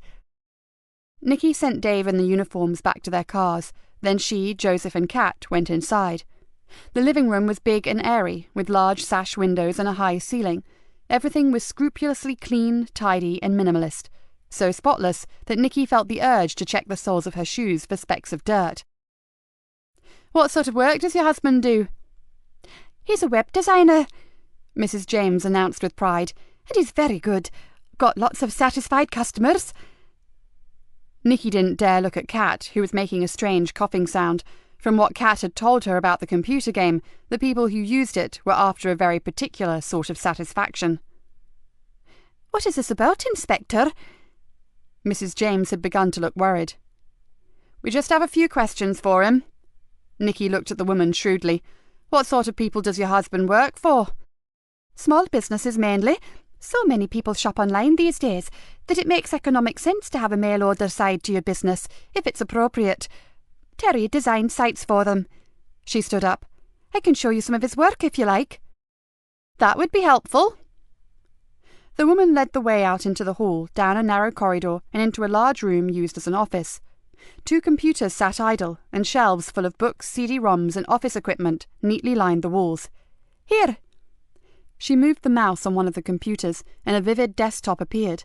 She double-clicked on one icon, and a very professional cookware site appeared. Not quite the sort of thing that Nikki had expected. "This is his latest design." She closed the site and opened another. "This is the company he's been working with today. They are a floral postal service. Nice, isn't it?" Brightly coloured bunches and bouquets of flowers filled the screen. Joseph leaned towards the screen. "Must be quite difficult work, what with all the different options, shopping baskets and checkouts, etc." "Oh, yes, but Terry's been working with computers for years." "And you, Mrs. James, what do you do?" he asked. "I look after the accounts. You could say I'm Terry's general factotum." She smiled. "I work harder now than when I was employed by the university." "The Fenland University?" "That's the one." "Bella?" A voice echoed down the hall. "What on earth is going on?" A tall, receding and bespectacled man, accompanied by Dave, was hurrying towards them. "Don't worry, it's all right, dear. These officers just want to talk to you. Let's go back into the lounge." Mrs. James led the way. "What is it you want?" Nikki's heart sank. This man, with the buttons on his jacket done up wrong, looked more like an absent-minded professor than a pornographic high-tech gamester. "Does the name Lyco mean anything to you?" asked Joseph. The man turned the corners of his mouth down and frowned. "Lyco? Can't say it does." He swung around to his wife. "Bella, have we a client with a name like that?" "Definitely not," she said emphatically. "Mr. James?" Kat stood up. "Would you mind if I take a look at your computers? You can come with me, of course." "Be my guest. The older one has my basic designs on it, and Bella uses it for her invoicing and banking. The newer one has the finished articles and a database of all my business accounts. There's nothing on there you can't look at." "Do you encrypt anything, sir?" "No need. Only my wife and I use them, and we have no secrets." "Thanks. I won't be long." Without waiting for Terry James, Kat slipped out of the room. "So what kind of company is this Lyco?" asked Bella James. "It's not a company, Mrs. James," said Nikki. "It's an alias for someone we want to talk to." Mr. and Mrs. James looked at each other with puzzled glances. Then Terry James said, "And you think this Lyco person has used our company?" "If he did," cut in his wife, "he must have done it under another name." Nikki drew in a long breath. With every minute that passed, she was closer to thinking that Kat had made a massive error over these people. "How big is your customer database, Mr. James?" interjected Joseph. James thought for a moment. "We have about 50 clients in all. 20 are main clients who have had full web designs and follow-up maintenance. The rest are companies and individuals who have used us for consultancy or for troubleshooting." "Could you let us have a printout of them, please?" Bella James gasped. "Oh no, Sergeant. We hold all our clients' details in the strictest confidence. I don't think it would be very ethical if we just handed information like that out. Do you?" "Do it, Bella." Terry James shrugged. "We have nothing to hide. Just the names and addresses won't hurt." "Well, if you think so, dear, I'll get them." A few minutes later, both she and Kat returned to the room. "Here they are, officer." Bella James passed a sheaf of papers to Joseph. "But I'd appreciate it if they were destroyed once you've looked at them." "Of course, and thank you." "Are we through, DC Cullen?" asked Nikki rather icily. "I've seen everything I need to, Mum." Nikki noticed a look of something like excitement on Kat's face, but whatever the detective had unearthed, she clearly did not want to share it with the James family. Then we are sorry to have taken up your time, said Nikki with a fake smile. You've been most helpful. If we need anything else, we'll be in contact. Back in the car, Nikki turned to Kat. Okay, spill the beans. I think I know what's happened, Mum. I saw this with another case, a pedo ring that we busted. Then share it with us, for heaven's sake. Have you heard of an evil twin? No, and try to use English when you explain what the hell you were talking about, said Nikki impatiently. Kat rubbed her temples. Right, well, we're talking cybercrime, right? Now, most people use Wi-Fi, that's wireless high-speed net, and that needs a hotspot to... Lost. I said English. It's like this. The evil twin poses as a real hotspot, and when you use your computer, it steals your information, all your personal stuff, everything. Right, I get that. But how does it fit in with Terry James and the Lyco computer game? There's another scam, just like the one I was telling you about, but the cyber thief steals your domain. If he's done something that he doesn't want traced, he uses a stolen domain, and the shit lands on your head, not his. Kat shook her head. One of those two computers has been hacked into by Lyco. There's nothing more scary on the James's hard drive than a game of Spider Solitaire. Great, another dead end. Maybe not. Kat grinned. If I ask the IT section to help me, I think I can still track Lyco. That's unless Sergeant Easter feels like leaning on Graffiti Boy, the one who gave him the lead in the first place. I don't think P.T. Redfield would have a clue who Lyco was. I'm sure it's just a dirty game that one of the gang stumbled on. Now everyone wants to play it, said Joseph. Then we go down the IT route. Kat, get onto it as soon as we get... Nikki's phone interrupted her. Hello, DI Galena here. Sorry to bother you, Inspector, but it's Sister O'Keefe from Greenborough ITU. Hi, Leia. How's the boy? Showing signs of improvement. We will be taking him off the respirator shortly, and we wondered if you'd like to be here. I certainly would. Thanks for that. We'll be straight over. She closed her phone and looked at Joseph.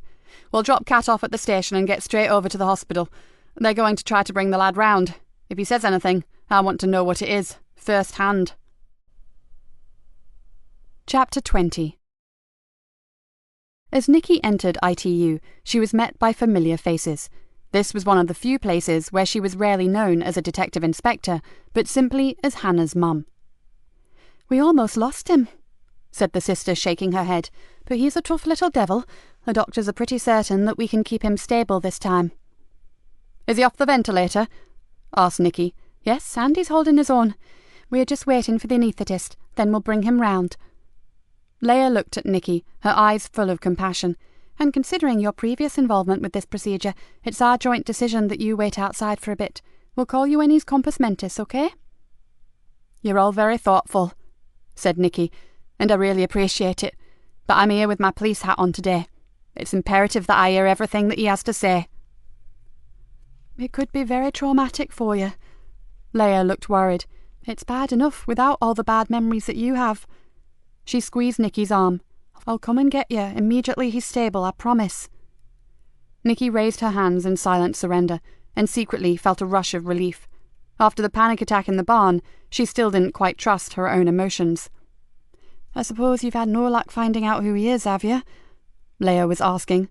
Nothing as yet. Beggars belief, doesn't it? Beautiful-looking child, too. Well, he was before someone decided to resculpture his face. Nikki shuddered. I cannot begin to wonder what he could have done to warrant such a brutal beating. Hopefully we'll know soon. Then you can get the animal that did this. The sister looked towards the door. I have to go. The anaesthetist is here. Keep your fingers crossed, Nikki, and I'll be out as soon as I can, all right? Nikki watched as the nurse hurried away, then went back to the family room to find Joseph. He stood up as she entered, and somehow that simple gesture touched her. It may have been just inbred good manners, or an army-indoctrinated respect for a higher-ranking officer, whatever. It made her feel somehow worthwhile, and that was a welcome change to the kind of treatment she generally received. How's the lad? She slumped into a chair. They are about to bring him around. It's a critical time. Anything can happen, and not all of the options are good. Joseph sat down beside her. This must be hell for you. Nikki looked around the empty waiting area. Put it like this. I'd never want to go through what I did with Hannah with anyone else, especially a loved one. She gave him a sad smile. But right now, all I can think about is that little kid in there. How long does this procedure take? Not long. The anaesthetics they use these days are carefully patient-targeted, so they can bring him out of sedation quite easily. It's just that boys often fight for some reason, and they'll want to know that he's safe and calm before we see him. Luckily, apart from the bleed that they drained, they didn't find any severe lesions on the scan. Nikki paused, but until they wake him up and do some tests, they'll have no idea of how the damage will have affected him. Have they told you what other injuries he sustained? Broken nose, deep laceration to the right cheek, 3 broken ribs and a cracked sternum, plus extensive bruising to the abdomen and groin areas, and that's without the head injury. Then dumped naked in the bushes, presumably to die. Joseph's face hardened. What drives some of these animals? Drugs. Nikki almost spat the word out. Yes, I guess so. And alcohol and hate and abuse and neglect. But mainly drugs. Nikki sank further down in her chair. I know that back at the station the others think I'm obsessed, and maybe I am. But when you see the damage they do, the families ripped apart and the abysmal waste of young lives, can you blame me, Joseph? No, I can't. But whereas we see it every day on the streets, it's far worse for you because it's hurt you on a personal level. It's not just Hannah, although God knows that was enough to drag the heart from any parent. Your bad case? Asked Joseph tentatively. Nikki nodded. My bad case. She looked at her sergeant and saw a face full of compassion. Not a condescending kind of pity, just a simple understanding, from one injured soul for another. Why don't you go grab us a coffee, and I'll tell you about Emily Drennan. When Joseph had sat back down, Nikki leaned back, legs outstretched, closed her eyes and allowed a chestnut-haired teenage girl to fill her thoughts. Emily Drennan was highly intelligent, came from a good family with no money troubles, and was absolutely beautiful. She was the daughter of a local GP, and had secured a place at Durham University, but that was before she met the love of her life. Joseph sipped his coffee and stared at her over the top of his polystyrene cup. Stephen Cox was known to most as a successful Greenborough town footballer. We knew him as an aggressive little thug, skilled with his feet certainly, but also pretty skilled with his fists. I don't like where this is going, murmured Joseph. Cox got a signing for a big league team, and the money started to roll in. Get the picture. Sponsorship deals, fast cars. All that was missing was a pretty girl on his arm, and funnily enough, Stevie boy never seemed to keep his girlfriends for long, until he met Emily. Nikki stared into her coffee. I have no idea what happened when they met, but something did. Some weird attraction of opposites, maybe. She was totally infatuated with him, and he saw something in her, something he could control, something he could own. You knew her before she met this Stephen Cox? Oh, I knew her. She was 3 years older than Hannah, but the Drennans lived in the same village as we did. The girls played together as children. Emily was the most sweet-natured kid I'd ever met. Hannah was always the feisty one, the one who questioned every damn thing you asked her to do. But Emily would just smile and nod and get on with it. Did she marry Cox? Nikki waited for a moment before replying, and watched through the glass door panel as 2 nurses hurried into the ITU. No, they never married. I don't think that was ever in his game plan. He convinced her to move in with him. Then he began the long, slow process of destroying her. Nikki stared impassively at the door to the intensive care unit. I hadn't seen her for almost a year. Then one evening, I was just going off duty when a call came in. Someone had heard crying coming from a derelict building near the docks. Everyone on the incoming shift was committed. There'd been a major RTC, so I volunteered for the shout. Emily? This was not easy. Nikki had only twice spoken about what she found, once for her statement, and once over a very large scotch to Rick Bainbridge. She had refused counselling and had never allowed anyone to broach the subject again, including her family, which, a long way down the line, she knew to have been a big mistake. And now here she was, preparing to bare her soul to a stranger. But was he a stranger? She looked at Joseph thoughtfully and wondered how this had come about. She'd decided from the moment that the super had told her about him that they would not get on. She had wanted to hate him for intruding into her domain. Part of her couldn't wait to find an excuse to send him scurrying back to Fenchester. But now... You don't have to do this, he said gently. The longer old pain has been buried, the harder it is to dig up. But you shouldn't leave someone as beautiful as Emily Drennan buried in a cellar, should you? Said Nikki. She deserves to be brought into the light.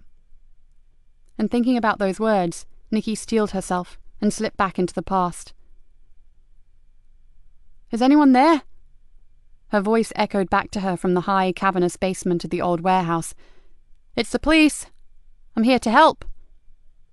At first she heard nothing except the dripping of water and the occasional scurrying of a rat. Then she caught the faint sound of a sob. Picking her way carefully through the debris of the deserted building, she moved towards the area where the sound had come from. Don't be afraid. I won't hurt you. Can you hear me? The sobbing was getting louder, but swinging her torch beam around, Nikki realised that she was walking beneath dangerously rotting timbers. The floor above had collapsed in several places, leaving splintered wood and chunks of masonry everywhere. Perhaps shouting loudly was not such a good idea. Nikki stopped to get her bearings and looked around. Shafts of late evening sun were filtering in from the ground floor, through the gaping holes and into the cellar. They crisscrossed the dark, gloomy basement like a giant cat's cradle of golden light. If it were not so treacherous, it may have been beautiful. Over here? The voice was tremulous and weak. Nikki sprang forward. Where are you? Are you badly hurt? For a second she thought she heard a laugh, but it was not a happy laugh, or a laugh of relief that help was finally at hand. It was a sound that made Nikki's blood run cold, and a sound she was to hear for years to come, in the dead of night, when sleep evaded her. Help me? It was a girl's voice. I'll get help, don't worry. Nikki pulled herself around a pile of broken brickwork and saw her.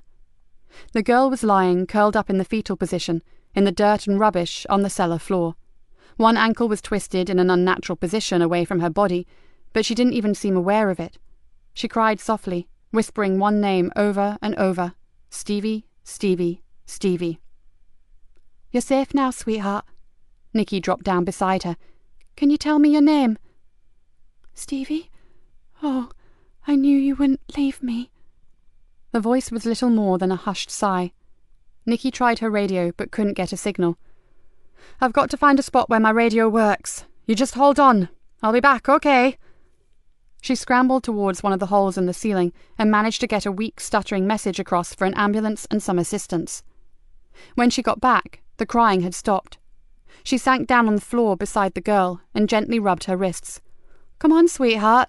The paramedics will be here soon. You'll be out of here in no time. I'm Nikki. Can you tell me your name? The girl turned a little, and in the hollow eyes and the gaunt face of the heroin addict, Nikki saw the fleeting hint of a smile. Then she said, I'm so cold. Nikki slipped off her jacket and wrapped it around the girl's thin shoulders. Junkie or not, this kid was going to be lucky to make it. She needed to do all she could for her. There you are. You just hold on for a bit longer. Thank you, Mrs. Galena. The girl gave a shudder, then whispered, I'm Emily Drennan. Nikki's eyes flew open, and she saw Joseph's concerned expression. I never recognised her. Nikki shook her head violently. It was horrible. Not until she said her name. Then I saw something in that ravaged face that I knew. That bastard had taken a beautiful, beautiful child and annihilated every lovely part of her. And the ambulance didn't get there in time, did it? Said Joseph. That RTC I mentioned. Everything was jammed up. She died in my arms. Said Nikki, with a long, painful sigh. And did you get Cox? It's amazing what money can do, Joseph. He played the part of the grieving partner and managed to get some cheap tabloid newspaper editor on his side, vomit-making stories of how he'd tried to get her off the drink and the drugs. Nikki's face screwed up with distaste. But the worst thing of all was the fact that she had loved him. She died believing that he'd come back for her. How could you build a case when Cox produced a dozen witnesses to say how much he loved her? Joseph took a deep breath, then raised one eyebrow. But I'm guessing that you didn't leave it there. I hounded him. Everywhere he turned, he found me watching him. I spent every moment on and off duty haunting that evil little murderer. And then I hit on his dealers, and I hit hard. In the end, he moved out of Greenborough. Last I heard, he was in rehab and his money had run out. Good. That's how karma works. What goes around comes around. Nikki picked up her cooling coffee and drank it back. And now, I wonder, if I'd known that my vendetta would wreck my marriage and ultimately leave my only child in a high-dependency unit, would I have just let him go? I doubt it. Given the circumstances, we do what we think is right at the time. That's all we can do. The fact that we agonize and moralize over it afterwards at least means we have a conscience, and that separates us from the ones who don't give a toss. He shrugged and gave her a bitter smile. Believe me, there are things that I would have done differently in hindsight, but you can't live your life constantly wondering about repercussions that may occur. I'm sure you're right, but why do I still feel so guilty? Nikki looked out through the glass. At last, Leia's given us a thumbs up. We can go see the boy. He's sleeping naturally now, and his breathing is fine, said the sister, her fingers gently pressing on the boy's pulse. You can stay with him until he wakes up again. Has he spoken, Leia? Just to tell us that his name is Mickey. He knows that he has been attacked, that's all so far. His throat is naturally sore from the tube. He gave you no surname? No, he stuck at Mickey, and strangely, he didn't ask for his parents. Nikki looked down at the sleeping boy, and her heart went out to him. Half his face was a mottled purplish red, with a long row of stitches and steri strips holding together the torn flesh of his cheek. His corn-blonde hair was still streaked with drying blood, and a wide band of dressing covered the bridge of his nose. Whatever reflection the lad had seen in the mirror that morning had gone forever. Leia O'Keefe saw her looking at the child's face. We've let the maxillofacial surgeon take a look at him, and luckily his jaw is okay. Plastics will sort that scar out later, although he'll always have a mark there. Sounds as though a scar should be the least of his worries, remarked Joseph grimly. He's lucky to be alive. Maybe that depends what his life is like in the first place, Nikki mused. Whoever did this is still out there, maybe waiting to finish the job. That's if Mickey here was actually the target, and not just a wrong place, wrong time kid. Sorry, Sergeant, but something tells me my theory is the correct one. Now, pull up a chair, and we'll wait and see, shall we? Mickey slept for half an hour, and when he came round and saw his two visitors, he remained abnormally quiet. His frightened eyes darted from one to the other, but he said nothing. You're not in trouble, Mickey. Honestly, you are the victim here, so you can talk freely to us, I promise, said Joseph. Absolutely, added Nikki. We just want to get the people who did this to you. They have to be punished for hurting you. We only want to help you, Mickey. Do you understand? The wild eyes continued to dance around, as if he were looking for a way out of the small room, but still he refused to speak. Nikki sat back, trying not to crowd or intimidate him. He'd been through too much already to wake up and find himself pressured by a couple of pushy strangers. What's your surname, son? I'm sure that your parents are worried sick about you.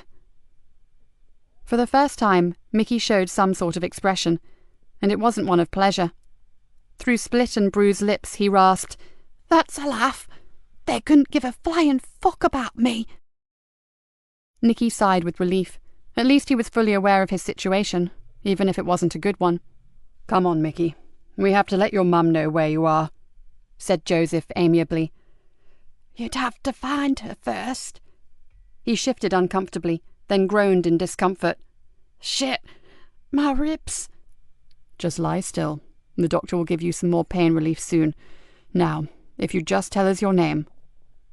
Mickey closed his eyes and said nothing. Do you know who did this? Asked Joseph.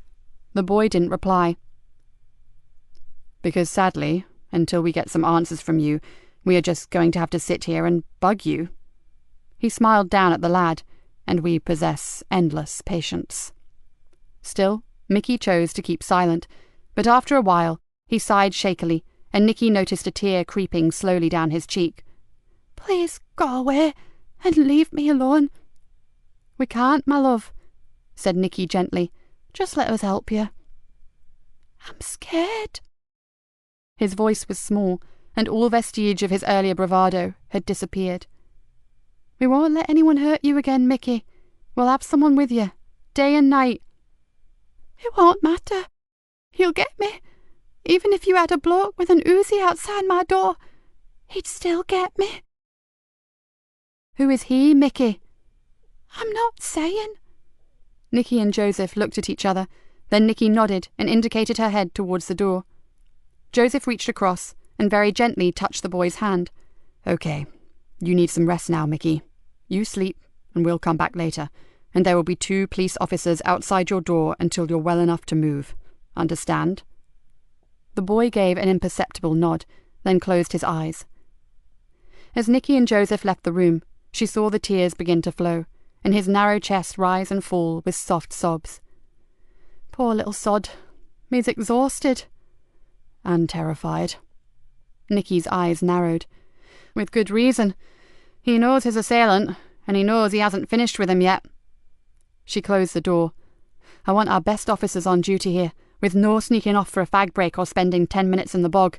This kid needs us to give him 100%. Joseph nodded, and he'll get it. With your permission, I'll take the first shift, Mom, and if anyone wants to hurt him, they'll have to get through me first. Nikki agreed. Right, then I'll go back and organise a rota, and I must check out any progress being made on Carey. Her face hardened.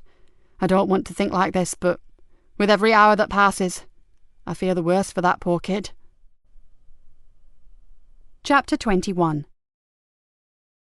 I'm holding off the media fest, but I don't know how long I can keep Lisa Jane's death secret. The superintendent paced restlessly up and down his office. Have you spoken to Archie? Nikki leaned against the wall with her arms folded. I'm going to see him when we've finished here. Where's your sergeant? Nikki grinned. It's okay. I haven't bought him a single ticket back to Fenchester. He's at the hospital with Mickey. She chewed on her lip. I think the boy may respond better to Joseph, kind of like a man-to-man thing. The super stopped pacing. Is it my imagination, or are you and Sergeant Easter... He stopped, almost scared to voice the words. Getting on. I'm not saying nothing, sir, but I do concede there is more to the man than the messroom gossips would ever dream of. Raising his eyes upwards, the super said, So there is a God. Hallelujah. Whoa, don't count your chickens, sir. There's still plenty of time for him to right royally piss me off. Her smile faded. The thing is, time's running out for Kerry Anderson, and frankly, we both know the gravity of that. I'd make the effort to work alongside Vlad the Impaler if it meant we found that missing girl. I know, Nikki, and I won't hold you up. Keep me posted on all levels, okay? Yes, sir. Oh, and we need a victim support officer allocated for Mickey. He's terrified, and I want exactly the right person to get the best out of him. Okay, let me know when you've assessed him, and I'll sort that out. Nikki thanked him, then went to the CID room to find Kat. What she found when she got there was an empty room and a memo telling her that Chris Brown was in the foyer waiting for her. Wonders will never cease, she muttered to herself and ran down the stairs. No, Inspector. I've never heard of either of those women. Are they missing too? Chris Brown looked haggard. He had 3 days' stubble on his face, and his eyes were red and sore. Nikki stared at him and tried to decide whether his rough look was due to honest concern or guilt. Finding no sure answer, she sidestepped his question about Lisa Jane and Frankie Doyle and continued with her interview. And do you know of a student, a guy named Lewis? Lewis is another 3rd year on the photography programme. He's a pod neighbour to Kerry. You've met him?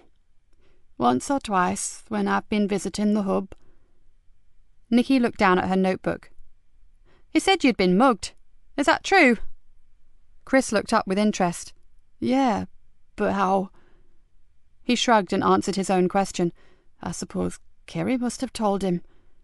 And did you report it? He shrugged again. No point. I wasn't hurt. And although they nicked my wallet, it didn't have much in it, and I found it again, in the gutter about 100 yards down the road. Would you recognise them if you saw them again? Oh, sure. Attractive faces, part rat, part cadaver, I'd say. I'd recognise them anywhere. Nikki's mind raced. Was it just another mask-related petty crime, Was there a connection somewhere between the masked gangs and Kerry's abduction? Whatever, she was in no mood for Chris Brown's sarcasm. "Don't be clever with me, Mr. Brown," she hissed. "In case you've forgotten, your little friend is still missing, and I'd rather be spending my time looking for her than listening to your snide digs. Now, stick to answering the questions, all right?" "Sorry." Chris looked as if he were about to cry. "But I'm as worried as you. I've been to every place that we used to go together, every place that she liked for atmospheric pictures, every place I can think of. I've walked half the length of the coastline and nothing. I'm exhausted. But as you say, she's still missing and I have to find her." His outburst caught Nikki off guard, and for the first time, she wondered whether Chris Brown was genuine. She thought for a moment, then changed the subject. "Where did a young bloke like you get the money for all that super fancy stargazing equipment?" He frowned. "If it's any of your business, Inspector, that's what happens when someone dies and leaves you 20 grand in their will." "Very nice," said Nikki. "That really enabled you to indulge in your pastime on a grand scale, didn't it?" When Chris spoke, his voice was cold and his words clipped. "Oh, sure, it's very nice. But frankly, Inspector, I'd rather have my dad back. Now, are we done?" Nikki met Archie in a small cafe on Riverwalk. He sat at the back, concealed from the windows, and stirred an oversized cup of cappuccino. "I hope to be handing you your flute character on a plate, but it seems I was wrong." Archie's face darkened. "My boys have been up more blind alleys than you could believe, and—" He paused and gave her a long, pondering look. "I hate to tell you this, Nikki, but one name has cropped up rather regularly as the family have been making their inquiries." He sipped his coffee, winced, then tore the top from another packet of sugar and tipped it in. "A name you won't like." "I'm supposing it's Frankie Doyle," said Nikki somberly. "You suppose correctly." "In what context does she appear?" "Well, my sister-in-law Margaret tells us that Doyle visited Lisa Jane a few days before she went missing." "I didn't know they were friends," said Nikki, unable to keep the surprise out of her voice. "They weren't," said Archie, his jaw set forward. "We've had nothing to do with that piece of shit since we found she was responsible for your daughter's, unfortunate accident." "My daughter's attempted murder, you mean?" Archie nodded sadly. "How is she?" "Some days I think there is improvement, and others, well, you know." She drew in a breath. She didn't want to think about Hannah right now. "But back to Frankie Doyle. Does she still live on the Cabra? She slipped off our radar a few months ago, then I was told she was back and running with the big boys." "She will never run with the big boys. She's evil, but she's not clever. She's a maverick, a disturbed one. No one with any sense would trust her." He frowned. "And I'm sure she's not living around here anymore. One of my nephews is trying to get you an address. If he succeeds, I'll ring straight away." He took a big gulp of coffee. "Do you have anything for us?" Nikki told him about Mickey, but did not mention that the boy had regained consciousness. She trusted him, but still knew when to be tactful. "If he's the boy I'm thinking of, he's not the luckiest kid on the block. He's an only child and takes the brunt of his father's drunken rages. His mother, as I recall, spends more time with her sister in Peterborough than she does at home." "What's the boy's surname, Archie?" "Smith." "And where does he live?" Archie thought for a moment. "Cavendish Buildings. Not sure of the number." "Thanks. Let's just hope he pulls through." She leant forward and lowered her voice. "We may have a lead on the masks, or at least something about the name they're giving them." "Ah, the Graphics." "That's the one. Our techies are checking out some violent porno computer game. There's a definite link, and they're trying to trace its inventor. We know he's local, and he stole some poor unsuspecting website designer's identity to do it." "Sounds probable. It's just the sort of thing some of the young yubbos around here would love. Anything brutal, vicious or nasty." He shook his head. "I think I'm getting old, Nikki. I don't have the stomach for all this anymore." "You never did, my friend. Well, not gratuitous violence for the sake of it." She smiled at him.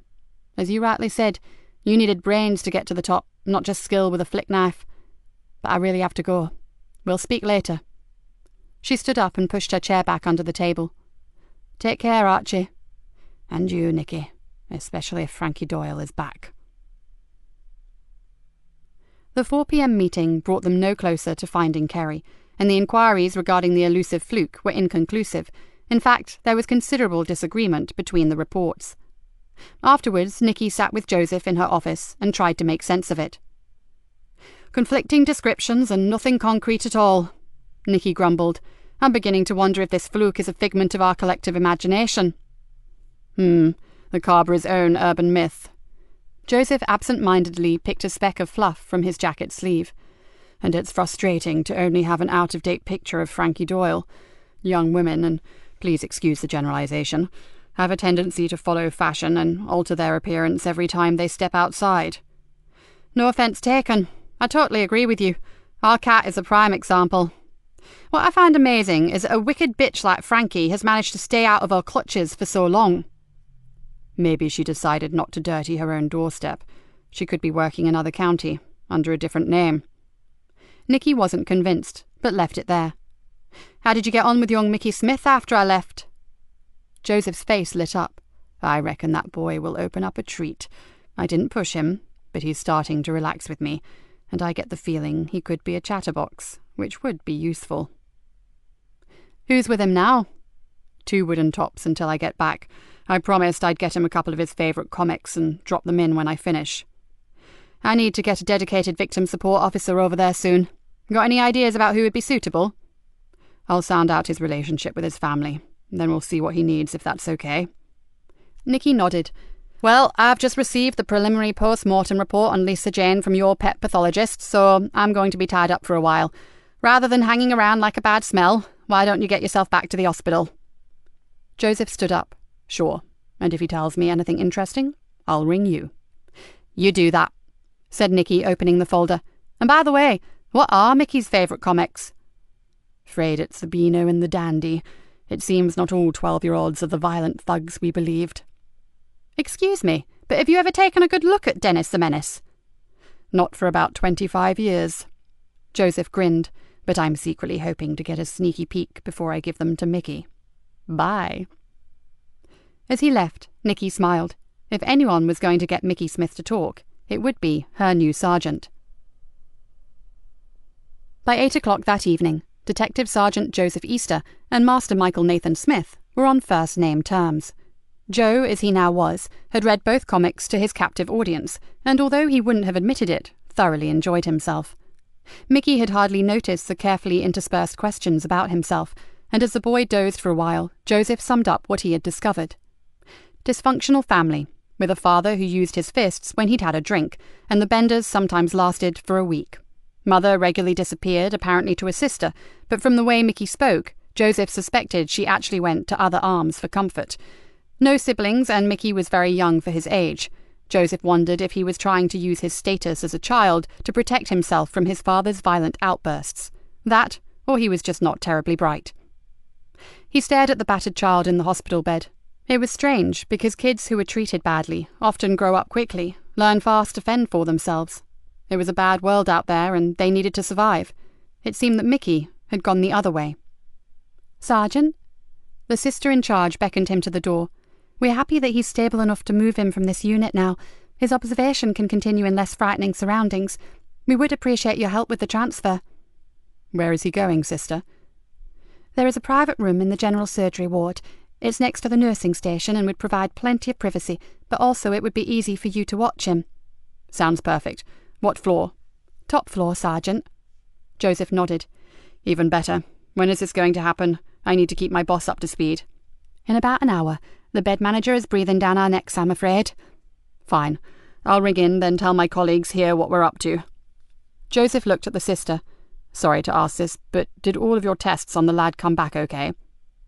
The woman's lips tightened. "We wouldn't be moving him if we were not completely happy, Detective." "Oh, I didn't mean that. I'm just concerned that he seems to have a rather erratic concentration span, and he talks very quickly, almost as if he's hyperactive." The sister softened. "That's very perceptive of you. Some old notes did mention a suspected learning difficulty when he was younger." She smiled. It's not his head injury, Sergeant. I'm afraid the childish behaviour is quite normal for Mickey. Half an hour later, Mickey was ready to go. You are coming with me, Joe. You won't leave me, will you? I'll be right by your side, no fear. Promise? I like the thought of a police guard. Your men are armed, aren't they? They're not much use if they can't shoot anyone who threatens me, and what if... The boy's agitation was becoming almost alarming. Hey, slow down, partner. This isn't a scene from Lethal Weapon. It's sleepy old Greenborough, remember? He reached across and held the boy's hand. No one is going to get to you, understand? You've got Sergeant Joe right here with you. Yeah, I have, haven't I? Now listen, if you just stay calm until we get you settled into your private room, then when the doctors have checked you over, I'll tell you a secret, right? A really big secret. What is it? Asked Mickey, temporarily forgetting his fear. You be a good lad, and you'll find out. Deal? Deal, Sergeant Joe. The trip was uneventful, and in no time Mickey Smith was being made as comfortable as possible in his new room. Very nice. Even I've never had a private room before, said Joseph in mock awe. Look, Mickey, they've even got pictures on the walls, and your own toilet. How snobby is that? A tall, stick-thin nurse threw him a conspirational grin and whispered, You're a natural with the lad. If you ever need a new vocation, I'd seriously consider paediatric nursing. Joseph raised his eyebrows and whispered back, You have to be joking. This is really hard work compared to catching criminals. Finally, one by one, the nurses left, the last one saying, He's very tired, officer. I suggest you let him sleep now. Joseph checked that his uniforms were in place outside, then drew up a chair. So what's your big secret, Joe? Muttered a sleepy voice. You won't ever tell, will you? Cross my heart and hope. I believe you, Mickey, interrupted Joseph, not wanting to hear the unfortunate child say that he'd hoped to die. In the job I had before this one, I used to have to guard people, very important people, just like you. Mickey yawned. So who did you protect? Joseph leaned across and whispered a name in the boy's ear. Then he moved back to see the child's dark eyes widen and the lips form an amazed O. Never. Yup, I really did. Mickey's eyes began to close, but the smile stayed on his face. I got secrets too. Joseph stiffened, but kept his tone soft. Really? Big as mine? Bigger. Wanna share them? Maybe. As Joseph watched, the child's breathing changed, and his ravaged face relaxed into sleep. Great timing, Mickey. He sat back and tried to make himself comfortable. But I'll still be here when you wake up. Believe me. Nikki closed the folder and let out a long, audible sigh. The forensic findings showed that Lisa Jane had been grabbed from behind and throttled to death with great force. The whole horrible incident would have taken only minutes. She hoped that Archie and his family might take some sort of consolation from that fact. She could just as easily have been incarcerated somewhere and tortured. Nikki tensed. Which could be the fate of Kerry Anderson, if they didn't damn well find her. "Ma'am, may I have a word?" She looked up to see WPC Yvonne Collins, dressed in civvies, waiting in the doorway. "Sure, problem. I hope not, but I've got bad vibes about something, Gov." Nikki pointed to a chair, and realised that Collins, a woman who had never been her greatest fan, had just called her Gov, and her tone had none of its usual rancour. "What's worrying you, Yvonne?" "Earlier today, Niall and I went to see an old snout of mine. We'd asked him about Fluke, and he said he'd get us some information and meet us at 5. Yvonne rubbed her forehead. "Thing is, we waited at the rendezvous, but he didn't turn up. And he's normally reliable. I've known Vic longer than some of my work colleagues, and he's never missed. D'you drop him anything? Just a token amount, Gov, from my own purse. I'd do the same. It keeps them coming back." Yvonne looked miserable. "It's not just that. I like the old boy. He's harmless and very intelligent. I'd hate something to have happened to him. I'm off duty now, and I'd like to go look for him, but I thought I should check with you first. I'm not sure that the carburer at night and out of uniform is a good move. It's far worse with your uniform on, believe me. But Niall has offered to go with me. Okay, but keep your inquiries low-key and your phones switched on. I don't want 2 damned good officers getting hurt for the sake of an old wino whose liver finally gave up on him. He may be a good old boy, but you know what I'm saying. Any sign of anything amiss, call for help. Understand?" "Absolutely, Ma'am, and thank you." Nikki sat and watched the officer leave, and quietly wondered about herself. That was the second time today she had praised her staff. Maybe she was like Archie, getting too long in the tooth for all the aggro. Then she thought about Kerry, and her heart hardened. No sodding way. Nikki Galena was as tough as ever, and ready and waiting to do battle. She would clean this town of the drug dealers if it was the last thing she ever did. Chapter 22. Joseph had dozed on and off, while still keeping an eye on the slumbering boy. The slightest movement or whimper from the direction of the bed, and he was wide awake in a nanosecond. If you wanted to stay alive on special ops, you learned to catnap but remain vigilant, and in his year away from the world he had learned how to meditate, which refreshed him more than an hour of sleep could ever do. Outside on the ward he could hear the nurses coming and going, buzzers bleeping and the occasional voice, but in the single room it was quiet. The last few days had been an unexpected roller coaster, and it was good to take a breather. He watched as the boy's chest rose and fell rhythmically, and decided that his move to Greenborough had been a good one. He liked his new team, even if the boss did call them dysfunctional, and then there was D.I. Galena herself. She was not what the jungle drums had warned him about. Yes, she had a vitriolic tongue, and yes, she could put people's backs up in an instant, but she was a complicated woman. There were deep, dark, and tangled parts to her, but there was also intelligence, shrewdness, and above all, compassion. It didn't show itself too often, but it was there all right. Joseph smiled and thought about Dave. Generally, he was considered a scruffy, lazy bastard, but D.I. Galena had made it her business to look deeper, and that was why Dave was working with her right now. Joseph didn't know the details. His guess was a disabled wife or mother, but the man had serious family commitments, which left him exhausted and with no time to look after himself. If the D.I. had been the hard-hearted harridan that so many thought her, she would not have taken the time to rescue Dave Harris. Then, of course, there was Cat Cullen.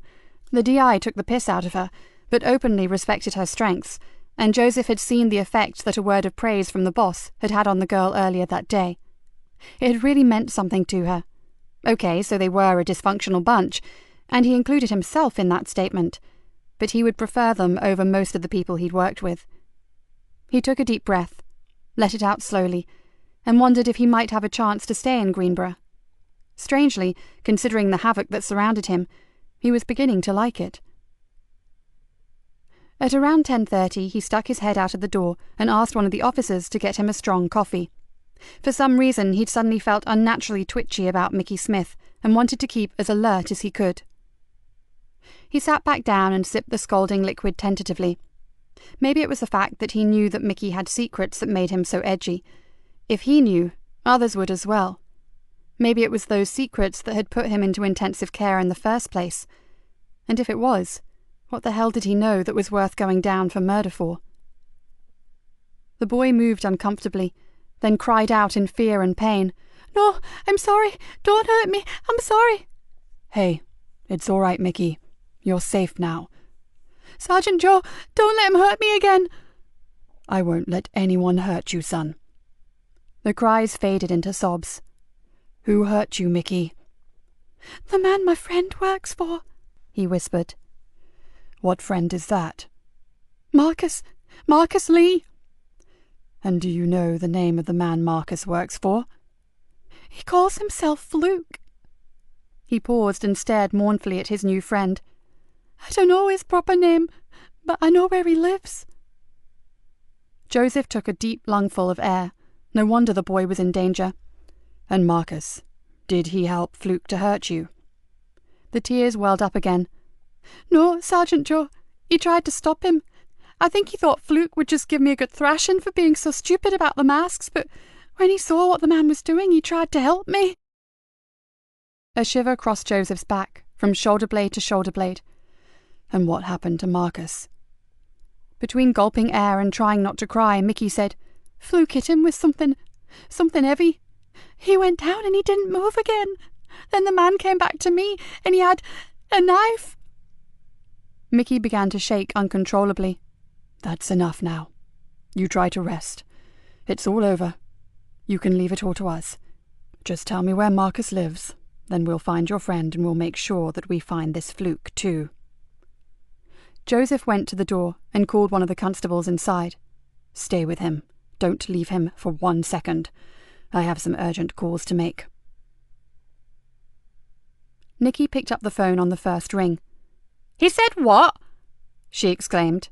"Yes, he doesn't know Fluke's actual address, but he said he could take us there."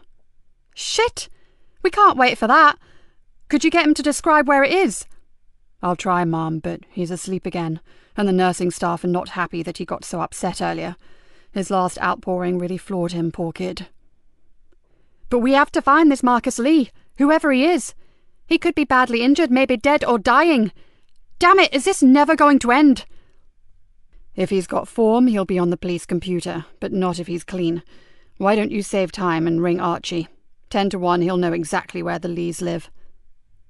"Good thinking, Sergeant. Now get back to your charge. Apart from keeping him safe, he's worth his weight in gold right now. And do all you can to discover Fluke's address. Mickey can sleep for days and have all the comics he wants after he helps us nail his attacker." "I'm onto it, Mom." Nikki caught the super just as he was leaving. She briefed him and promised to call him if anything of note happened. He had offered to stay, but Nikki had not liked the unnatural pallor of his face and decided the man badly needed some sleep. Having done that, she rang Archie, got an address for Marcus Lee, then after thanking the man profusely, she phoned Yvonne Collins on her mobile. "Any luck with that snout of yours?" "No one's seen him since lunchtime, Mum." The constable sounded both tired and worried. "Look, sorry to add to your problems, but would you two make an unofficial call on 201 Bristow Street? We're anxious to locate a young man who lives there named Marcus Lee. We believe he may be injured, possibly severely. Softly, please, Collins. We don't want to alarm his family if this turns out to be unreliable information, okay?" "We're quite close to there now, Mum. I'll ring you back. Oh, and Mum, there's an ugly feeling on the estate this evening." "Like what?" "Hard to put our finger on it, just feels really uneasy." "I'll pass on those good tidings to your sergeant, as if he wasn't stressed enough already. Hear from you soon." She closed her phone and strode along the corridor towards the lift.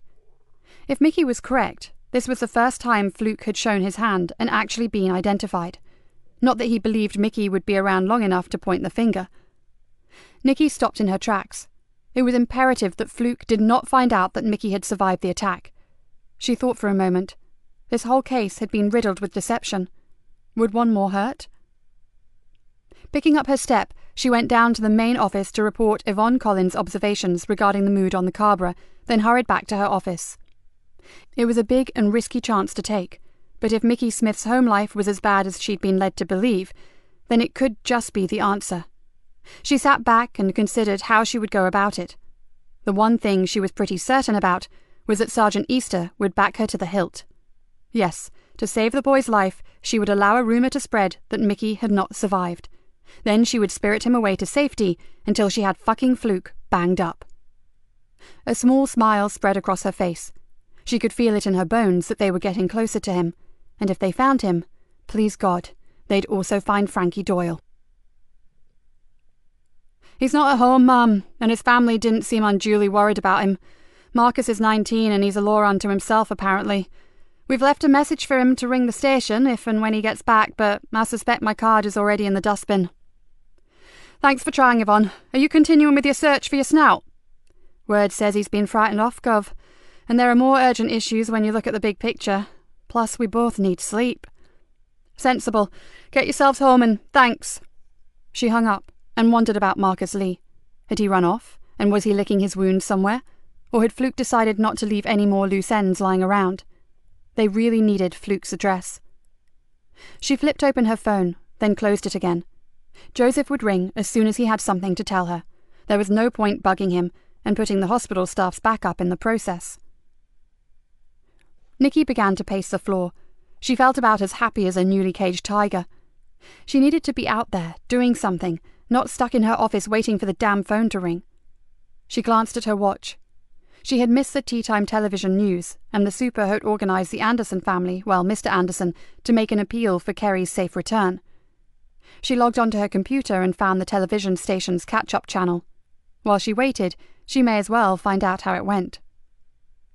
5 minutes later, she closed it down again. Anderson had been eloquent and seemingly devastated. His wife had sat silently beside him, and for the full interview had managed to look like a frightened rabbit caught in a headlight. The super was grave-faced and every bit a senior officer with the weight of the world on his shoulders. And why wouldn't he be? There had been no confirmed sightings of Kerry right across the region, and nothing from any other county force. Kerry Anderson had walked out into the night and disappeared without trace. Nikki wandered out to the CID office and stared at the glass evidence board with the words "Unidentified young white male" written on it. Mickey Smith.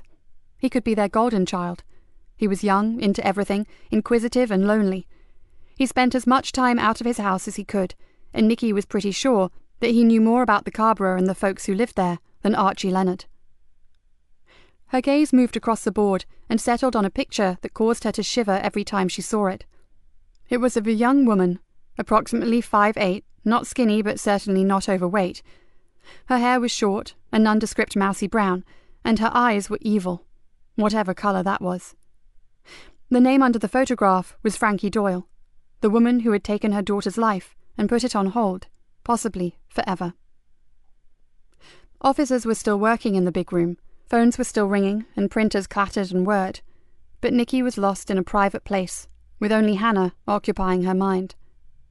She knew the grim facts about persistent vegetative state, and she knew that if it went on much longer, the hospital would be coming to her and asking that terrible question, the question that she could not even bring herself to contemplate. There had been miracles before, so why not a miracle for Hannah? Surely where there was life there was hope. That's what everyone said, and she was sure that Joseph would be the first to embrace that old adage, although he didn't seem to think it applied to his own daughter, Tamsin. Joseph. Nikki frowned and wondered why his opinions mattered to her. She had known him for such a short time, yet, no, this was not the time. She turned from the board and swiftly walked back to her office. As she opened the door, the phone screamed into life. "D.I. Galena here. I hope that's damn well you, Joseph Easter." "Funnily enough, it is, Mom." She could hear the excitement in his voice. "So, what have you got?" "First, a clear description of Fluke." Nikki scribbled down everything he said. "And what else?" "I've narrowed down his address to within 2 or 3 houses." "Brilliant. Fire away with that, and I'll get uniform and an armed unit straight round there." "Okay. This is what Mickey says. From the traffic lights on Main Ridge, go down Haltoft Lane, then into Fishmere Crescent. There's a small dead-end street down there. He can't remember the name, but there's only 6 or 7 small terrace houses. Fluke is staying in one of the middle terraces. It has a blue front door." "He's talking about Carson Villas. Quiet, tucked away. Perfect." Nikki sighed with relief. "If that kid were here right now, I'd hug him." "With 3 broken ribs. He wouldn't thank you for it." "Joseph, I need your thoughts on something." "Fire away, Mom." Nikki sank back in her chair and told him about Mickey Smith's faux demise. For a while, Joseph said nothing, making her wonder if she'd been wrong about him. Then he said, "I'll get an idea from the doctor of when he'll be safe to move. It's not just a good idea, Mom. I think it's critical to get him to safety." He paused, then added, "And to be honest, I don't think that's here." Nikki's shoulders tensed. "Why?" "Gut feeling, Mom." "Right, that's good enough for me. Get his name changed on the hospital records and talk to his doctor in the strictest confidence, understand? There must be no reports to the press on his progress. As far as the media are concerned, he's still in a serious life-threatening condition, and we have no name for him. It must be believed that we do not know who he is. That's vital." She paused. "And Joseph, I know you feel something of a personal responsibility for this boy, but you have to get some sleep yourself. We'd like to believe otherwise, but we're only human." "Speak for yourself, Mom. I'm off to find his doctor." Chapter 23. Nikki took the information that Joseph had given her and went directly to the CID room. Within minutes, the officers on duty had identified the correct property. It was time to go visiting. "This is a description of your target, Sergeant. We have no name, just a tag of Fluke.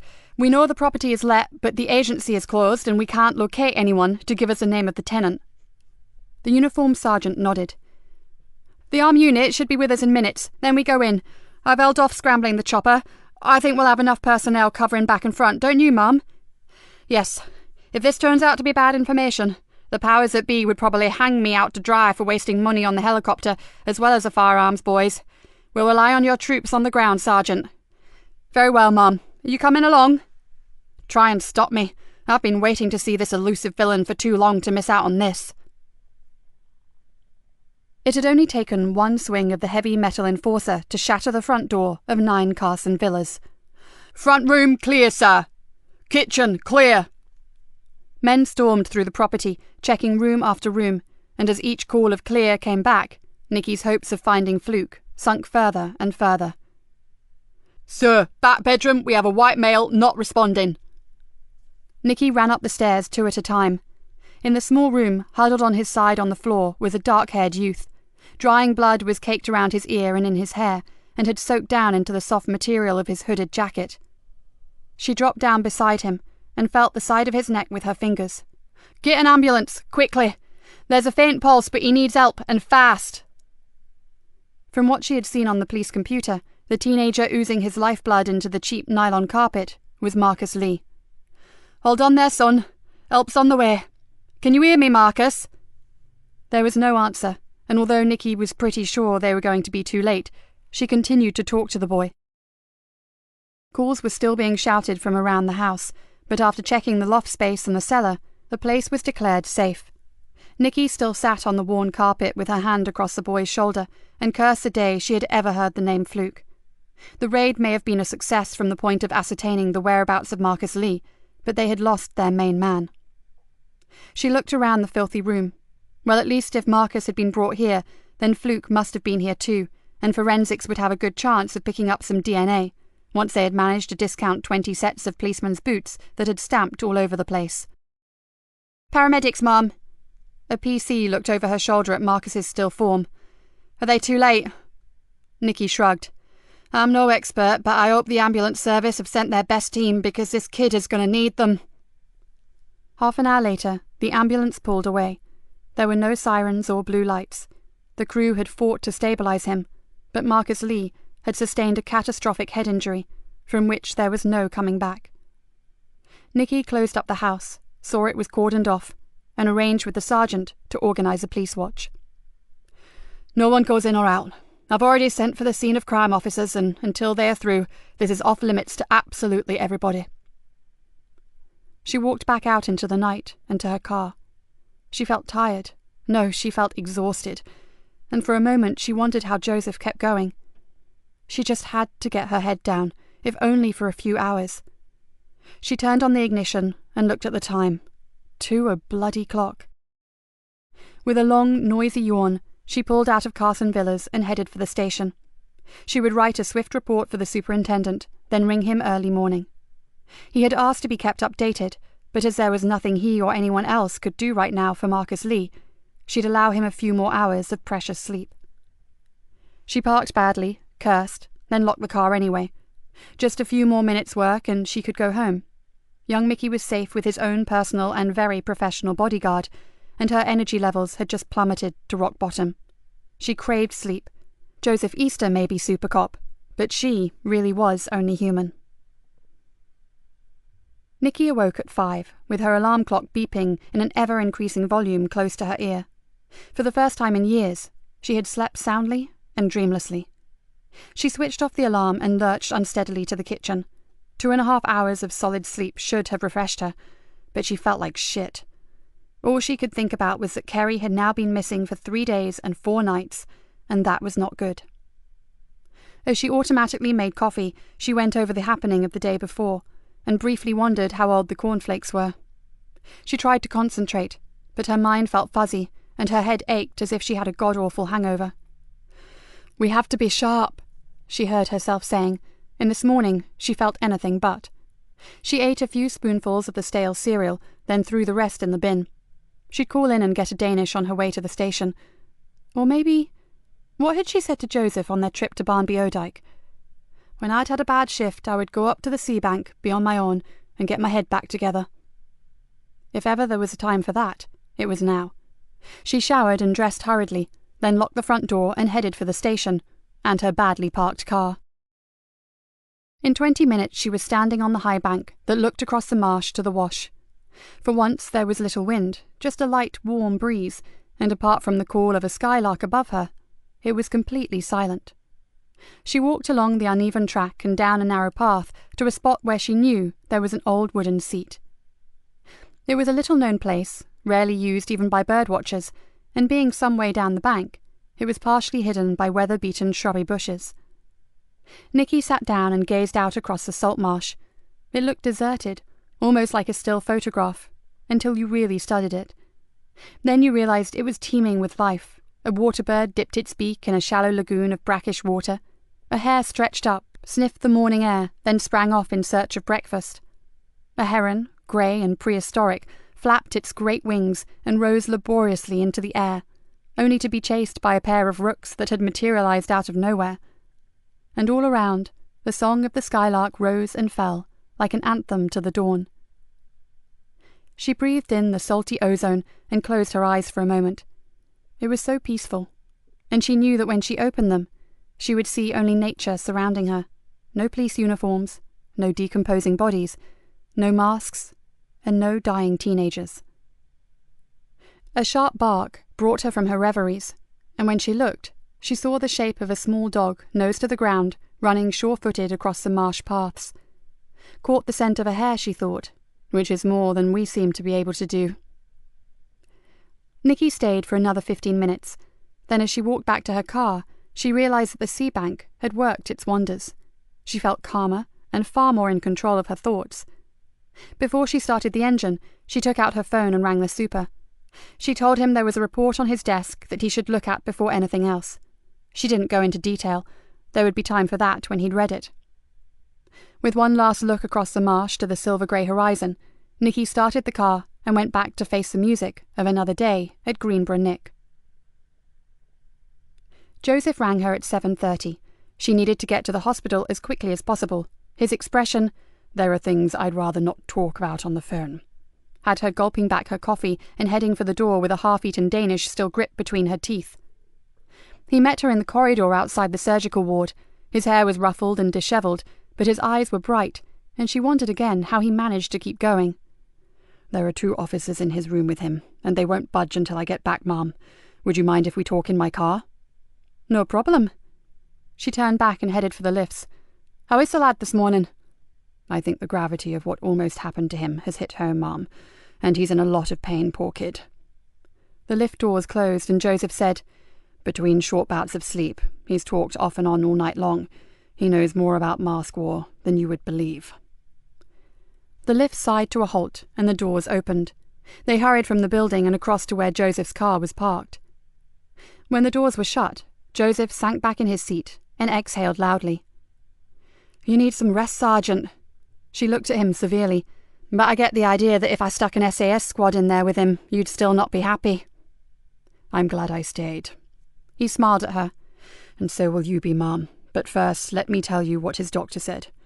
Dr. Langley is a smart guy. He won't compromise his patient's health, but he understands fully the danger he's in, so—" He stretched, then went on. "Langley is on the board of a small private hospital here in Greenborough. It's about a half-mile from the Nick, so it couldn't be more convenient. He's prepared to leak the news that their unknown young victim is being transferred to a city hospital where they have better facilities. They do have patients legitimately being transferred to both Nottingham and Leicester later today, so ambulances will actually be leaving on transfer runs." "While our boy is sneakily moved to his private facility?" "Absolutely. He'll go under a pseudonym into a carefully designated private room." Joseph smiled. "Langley's used to rich people needing to maintain their privacy, you know. Celebrities, politicians, etc." "That is perfect!" Her relation suddenly cooled. "But there's something I have to tell you before we go on. Mickey's friend, Marcus, he's dead, and I don't think the lad should be told. Do you?" "Damn it. No, I certainly don't." Joseph's face creased into worry lines. There's only so much a kid can take on board without lasting damage. Nikki quickly explained what had happened the night before in Carson Villas. Joseph's expression softened when she told him about Marcus's death. Tough on you, Mom, all things considered. A lot tougher on Marcus and his family, Sergeant. She threw him a weak smile. And I was fine, thank you. Different situation, different altogether. It was just another gruesome aspect to police work, and one I can handle. Nikki turned toward him. Now, what does this boy know that we don't? Phew, where do I start? He pushed his floppy fringe of dark blonde hair from his eyes. Most importantly, he knows all about the masks. Well, pretty well all about them. Marcus and Mickey were the distributors of the damn things, and Mickey, who is slightly hyperactive, didn't just do as he was told and get on with the job. He nosed around, trying to discover what was going on. Nikki rubbed her eyes and massaged the bridge of her nose. I now see why you're practically phobic about him. Keeping him safe is absolutely vital. She looked up. But getting everything he's told you recorded is almost as critical. Joseph reached into his inside jacket pocket and handed her a folded sheaf of papers. While he slept, I got it all down, Mom. It makes interesting reading, and I've also written down the address and contact number for Dr. Langley's clinic. Excellent. Now, I just need to decide what to do about his loving parents. Joseph pulled a face. Loving mother left home the night before last, for good. No forwarding address. Doting father went banzai, tore up the house, then went on yet another bender. Mickey has no idea, or gives a toss, where he is. Nikki shook her head. Archie said he wasn't the luckiest kid on the block, but this makes things easier for us, at least temporarily. They'll have to be found, but frankly, they're the least of my worries right now. And I'd better get back in there. You need a break, Sergeant. Once we've got him to safety, Mom. Let me stick it out until then. He looked at her, with those infuriatingly sincere dark eyes, then added, I'd never be able to rest now, would I? Okay, have it your way, but the moment he's settled, you go home. Understood? Perfectly, Mom. Joseph opened the door and stepped out. And thank you. I appreciate it. Nikki was met in the CID room by Kat, who was remarkably an hour early. Something's bugging me, Gov. She ran her hand through her spiked-up hair and looked earnestly at Nikki. I want permission to go back to the home of Terry James, the web designer, with a search warrant. What have you found on his computer, Kat? It's what I've not found, Gov. Something isn't right, and I've got a hunch that all is not what it seems in Rydell Street. Nikki looked carefully at her. It was unlike Kat to stick her neck out on a hunch, so her gut feeling had to be pretty strong. Have you got enough evidence for us to convince a magistrate to sign a warrant? I believe there is a third computer in that flat, Ma'am. We know that one of the ones we've seen has been hacked, and we assume from an outside cyber thief.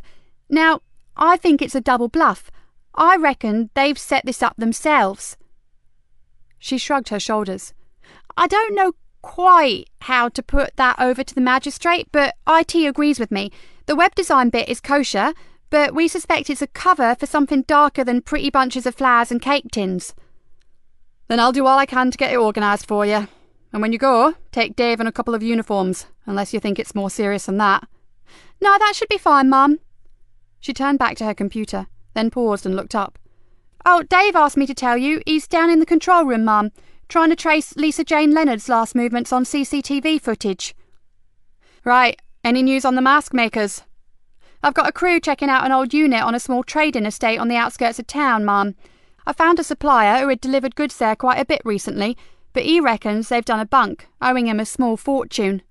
Kat grimaced, which coincides nicely with my disappearing lead. Well, keep at it, and I'll go sort out this warrant.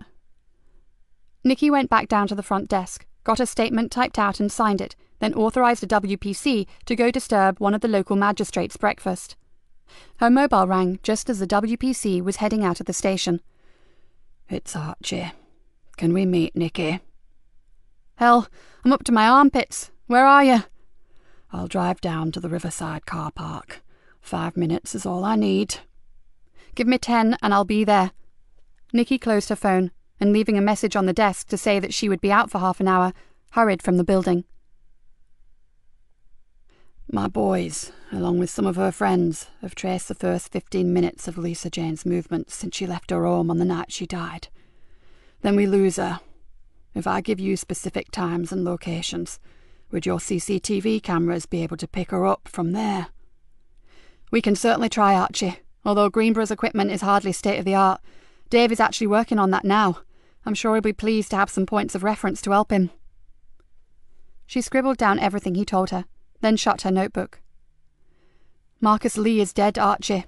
This Fluke character is favourite for his murder, although we have no proof. She paused, then added, "Yet." Ah, the mysterious Fluke again. I wanted to talk to you about him, Nikki. Archie leaned back against the bonnet of his old Mercedes and stared down at the river. I may be wrong, but since my family has been paying particular interest in this vermin, we have come across several very contradictory descriptions. And as my boys have been quite, how shall I say, well, forceful in their methods, I do not believe any of our informants are lying. We've had exactly the same. Nikki narrowed her eyes. So what does that say to you? That there is more than one Fluke. He raised his hands, palms up. What else can it mean? Unless he's a wizard at disguise, I totally agree. Although... It was her turn to stare thoughtfully downriver. I have no bloody idea what these bastards are playing at. For a while, neither spoke. Then Nikki said, "One of my officers said there was a bad feeling on the estate last night." And I expect we haven't helped much either. He gave Nikki a slightly apologetic look. We have offered to help you, and we appreciate your help in return, but it doesn't mean that the family isn't at boiling point. Some of the younger ones, Lisa Jane's peers, they're wanting blood. Hardly surprising, Archie, but for God's sake, rein them in. I don't have to tell you what more violence erupting on the Carborough would mean. Nikki paced up and down angrily. What with this bloody Fluke, masked gangs, the stabbing, the attacks and the death of Marcus Lee, added to your own tragedy and the missing student, we're at a fucking wit's end. I'm sorry, Nikki, and I'll do what I can with the young guns, I promise.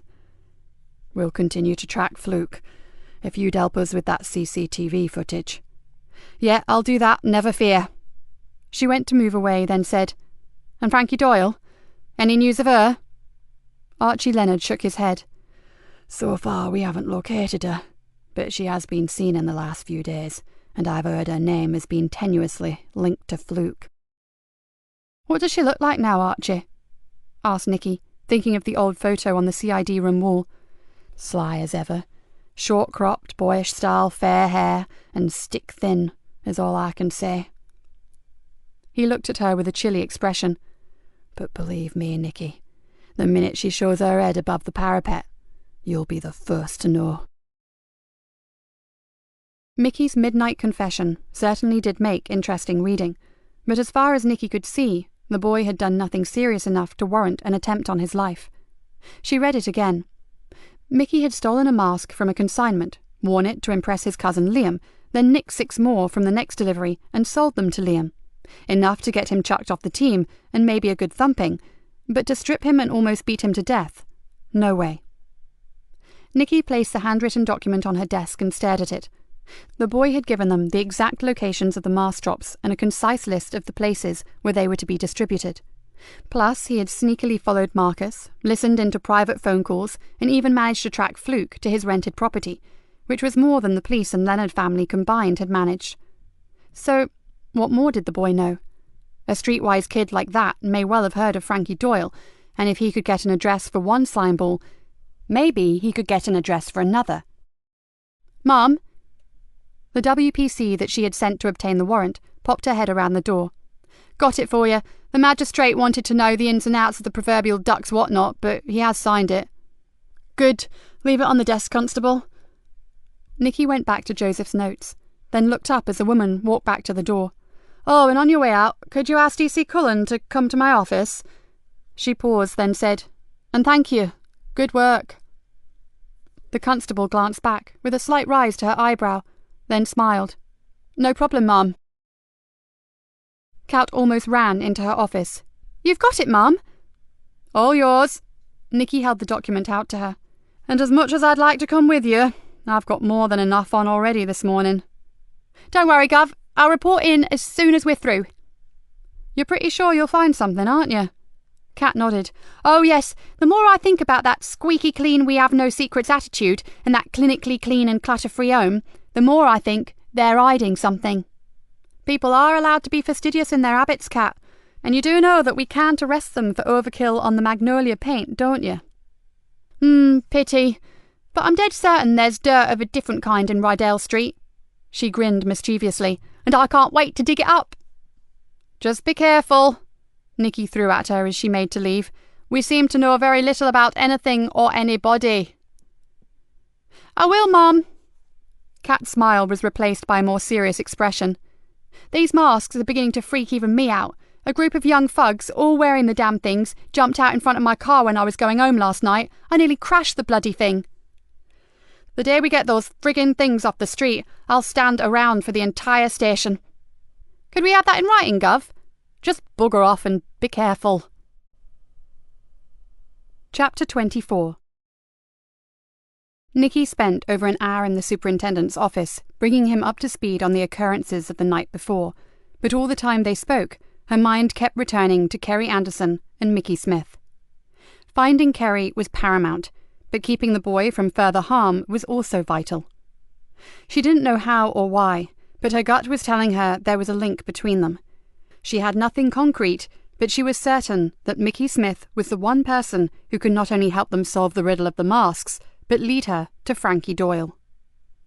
The superintendent had wanted to go over everything in detail, and Nikki finally used the excuse of expecting an urgent phone call to get herself free. She then hurried down the corridor to her own office, closed the door, and rang Joseph. "He's safe," said her sergeant, with considerable relief. "Transfer went off like a charm, Ma'am. Have you managed to read my report?" "Who needs intelligence when you've got the Carberra kid?" "Oh, he can talk for England. My ears ache. But it was worth taking the time to sort the wheat from the chaff, wasn't it?" "Certainly was.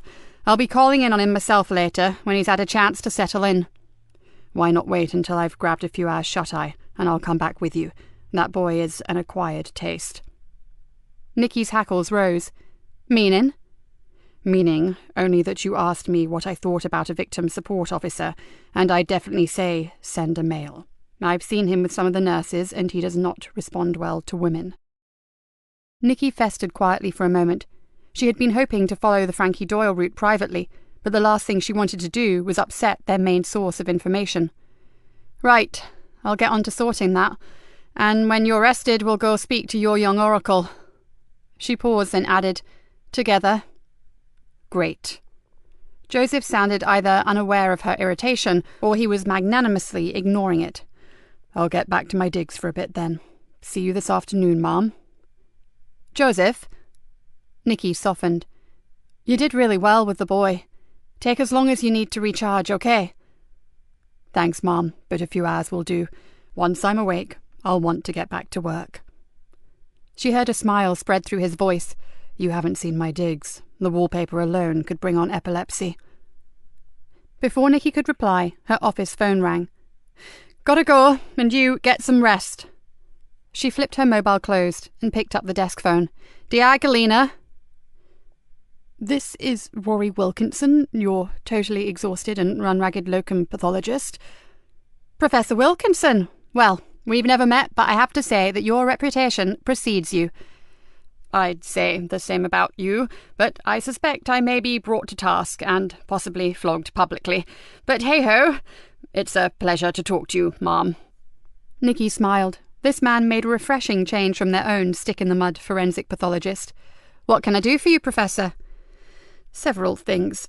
I'll start with the attack on the unknown young male in the recreation ground. We've identified 2 separate blood samples, and although I'm awaiting confirmation from the lab, one is almost certainly from the dead teenager that you so kindly sent me by overnight delivery. Let's see." There was a rustle of paperwork. "That would be Marcus Lee, which would seem to confirm that he was attacked in the same place as the injured child, then moved to the house in Carson Villas where he subsequently died." That fits with what we believe, Professor. Do you think you'll be able to isolate some DNA from the Carson Villa crime scene? Oh, by the bucket load, I should think. The residents there were perfect candidates for a visit from Kim and Aggie. I didn't need to even see the place to tell you it was a filthy hovel, and if the samples are anything to go on, their personal hygiene was far from meticulous. It wasn't good. I spent some time sitting on the carpet with that unfortunate boy. Oh, you poor woman. But I can recommend an awfully good dry cleaner. Nikki laughed out loud and marvelled at the unusual sound. Thanks, but I think I'll survive. What else have you got for me? Now, this next point is not so jolly. His voice changed. That lovely young woman, Lisa Jane Leonard. Sadly, whoever strangled her, and I'm sure you saw in my preliminary report that from the height and sheer strength of her assailant it was most certainly a male, left no traces of DNA. But Nikki felt him frowning. There was saliva on the side of her face. Someone kissed her? Asked Nikki with surprise. Nothing so pleasant. Someone spat on her, and having fast-tracked the DNA results, I can tell you it was a woman. Nikki's brain threw up an instant picture of Frankie Doyle's evil eyes. So, continued Rory Wilkinson, if you just happen to come up with an accessory to murder, and you suspect she has a heart as cold and hard as a grave digger's shovel, then I'd be more than happy to prove you correct, if I can only get her onto my dissecting table, that is. If it's the woman I think it is, I couldn't think of a more fitting place for her, muttered Nikki through gritted teeth. Spoken with sincere venom, Inspector. I like that, said the pathologist appreciatively. Now, finally, I have to say, and please don't think I'm complaining, but just because I'm filling in while your own eminent professor is boring the pants off anyone who's still awake in the Royal Courts of Justice, don't feel that you have to pack every moment of my fun-filled day with new forensic challenges. Strangely, I actually find the odd hour or two of sleep quite acceptable, and I've seen very few of those since I arrived. Nikki had heard about this pathologist many times, seen a few photographs of him, and even read some of his work on police-related cases. He was a tall, gangly man with a droopy fringe, a beak of a nose, and thin, wire-rimmed glasses. His weird wit was legendary, and he was happy to tell the world that he was as camp as a row of tents. But over the years, he had proven himself to be one of the finest home office pathologists in the country. Nikki had just not realised that in the strangest of ways, his black humour when dealing with such a gruesome job was almost a breath of fresh air. "Believe me, there is nothing I'd rather do than give you a peaceful life, Professor. But sadly, my lovely Greenborough market town has turned into something more akin to a 21st century location for the Night of the Living Dead." "I have to agree. And because of that, dear lady, I must let you get on, and I shall return to my homely little chamber of horrors, of which, by the way, the door is always open if you care to visit." "I'll remember that, and thank you." Nikki hung up the phone, and her recent amusement faded. Frankie Doyle had contacted Lisa Jane a few days before she was killed, and a woman had spat on the girl's dead or dying body. Nikki's eyes narrowed to little more than slits. It had to be Doyle. But why the hell couldn't they find her? She had half the police force and most of the local villains out looking for her, and zilch. Nikki cursed. She didn't want to pin too much hope on the kid, but Mickey Smith was looking like her last hope. Fluke was linked to Doyle, and Mickey knew Fluke, ergo, Mickey may well know Doyle too. She glanced at her watch. Almost midday, and Joseph wouldn't be in for a while yet. It was very tempting to just ignore his advice and go see the kid on her own. But did she dare risk it? She flopped down in her chair and stared at her sergeant's report. The answer was probably not. Apart from shooting herself in the foot if her plan backfired, it was hardly fair on Joseph if she cocked up all the hard work he'd done gaining the boy's trust. Oh, but finding Frankie Doyle was a very strong incentive. No. Nikki closed the debate she was having with herself. Like it or not, she'd wait, and use the time to catch up on the latest reports from Kerry's search. An hour later, Kat Cullen came striding through the door from the CID room with Dave Harris puffing along behind her. From your expression, I gather your policeman's nose was correct. Was it ever, Gov? Said Dave, easing himself into a chair. She's got good instincts, our cat. So, from the beginning, please. The bad news is that the Terrys are not directly connected to the case. Kat scratched her cheek, which is something of a bummer after all the work we've done tracing the mask design back to them. So why are you two looking so bloody pleased with yourselves? Asked Nikki impatiently. Because there was another computer in the house, in a very interesting attic room, answered Kat. Blimey, Gov, I've never come across the like in all my life, said Dave, his eyes wide in almost childlike incredulity. Sadly, I have, added Kat. When I worked Vice. The thing is, Mum, Lyco Rapture is the brainchild of Mr. and Mrs. Squeaky Clean, only the dirty bastards are far from that, and that particular perverted game is just one of many. The pretty web design stuff is legit, but they keep it up purely as a front. So they are the originators of the Rat Death masks? Nikki felt mildly confused. No, some sleazebag downloaded the game, saw the hideous creature, nicked the character's design for the masks, and named it Griffix. So it's another dead end. Not exactly. Kat leaned back against the wall. James and his wife are both top IT boffins. I checked her out after she said she'd worked at the university, and she did. She taught high-level computer studies. He's a graphic designer, moved on to web design, and the other thing they have in common is weird sex. The more perverted, the better. Nikki's mouth dropped. You are talking about the same couple that we met the other day. Oh, yes, Gov. Mr. and Mrs. Prim and Proper have produced some of the worst pornographic computer games I've ever seen in my life. And they charge extortionate money to download them, Mum, added Dave. One of them costs nearly 500 quid. And as you can imagine, Gov, it's not one to play with your mum or dad around. Kat screwed up her face in distaste. We've got them both downstairs in custody, Gov, and frankly, I think we are only scratching the surface with these games. If it's okay with you, I'd like to hand the old thing over to a specialist unit to deal with.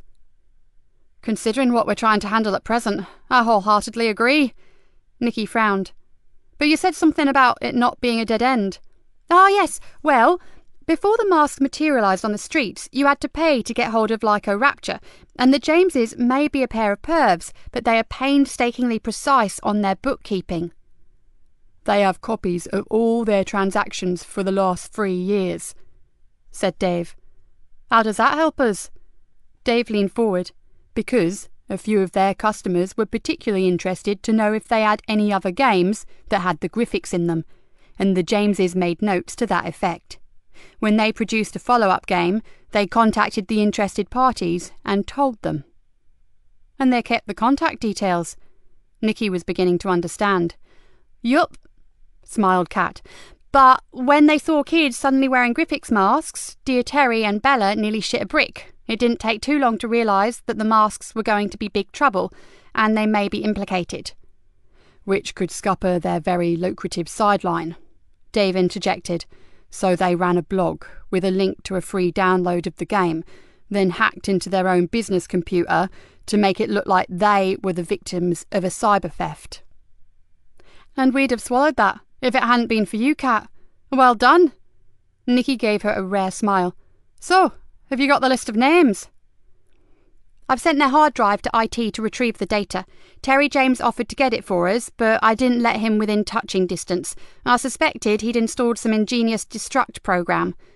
Smart thinking. Nikki sat back in her chair and looked inquiringly at Dave. So, tell me about this attic room of theirs. Dave's eyes widened again. Well, part of it was like some high-tech recording or photographic studio, more equipment than it would take to launch the space shuttle, but the rest was more like a home cinema. He swallowed noisily. Big screen and a row of seats, but they weren't like normal armchairs. His face reddened, and he looked helplessly at Kat. They were electronic, Gov, and the coverings were made of thick rubber.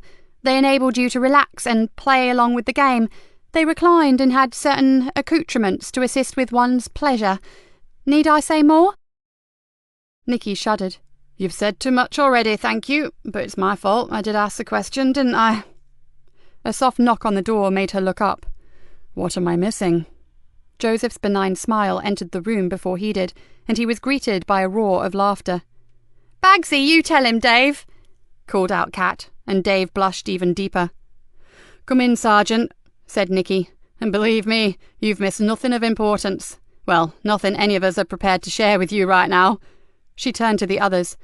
"Okay, you two get onto those contact details and let me know what you come up with. The Sergeant and I are going out for a while." Chapter 25. The private hospital was concealed at the back of a small industrial estate. From the front, it looked like an upmarket office block, nothing like a fancy clinic, and that was perfect as far as Nikki was concerned. Mickey, now known as Jonas, from his favourite group, Lincoln, his favourite football team, was in a small private room on the first floor. When he saw Joseph, his eyes lit up. Then a sullen look spread across his face when he saw that his hero had not arrived alone. "Hi, champ. How's the pain?" "Okay, I suppose," he mumbled. "Who's she?" "Well, that's a nice way to talk to my boss." He grinned at the boy, then leant down and whispered something in the child's ear. After a moment or two, Mickey gave her a half-hearted smile, and Joseph continued. "Right, let's start again, shall we? Allow me to introduce Detective Inspector Nikki Galena. Governor, this is Jonas Lincoln." "Hello, Jonas. Do you like your new room?" "It has TV. Loads of channels, look." He pressed a handset and the screen shot dizzily from program to program. Good stuff. And they tell me the food is ace as well," said Nikki, hating the small talk and desperately wanting to get on and grill the child. "I guess," he said miserably, "but everything tastes weird to me. The doc says I swallowed a lot of blood." "It'll pass, and you'll soon be enjoying whatever you want. You'll see," said Joseph with a grin. "Now, are you up to answering just a few questions for us?" "I'm pretty tired." He closed his eyes and blinked a few times for effect. "Then we'll get it over very quickly, and you can rest," said Nikki. "Now, I've heard from my sergeant here that you're a really smart kid, and I'm wondering if you know something about someone, something that no one else seems to know." Mickey drew himself up on his pillow and looked at her suspiciously. He reacted to the compliment, but was obviously wondering who she was talking about. "Ever heard of Frankie Doyle?" Mickey didn't even need to consider his reply. "I don't like her." "You know her?" "I've seen Marcus talking to her, and hey, have you guys found Marcus? Is he okay?" "Sorry, sport. We've got no news for you yet." Joseph looked apologetic, then turned to Nikki and with a tiny wink said, "See, Mum, I told you this was the boy to ask. Not much gets past Jonas here. So, you've actually met this Frankie Doyle?" Mickey, Jonas, visibly inflated when he heard Joseph's words of praise. "I know her well enough to stay clear of her, and the people who do mix with her say she's not right." "Not right about what?" "Not right in the head is what I mean." He shifted uncomfortably and clutched at his damaged ribs. "I don't want to talk about her." "Has she ever hurt you, Mickey?" asked Nikki. "Don't call me that. My name is Jonas. Sergeant Joe said so." "I'm sorry, Jonas, but I have to know about her. Does she live near you?" "No, she moved away, but she's been hanging around again." Nikki had a strong feeling that the boy had had some kind of dealings with her at some point in his young life, and she had not exactly made a good impression. "Does she hang around with Fluke?" "Maybe, but I've never seen them together." He looked at Joseph pathetically. "I'm really tired, Sergeant Joe. Can we leave it at that, please?" "Sure. One last question and we'll be off. Have you seen her with anyone in particular?" The boy shook his head slowly. "No, no one.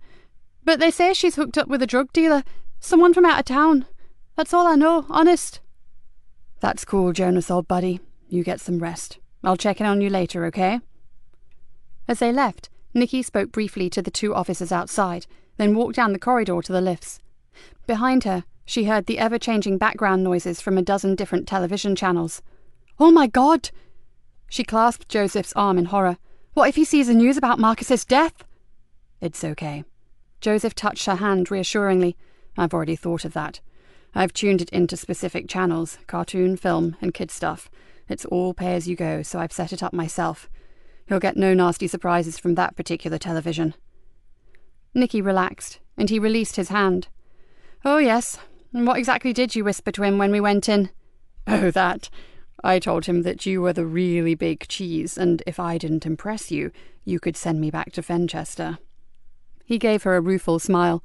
"I told him to make me look good, or I'd be history." Many a true word and all that, Sergeant Joe.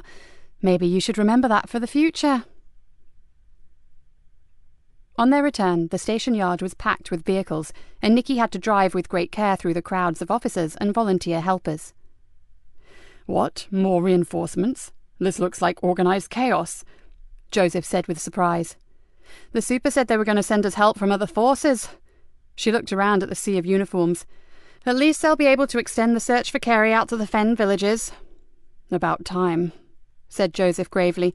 "This is day 4. If we don't find Kerry soon, we'll be searching for a body, not a survivor."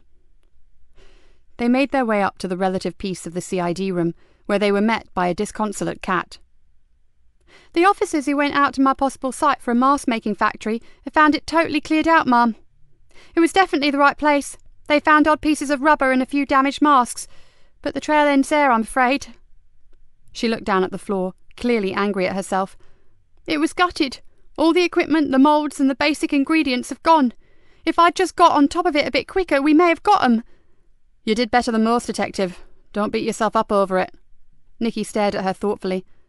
"I suppose they paid their rent in cash and under a bogus name." "Naturally. And Scarpa'd owing most of it." "No one saw them go? No one could identify their vehicles?" Cat sighed. "No, and the area is dead seedy. No cameras, no security. They just disappeared into the night. It's like they never existed." "Cheer up. You did your best," said Nikki. "What are you working on now?"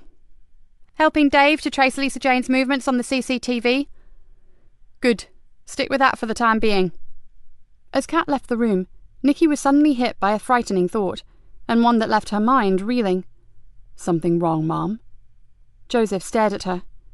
For a moment she could only look at him. Then she said, "I'm not sure. Grab us a drink if you would. Something's just occurred to me, and I could do with a hefty shot of caffeine to help me get my head around it." As Joseph went to the coffee machine, Nikki carefully removed a large map of Greenborough from the wall, took it into her office, and tacked it up where they could see it. Joseph placed the mugs on the desk, then threw her a puzzled glance, but remained silent. Still trying to rearrange her thoughts, Nikki pulled a tin of coloured marker pins from her drawer and began to stick them in various parts of the map. "Think about this, Joseph, and tell me what it says to you.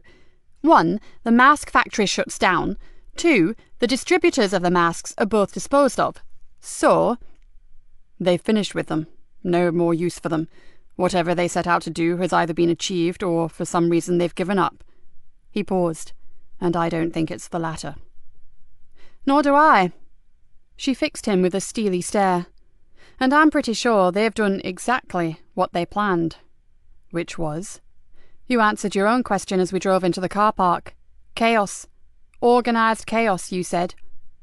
Joseph stared at her uncomprehendingly. "What if?" Nikki rubbed hard at her temples with her middle fingers and tried to concentrate. "What if the whole damn manic scenario is just a smokescreen for something else, something bigger?" She began to pace the room, and suddenly felt other things start to slot into place in her mind. "Oh my God." She stared at the map. "Why didn't I see this before?" "What?" demanded Joseph. "What the devil have you seen, and what could be bigger than multiple murders and abduction?" Nikki grabbed another handful of coloured pins. "Where do we believe Lisa Jane met with her killer?" She stabbed a pin into the map. "Somewhere close to this area, right? Now." She didn't wait for an answer. "We have the university here." Another pin. "Kerry walked off from here and was accosted on the sea bank at this point where her phone was found." A red pin. "Lisa Jane's body was left in the barn way out here." She jabbed a blue pin into a spot close to the coastline. "And all those pins I'd already placed indicate Mickey's list of where the masks were delivered and the specific places where the boys were told to take them." She drew in a deep breath and pointed at the map. "Notice anything, Joseph?" For a moment he frowned and stared unblinkingly at the pin-spotted map. Then his eyes widened, and his mouth made a silent "oh." "Exactly." She slowly circled her finger around the one area that was pin-free. "The docks. The only location in Greenborough that isn't either heaving with flat-footed policemen or being patrolled both day and night by vengeful criminals. Something is going to happen at the docks. Joseph sank down onto a chair. I don't believe it. You mean all these petty crimes, the gang fights, the mask war, the murders, all orchestrated just to keep us chasing our tails and tearing our hair out? His face paled. Dear Lord, even Kerry Anderson's abduction. What better than a missing girl to tie up every man and woman on the force? And even our natural enemies, the Leonards, have been thrown into disarray while they hunt for the killer of one of their own. As you said, total chaos. She picked up her coffee and drank it back. And another thing. She picked up Joseph's earlier report of his talks with Mickey and leafed swiftly through them. I know exactly why they tried to kill your boy. She found what she was looking for, then flung the folder on the desk. I thought so. Mickey Smith was selling masks to his cousin, who lives here. She stabbed a finger on the map, in a small estate of cottages right on the edge of the docks. Joseph puffed out his cheeks. That's why they were so specific as to where the masks were distributed, and why they chose Scarborough. The damn place is located way across Greenborough at the farthest point from the docks. He leant forward, head in hands. And Mickey, the silly little sod, was introducing the masks straight into their mask-free zone. And where there's masks, there's coppers, so he may possibly have corrupted their whole plan. She grimaced. No wonder Fluke lost his rag. He could see the whole operation going straight down the pan. And the whole operation is drugs. Nikki almost whispered the word. In her world, it always came back to drugs. Listen, I have to go speak to the superintendent. Meantime, do you have any mates in Peterborough CID? Someone both in the know and that you trust implicitly? Joseph thought for a moment. Yes, I do. What do you want me to ask them? Word from the city street. Rumours of an incoming consignment, probably cocaine. A big one, and I mean really big. To go to all this trouble, it has to be massive. Joseph jumped up. I'm on to it, Mom. With her head still spinning, Nikki ran up to the superintendent's office and told him everything that she suspected. Would you ring that friend of yours? The one in the Met, sir? He helped me once before with information regarding a big drugs ring. Before she'd even finished speaking, Rick Bainbridge had picked up the phone and asked to be put through to London. 5 minutes later, he carefully replaced the receiver on the handset and looked at her squarely. It looks like you were right, Nikki Galena. The undercover drug squad have intercepted information that a huge amount of cocaine will be hitting the streets in the next few days. They just have no idea where or how it's coming in. He ran a hand through his iron-grey hair and shook his head. You really mean all this carnage is a distraction? I do, sir. What would focus us more than a murder inquiry? What would stretch us to the limits more than a hunt for a missing girl? And what would use up our remaining manpower more than trying to quell a gang war? What's the old saying? Divide and conquer. Well, sir, they've divided us, but I'll be damned if they'll conquer. Nikki's brain was moving into overdrive. The drop is obviously imminent, isn't it? They've stopped making the masks and killed off their distributor. Her eyes lit up. But they have no idea that we have sussed what they are up to, and that puts us in the driving seat, sir. We need to get onto HM Customs and Revenue and the port authorities and see what ships are due to berth in Greenborough Port. And we'll have a very big and extremely well-armed reception party waiting for them. The superintendent seemed to have suddenly shed a few of the years that he had put on over the past days. I'll get onto that immediately, and I'll involve the Special Drug Squad. They have a protocol for dealing with something as big as this. It's my guess that the gang who have arranged all this will think it's going to be a walk in the park. Well, thanks to you. It'll be far from that. Rick Bainbridge smiled warmly. Well done, Nikki. If we pull this off, your job will be safe and secure until you decide to draw your pension. Or just until I ruffle a few more feathers, sir. But thanks. I appreciate all your support recently. I know I've been a total pain in the ass. She stood up abruptly. But this can wait. Kerry Anderson is still out there somewhere, and I have to find her. One more thing, Nikki. All cooperation with Archie Leonard stops here. I know you're fond of him, for reasons that I don't really want to know about, but this could be the biggest drugs bust of the century, and like it or not, the Leonard family are criminals. We can't afford for a single slip-up, and talking to him constitutes an unacceptable risk. Do you understand where I'm coming from? Nikki nodded.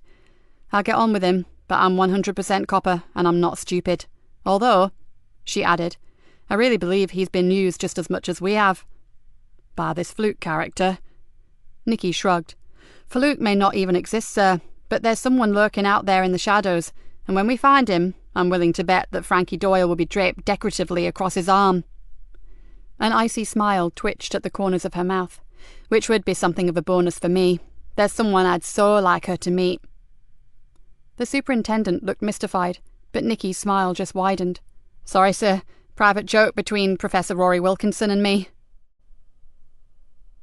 Chapter 26. Joseph hurried back to the DI's office with his news. Peterborough was on high alert for an imminent shipment, and the estimated street value was in excess of £3 million. Something that some evil shits would consider well worth killing for. He knocked on the door, and hearing no reply, stuck his head round. The room was empty, and he decided that she must still be with the super.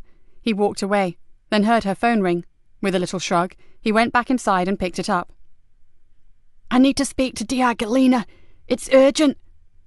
The voice was female, and sounded to Joseph as being distinctly odd. Can I take a message, or get her to ring you back? There was a long pause, and he thought the woman had rung off. Then he heard her say, I have to speak with her, and there's no time left. Joseph tensed. Who is this, please? My name is Frankie Doyle, and there are things that she has to know. The name alone sent a shiver coursing down Joseph's spine. Was he actually talking to the woman who had deliberately tried to kill Nikki's daughter? Listen, I'm D.I. Galena's sergeant. Tell me what it is she needs to know, and I'll make sure she gets your message the minute I see her. No good. It's her who needs to hear this, and she needs to hear it from me. Then give me your number. I'll go find her now. There was a strange sort of hollow laugh from the other end of the phone. Then he could have sworn he heard the woman start to cry. Are you hurt? Do you need help? The answer was a muted sigh. Yes, I need help. But it's too late. There was a pause. Then the woman said, You sound nice. Whoever you are, just tell her that she's got it all wrong. Everything she ever believed about me. It's all wrong. Where are you? Hiding. Why? There are some very bad people out there. They kill pretty girls. Joseph froze. What do you know about that? Everything. And I have to see DI Galena about it. Tears broke through. Don't you understand? I have to see her. Look, I'll get her, okay? Just stay on the line. No, I can't. It's not safe. I made a big mistake, and now... Another pause. Now I'm scared, Mr. Policeman. You probably don't know what that's like, but I'm really scared. I do know about being scared, Frankie. Honestly, I do. But I want to help you. Just tell me how I can do that. Joseph looked frantically out of the door, but no one was in sight, and he was running out of things to say to keep her on the line. If I can, I'll be at the old cattle market in 1 hour. The river end. No promises, but I'll try to get there. Tell her to come, but no other Rozzers, understand? Or I'll disappear, got it? Sure, I understand. But Frankie, can I go with her? There was a long pause. If you must, but only you, Mr. Policeman. No others. The phone howled in his ear. Frankie Doyle, if indeed it had been Frankie Doyle, had gone. Joseph tapped the receiver swiftly and asked for a trace. 2 minutes later, Joseph uttered a word that rarely escaped his lips and went to find his boss. Joseph? Nikki's voice echoed down the corridor. There's a Dutch cargo vessel docking in 2 hours' time, then nothing for 2 days. It has to be the one. Nikki stopped and stared at Joseph's confused expression. Aren't you pleased? It looks as though we're right. I'm sure we are, Ma'am. Peterborough confirms that they have heard the rumours. Just no time or location. So why the long face? Because you just missed a call from Frankie Doyle on an untraceable pay-as-you-go mobile. What? Nikki's voice rose several octaves. When? Are you sure it was her? With her mind in turmoil, she pushed her office door open and pointed inside. Close the door. Nikki spun around. What the hell did she want? To talk to you. About what exactly? Joseph relayed the conversation word for word, then leant heavily against the door and stared directly at her. I know you hate her, and with damned good reason, Mom, but I think she's in trouble. Real trouble. Fucking good luck, spat Nikki, With all my heart, I hope she is." She sounded terrified. Joseph stared at the floor, and I mean terrified. Nikki felt as if her head could explode at any moment, but she fought for control and grittily said, "She's a con artist, Sergeant. Even your pet kid said she's not right in the head, for Jesus Christ's sake." Joseph gave her a disparaging look at the blasphemy, and once again her original anger at him welled up. "Get real, Sergeant Joe. You've just been talking to a cold-blooded, heartless psycho. Do you honestly think she was telling you the truth? Are you really that gullible? Because if you are, I don't think I want you on my team." Joseph clamped his jaw tightly, but said nothing in his defence. The pressure in her head was building, and without premeditation, she grabbed at her desk lamp, picked it up, and flung it against the wall. The crash echoed around the small office, and shards of glass scattered across the floor. Then everything went quiet, and the crushing force inside her head slowly abated. She looked across at Joseph, who was standing immobile and silent by the door, and said, "I'm so sorry. That was unforgivable." "Smart move, actually. It's what they teach you in anger management." "What the hell do you know about anger management?" she whispered, still trying to understand why that dreadful, evil woman would evoke such violent reactions in her. "Plenty. I've screamed into more pillows and smashed more plant pots than you've had hot dinners. But that's another story." He looked at the pile of mangled cheap metal and glass in the corner. "Hope that wasn't one of your favourites." Nikki looked at it and shook her head. "I don't think I've ever even noticed it until I picked it up." She sat down heavily in her chair. "And when I said that was unforgivable, I was referring to what I said to you, and I apologise." She looked up at him. "What on earth are we going to do? The ship is arriving in under 2 hours, and now this. What should we do?" "At the risk of endangering more electric light fittings," Joseph raised his hands in the absence of a white flag and said, "I have to say that I would meet with Doyle, even if just to see what the hell she's on about." Nikki took a deep breath.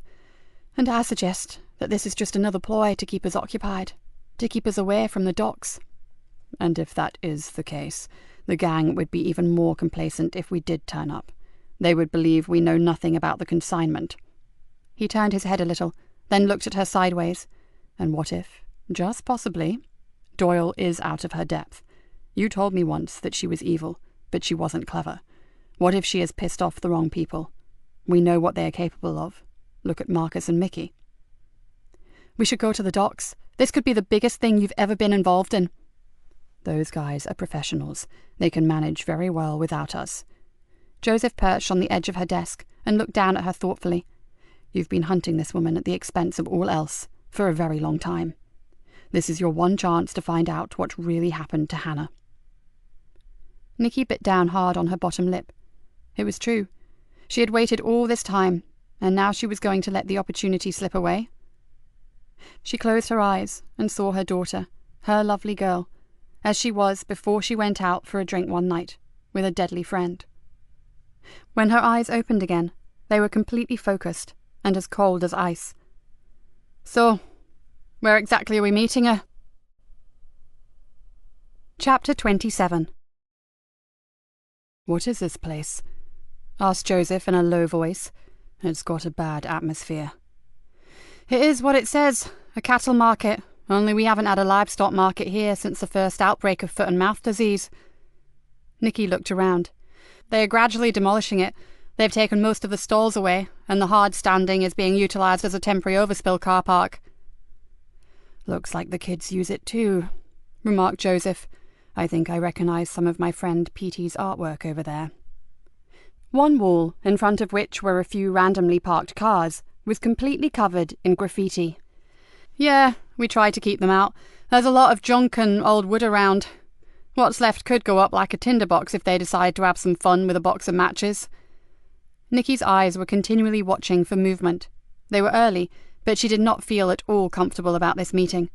The place was secluded, but not completely unused. People took shortcuts through it to the town centre, and although not many felt confident enough to park their cars there, it was frequented on a fairly regular basis. She looked around again and shivered. She could hardly believe that she may be meeting her nemesis after all this time. "Where did she say again?" Joseph watched as a man with a scruffy dog skirted around a derelict wooden office and sauntered slowly towards the riverside path. "The river end, that's all she said." Nikki didn't like it. Every nerve ending was screaming out that something was wrong. But Joseph, the ex-Special Forces officer, seemed strangely oblivious to the dangers.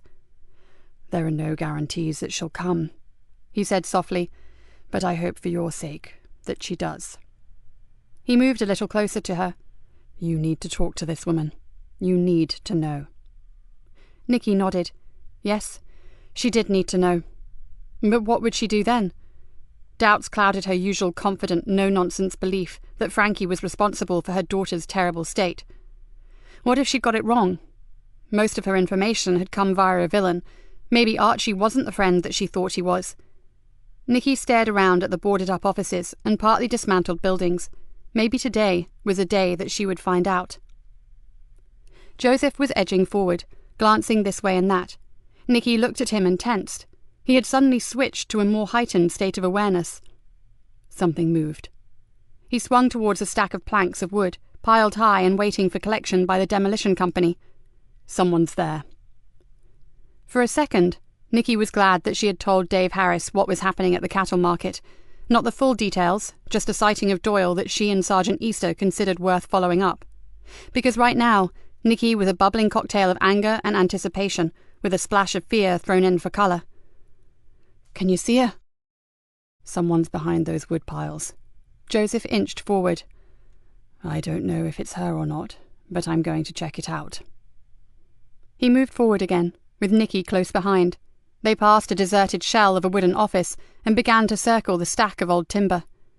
"Frankie sends her apologies." The voice was low and slightly muffled, but its intent was crystal clear.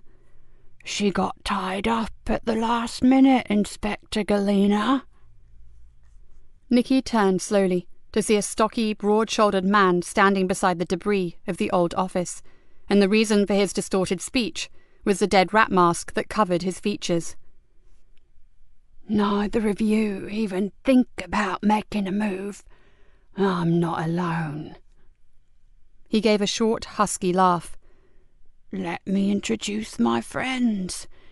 This is someone you've been looking for recently."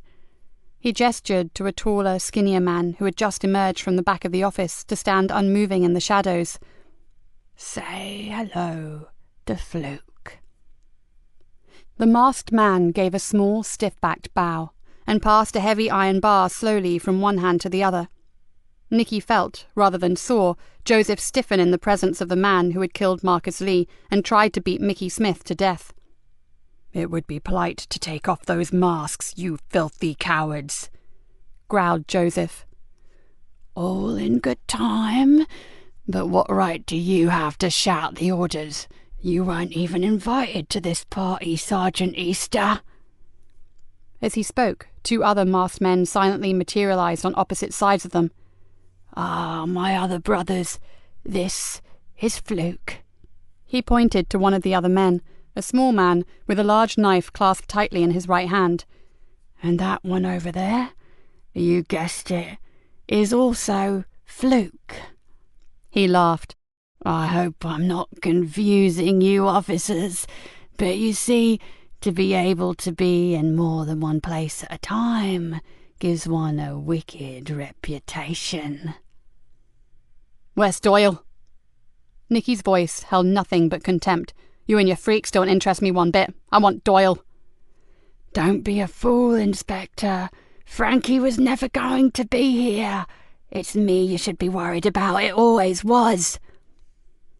As the man ranted at her, Nikki half heard his words and half watched Joseph as she saw him glance back along the narrow avenue that they had just innocently walked down, and visibly pale. To her horror, she looked past him and saw the reason why. Across the concrete parking area, a young woman was just unlocking her car and extracting a child's pushchair from the boot. Her knowledge of the area automatically kicked in, and she saw in her mind the children's play school situated at the end of the river walk. She even saw the rainbow-coloured sign above the doors, "Busy Little Bees." She swallowed hard and tried to think of a way of alerting the girl to the dangers that lay ahead of her. "One word from either of you, and I'll let one of my freaks have her, for as long as they want her, if you see what I mean." The voice had a sibilant quality, and Nikki imagined snake eyes beneath the mask. "Then just let her go on her way," she hissed back. "She has nothing to do with any of this. It's me you want, isn't it? Well, you got me, so let her be." "Then you better be as quiet as the grave. Her life, or maybe just her sanity, depends on it." As they spoke, the click-clack of the woman's shoes got closer. Nikki's mouth was dry as chaff, but she managed to whisper to Joseph, "Say nothing. Do nothing." "Wise words, Inspector," came softly from behind her. The silent masked men had blended back into the shadows, and as the girl got closer, it took all of Nikki's strength to stop herself screaming out loud for the woman to run for her life, or she may never see her child again. At that point, her helplessness, her inability to change this terrible situation, caused the world to slip into slow motion. All Nikki could see was the girl's long auburn hair swaying from side to side as she walked, handbag casually over her shoulder, and pushing the bright blue buggy ahead of her. And for the first time, since Emily Drennan had died in her arms, Nikki prayed. "Oh, dear Lord, don't let this happen.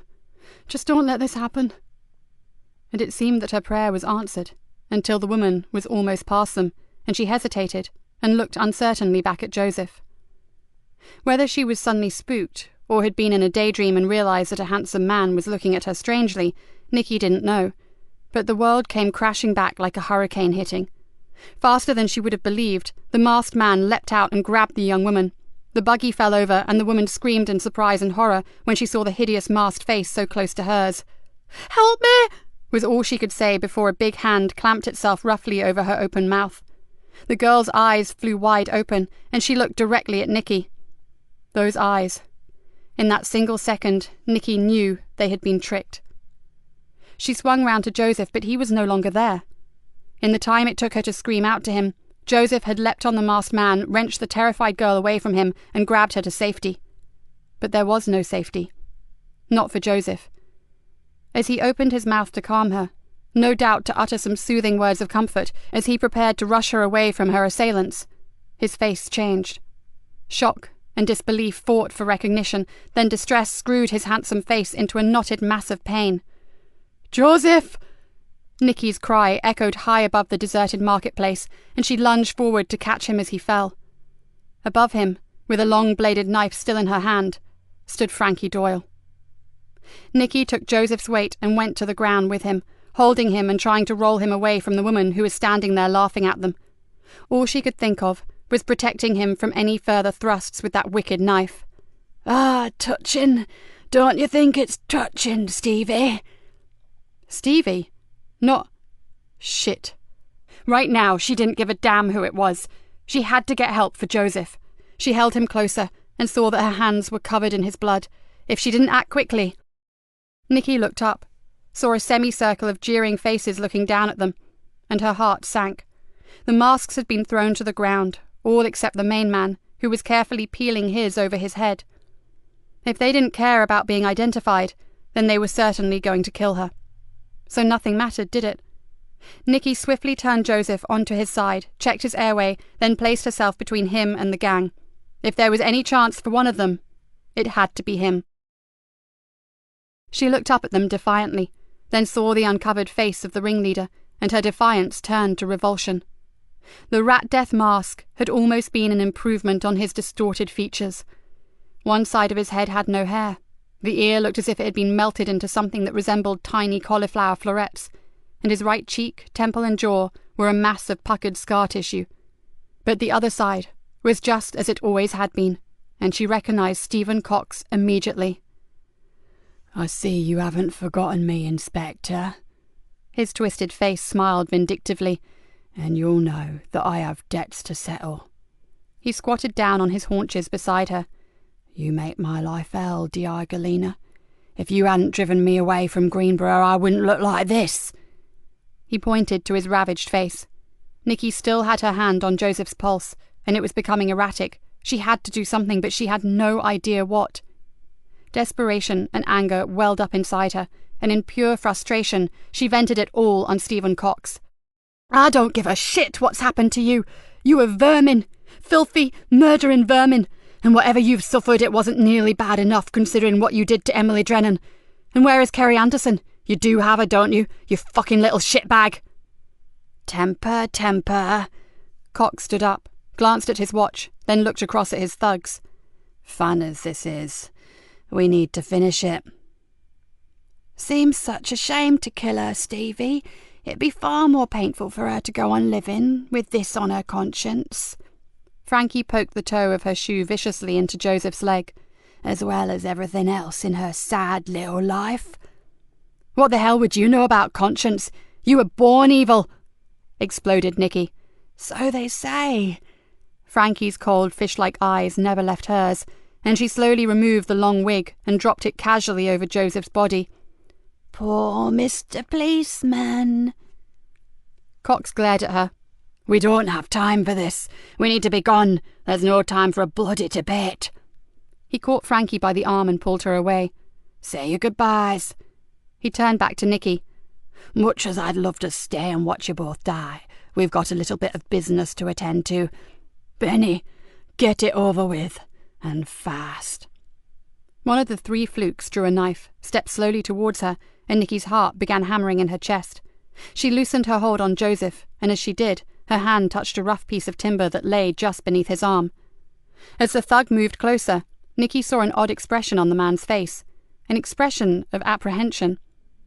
In that second, as she saw the man's Adam's apple move jerkily in his throat, she knew instinctively that he had never killed before, and she seized the moment. With nothing left to lose, Nikki grabbed the piece of wood and launched herself at him, swinging the makeshift club with every ounce of strength she could muster. She landed a crushing blow on the side of the man's head. Taken completely by surprise at her sudden attack, the man screamed in pain and crashed to his knees before lurching forward and laying still. It wasn't until Nikki saw the blood pouring from his temple that she noticed the ugly rusted nails sticking from the end of her impromptu weapon. Her eyes snapped up and swiftly took in the amazed faces of her assailants. Then, still clutching the bloody chunk of wood, she sprang back to Joseph and stood over him like some fearsome shepherd protecting her lamb from the wolves. Nikki barely knew what happened next, but she did hear a loud shout echo across from the far side of the car park. Police! Get away from her! Now! Then she heard the wail of sirens and saw the two remaining flukes spin around in shock.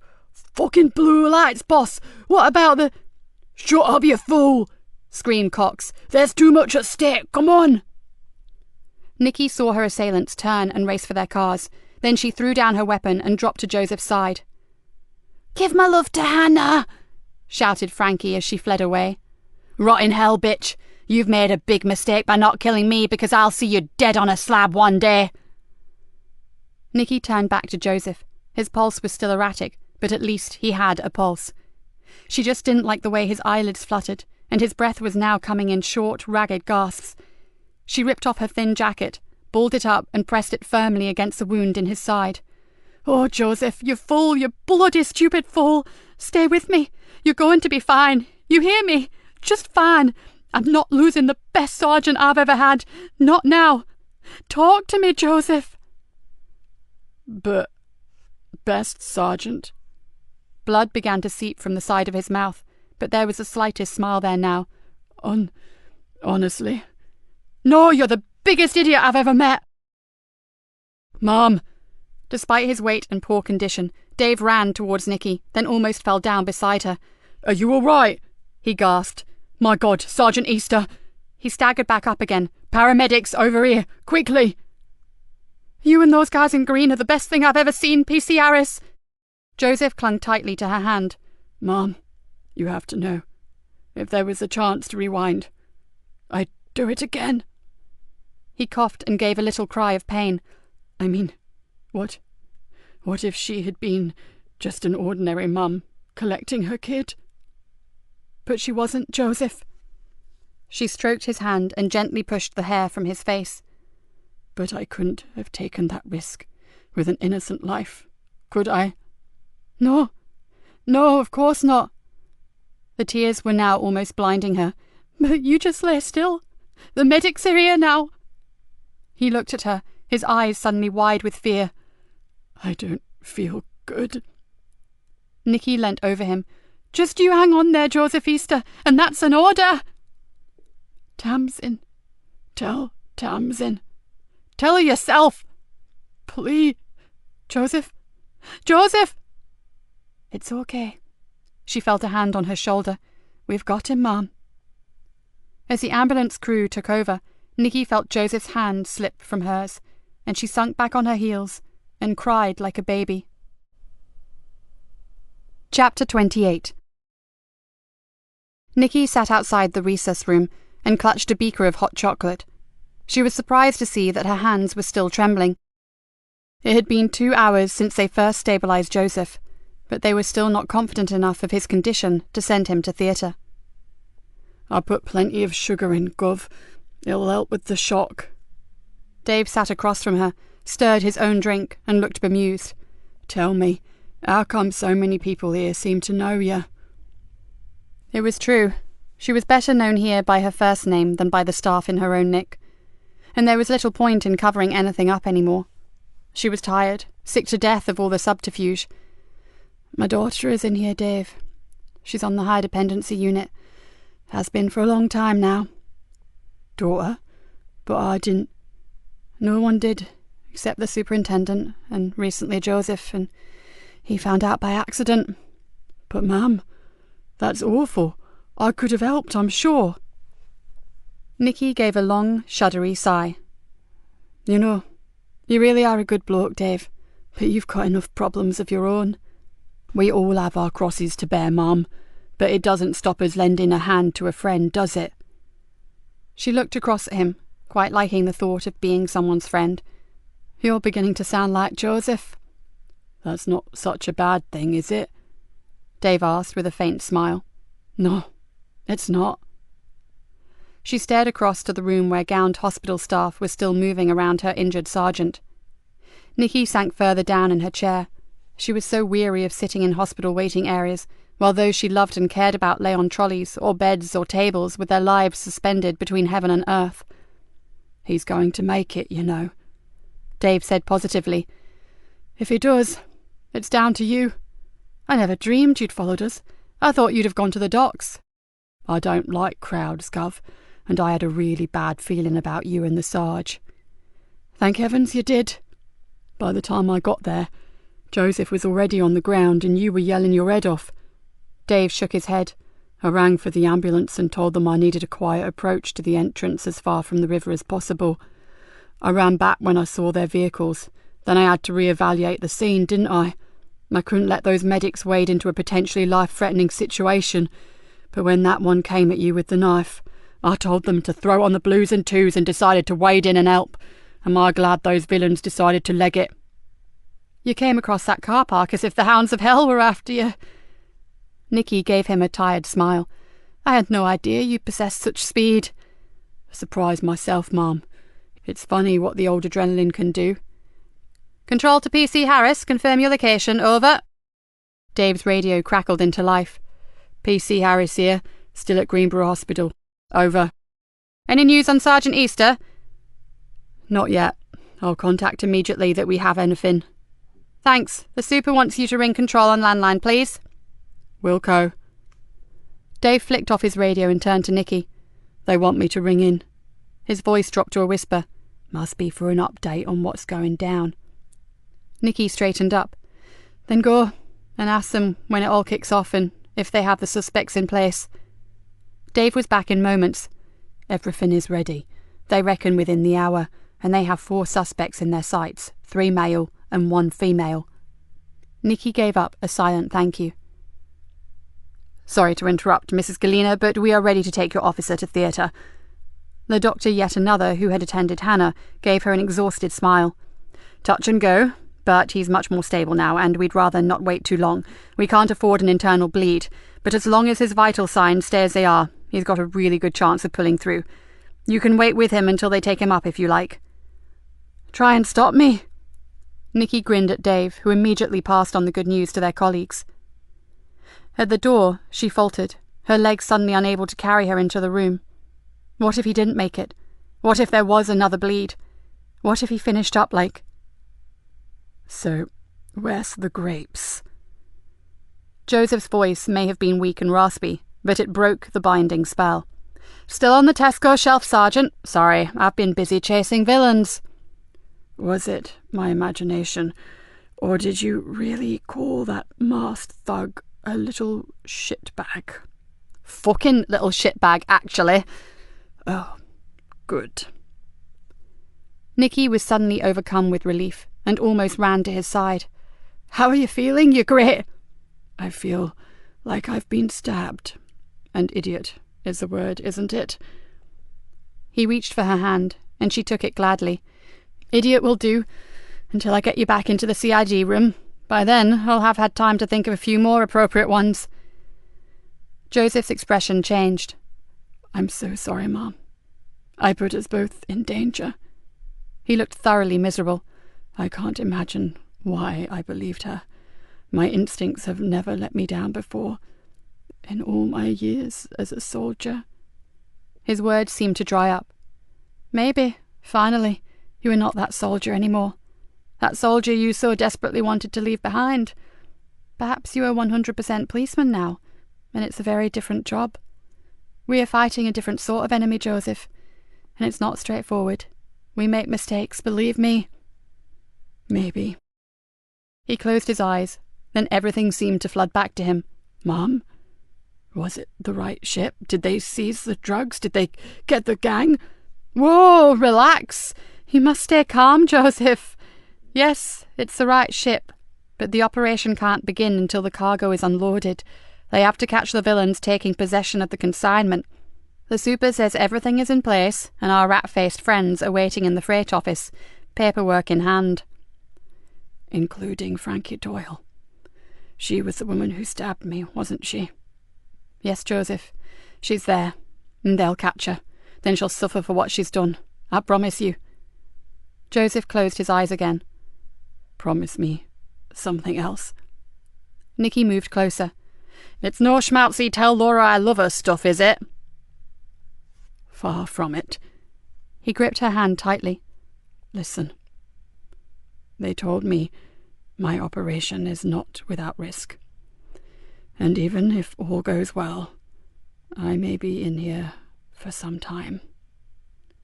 I know that, but you are going to be fine. I have it on the best authority from your #1 fan, Dave Harris. She looked around, and on cue, Dave lifted a hand and waved through the observation window. Joseph smiled at the man, then turned back to her, his face deadly serious. Frankie Doyle, when you get her into custody, and I have no doubt that you will, do it by the book. Promise me, Mom. Nikki frowned. What do you mean? You know exactly what I mean. She's done you immeasurable damage. He gripped her tighter. But don't give her 1 inch to play with. Not one tiny discrepancy where she could have anything on you and get herself off. He gave her a small smile. I know you'd like to tear her limb from limb, slowly and without anesthetic, but for God's sake, treat her with kid gloves. She has to go down. She has to go to prison, and she has to stay there, Mom. His breathing became laboured, but he hadn't finished. And don't forget, she is probably the one person who knows where Kerry Anderson is. If you antagonize her even more, she'll never tell us anything. Before Nikki could answer, a voice called out, Time to go, Joseph! 2 porters stood in the doorway, and the doctor and a small army of nurses began organising drips and monitors for his trip to theatre. Don't wait around here, Mom. Get yourself down to the docks for a piece of the action. I think I've had quite enough of that for one day, thank you very much, Sergeant. Maybe I'll do as suggested, and leave this one to the professionals. As the bed was pushed towards the door, he called back, Whatever you do, don't let her win. She followed him along the corridor towards the lifts. Good luck, Joseph, she whispered. I'd like to pray for you, but it doesn't seem to have worked too well recently. As the lift doors closed, he smiled wanly and said, Oh, I wouldn't say that. I'm still here, aren't I? Dave met her in reception. There'll be a few nails being bitten down at the docks right now. Nikki nodded. Normally, she would have given her eye teeth to be part of the raid, but not this time. This time, she would prefer to keep close to the operating theatre. And anyway, a horrible lethargic tiredness was creeping into her bones. Today, she and Joseph had been a hair's breadth from death, and she was feeling the aftermath.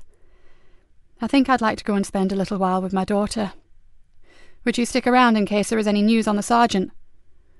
Of course, and I'll come and get you if I hear anything, either about Joseph or from the station.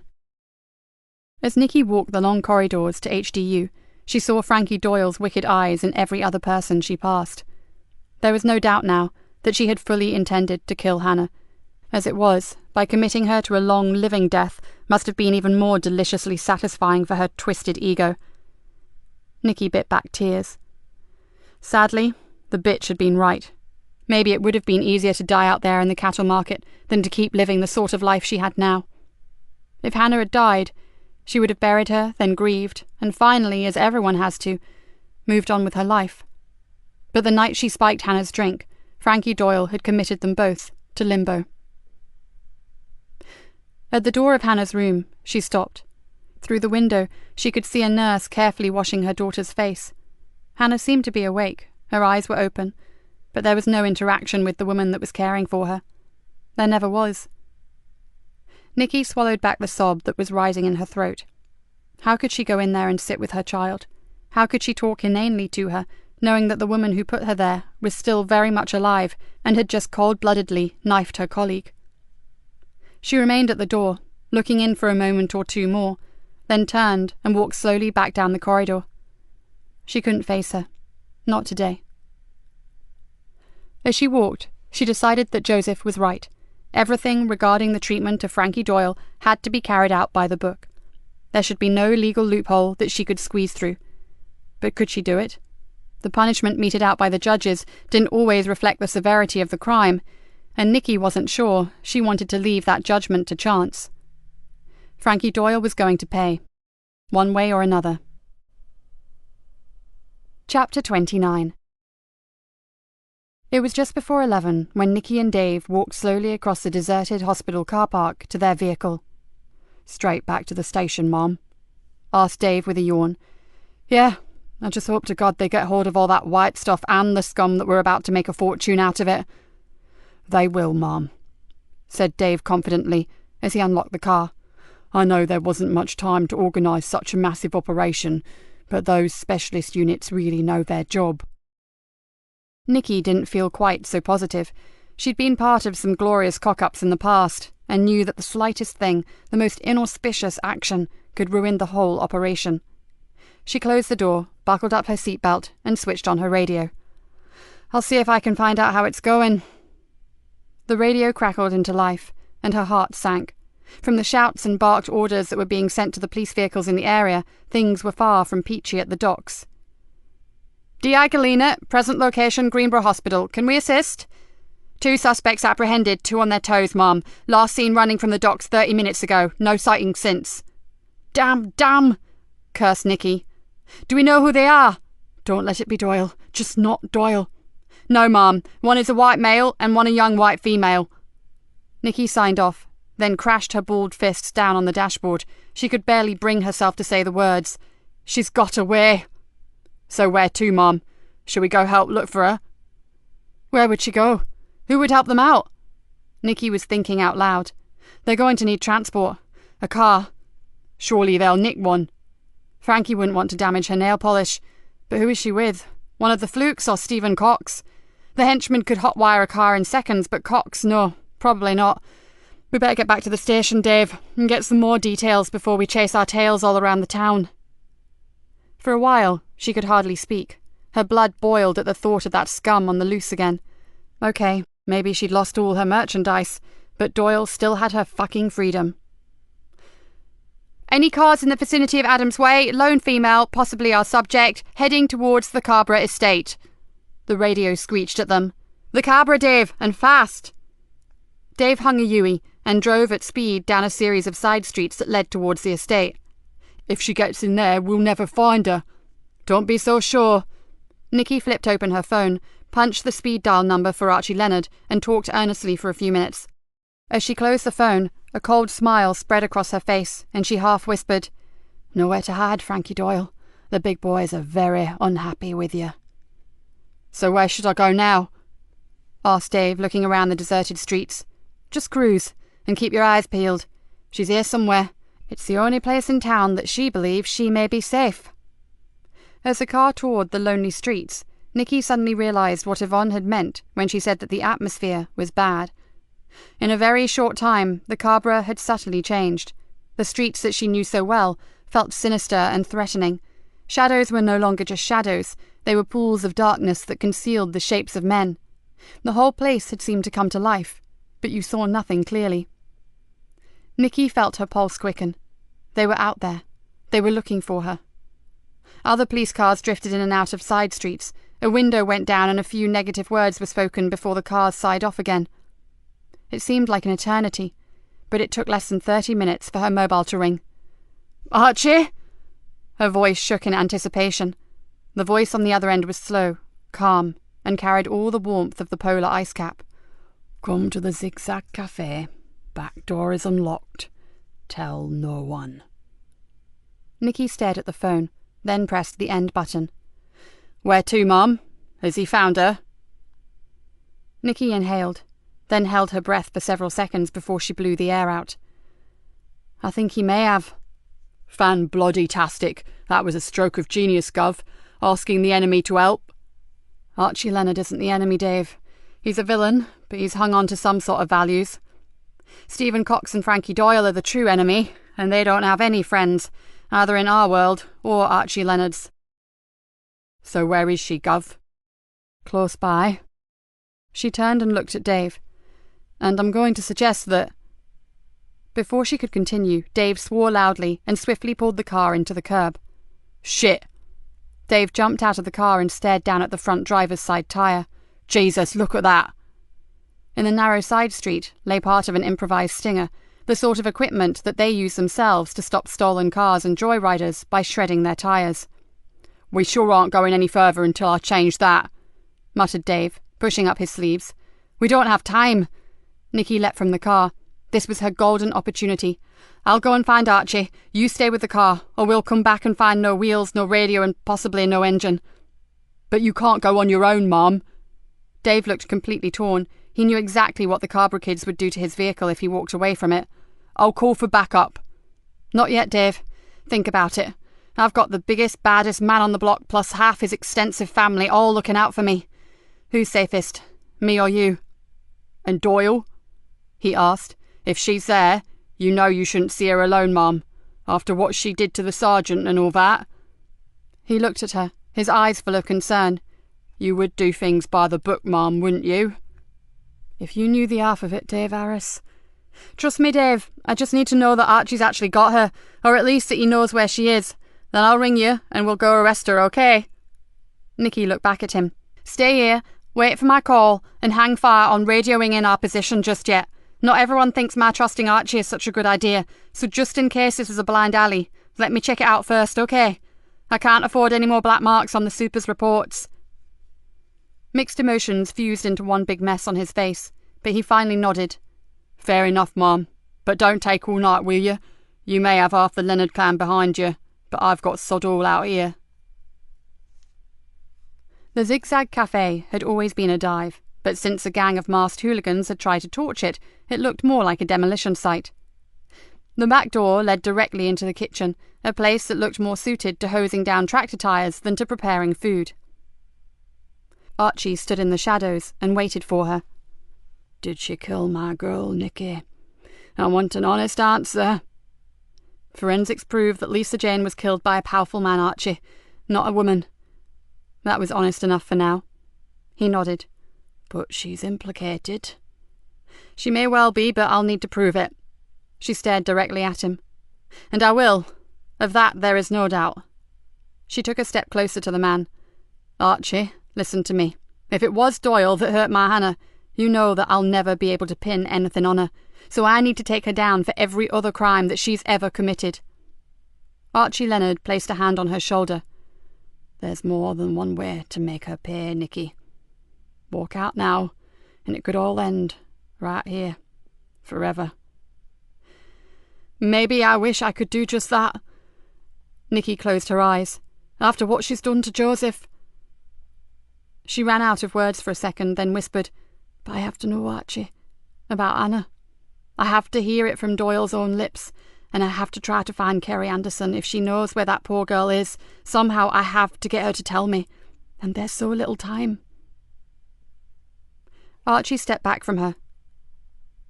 Yes, you deserve that at least. He glanced at his watch. Are you alone? She told him about Dave. I'll send one of my boys to wait with him, just in case he finds himself outnumbered by masked idiots all hankering after his police radio. Don't mention that you've got Doyle, Archie. Just tell him we're alone, talking. Naturally. He smiled at her. I reckon you have about 15 minutes before your colleagues ride by this part of the estate again, so... He pointed to a door. She's all yours, Nikki. But if you change your mind, I'll be outside. And the offer still stands. The room was a grubby storeroom. Shelves packed with cheap own-brand ketchup and even cheaper tea bags lined one wall. Frankie Doyle sat unmoving on the only chair. She didn't move because she was tied tightly to the back and the legs of the chair and had a wide band of duct tape across her mouth. Her eyes were wide with fear, and the parts of her complexion that were visible around the tape were a sickly grey. Nikki found it hard to recognise her as the woman who had so recently and so casually stabbed Joseph. The room was poorly lit. One greasy 15-watt bulb hung from an even greasier light fitting, and it swung backwards and forwards in the draught from an old air-conditioning unit and caused freaky shadows to move around the walls. Perfect. Nikki closed the door. For so long, she had dreamed of this moment, played out 1,000 different scenarios of what she would do if she ever got Frankie Doyle alone in a small room. Not surprisingly, they had all been violent in some way or another, and most involved considerable blood loss. Her heart should have been pumping adrenaline at an alarming pace, and her face should be contorted in righteous anger. But it wasn't. A strange calm descended over her as she leaned back against the door and stared unblinkingly at the other woman. There was no hurry now. No one was going anywhere for a while. Doyle tried to stare back, but blinked rapidly, and Nikki could see her throat constrict several times as she swallowed. For once in her miserable life, Frankie Doyle was not in charge, and she was bricking it. Taking her time, Nikki approached the woman, then pulled the tape from her mouth. Doyle gave a muffled scream, and tears involuntarily filled her eyes as a strong adhesive tore at her skin. You seem to be more comfortable dishing it out, don't you? Where's Leonard? Her voice fell to a scared whisper. Where's Archie Leonard? Not here. It's just you and me for a while, Frankie. And frankly, I'd be more scared of me right now than of Archie. Nikki stood close to her, close enough to smell stale perfume and sweat. Why did you hate me so much, that you wanted to kill my daughter? Doyle seemed completely caught off guard. Whatever she had expected Nikki to say, it hadn't been that. Her eyes opened wider, and her mouth dropped a little. What? The bad drugs. You thought they'd kill her, right? Yeah. Doyle looked genuinely confused. But what's all this shit about hating you? Nikki stiffened. So if I'm wrong about that, tell me why you hurt her. Doyle gave a humourless little laugh. Because it wasn't you. It was Hannah I hated. Nikki felt as if someone had kicked her legs from under her, but she kept her face stonily impassive. Why on earth should she hate Hannah? Doyle's fear seemed to fade, and for a moment she looked quite pleased with herself. She had apparently never considered that the inimitable detective inspector may have been barking up the wrong tree for so long. So, you thought I did it to get at you? Well, well. What did Hannah ever do to you? Nikki asked, trying to keep the immediacy from her voice. What? I'll tell you what. Day in, day out, whine, whine, whine. My mother hates me. My father hates me. He's gone to America and left me with her. Frankie Doyle's eyes flared in anger as she imitated a petty, whinging voice. Poor hard done by Hannah. Can you imagine what that does to someone whose mother and father really hated her? She stared up at Nikki. Look at my arms. Go on, roll up my sleeve. Either one. They're both the same. Although she didn't want to do it, Nikki pulled up the sleeve of the woman's silky blouse. The skin on the inside of her forearm was a grid of old welts, a crisscross pattern of long, narrow raised scars. That ain't self-harming either. That's what real hate is. And there's more. Some nice cigarette burns. Want to see them too? In spite of her shock at seeing the woman's horrific scars, Nikki managed to remain silent, but Doyle was still talking. See, you, Inspector, never hated Hannah. You loved her. You gave her everything she wanted and tried to keep a proper home going even though you had your poxy stinking job. And all your ungrateful daughter could do was plot and plan to get her own back on you. She screwed up her face in disgust. Oh, don't get me wrong. I couldn't give a flying fuck about you. I'd just had enough of your miserable bleating offspring who didn't know when she was bleeding well off. But you don't kill someone for something like that. I do, if they piss me off enough. And my sergeant, how did he piss you off? Doyle pouted. He didn't do anything, except play the hero. What an asshole. There's something missing in you, isn't there? Nikki looked at her, rather like she would a nasty, smelly specimen under a microscope.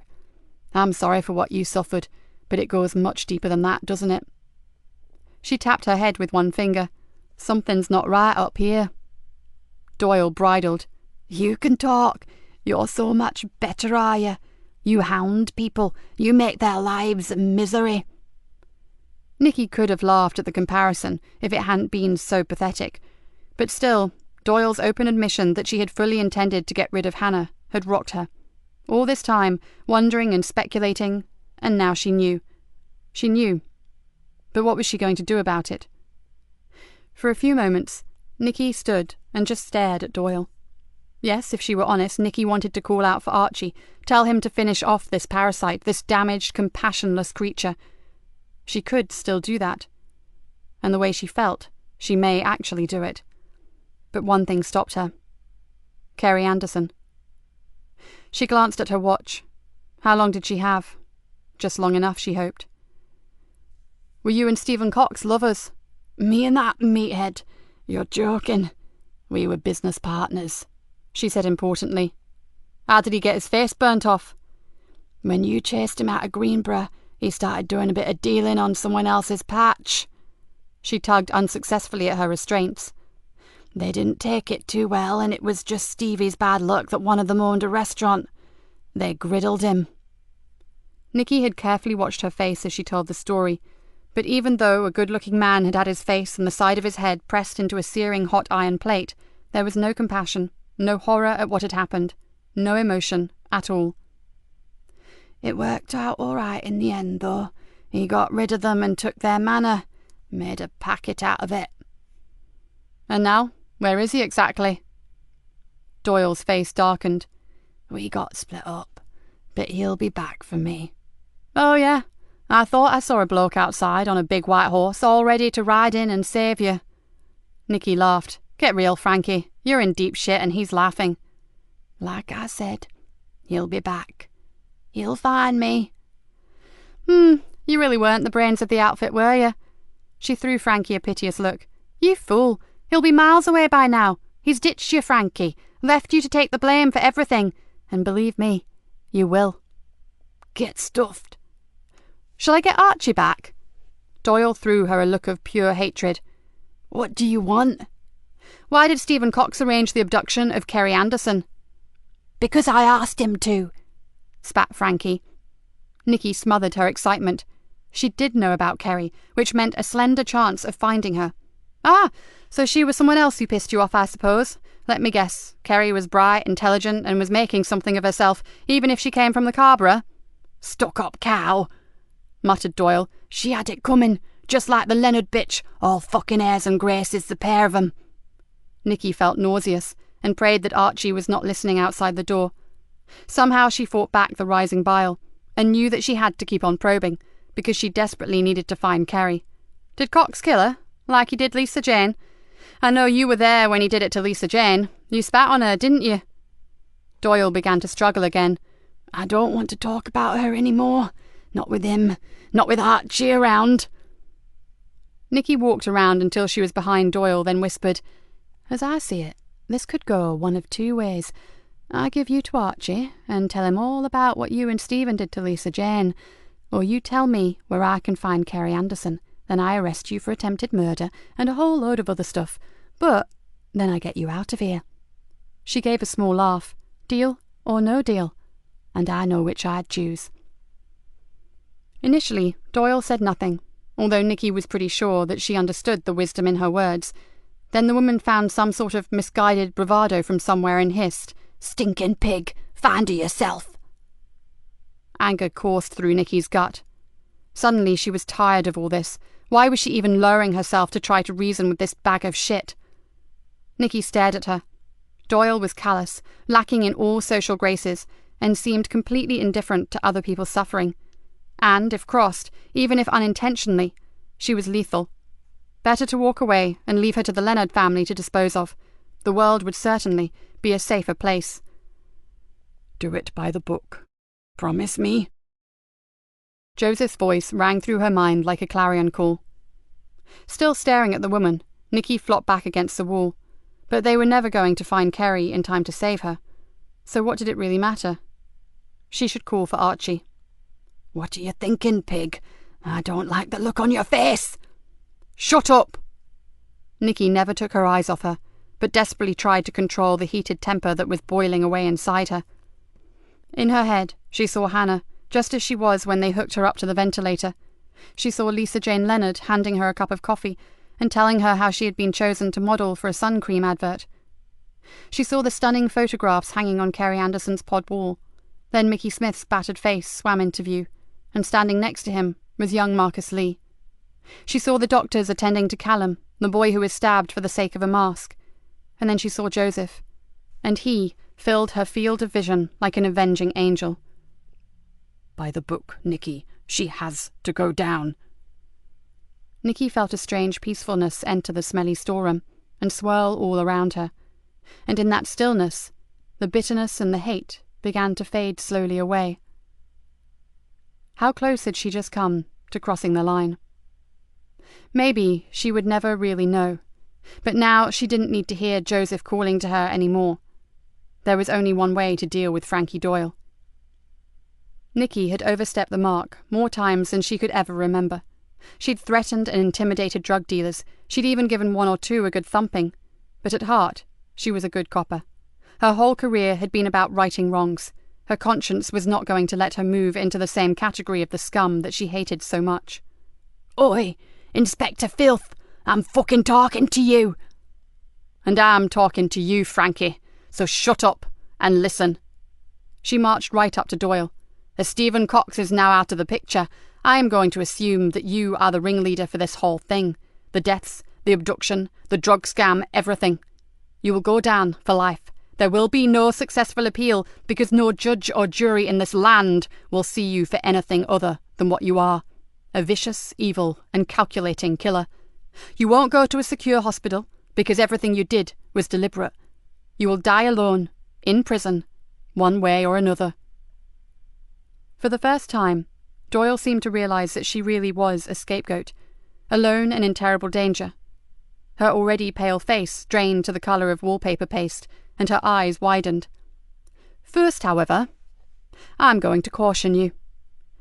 Nikki quickly untied the ropes that bound her arms, then swiftly cuffed her wrists before the circulation returned. Francis Doyle, I'm arresting you for the murder of Kerry Anderson. You do not have to say anything, but it may harm your defence. For Christ's sake, she ain't dead. How can you accuse me of a fucking murder when she ain't dead? And you can prove that, can you? Of course I can. Unless that lump of shit Cox went back and finished her off. And that ain't my fault, is it? Where is she? Get me out of here. Just get me away from that psycho Leonard and I'll tell you. The words pot and kettle came to mind, but then Nikki felt a great surge of hope. She pulled out her phone and called Dave Harris. Call this in, Dave, then get your ass down here pronto. I've got Doyle and I want a car immediately to the Zigzag Cafe. She released Doyle's feet and stood her up.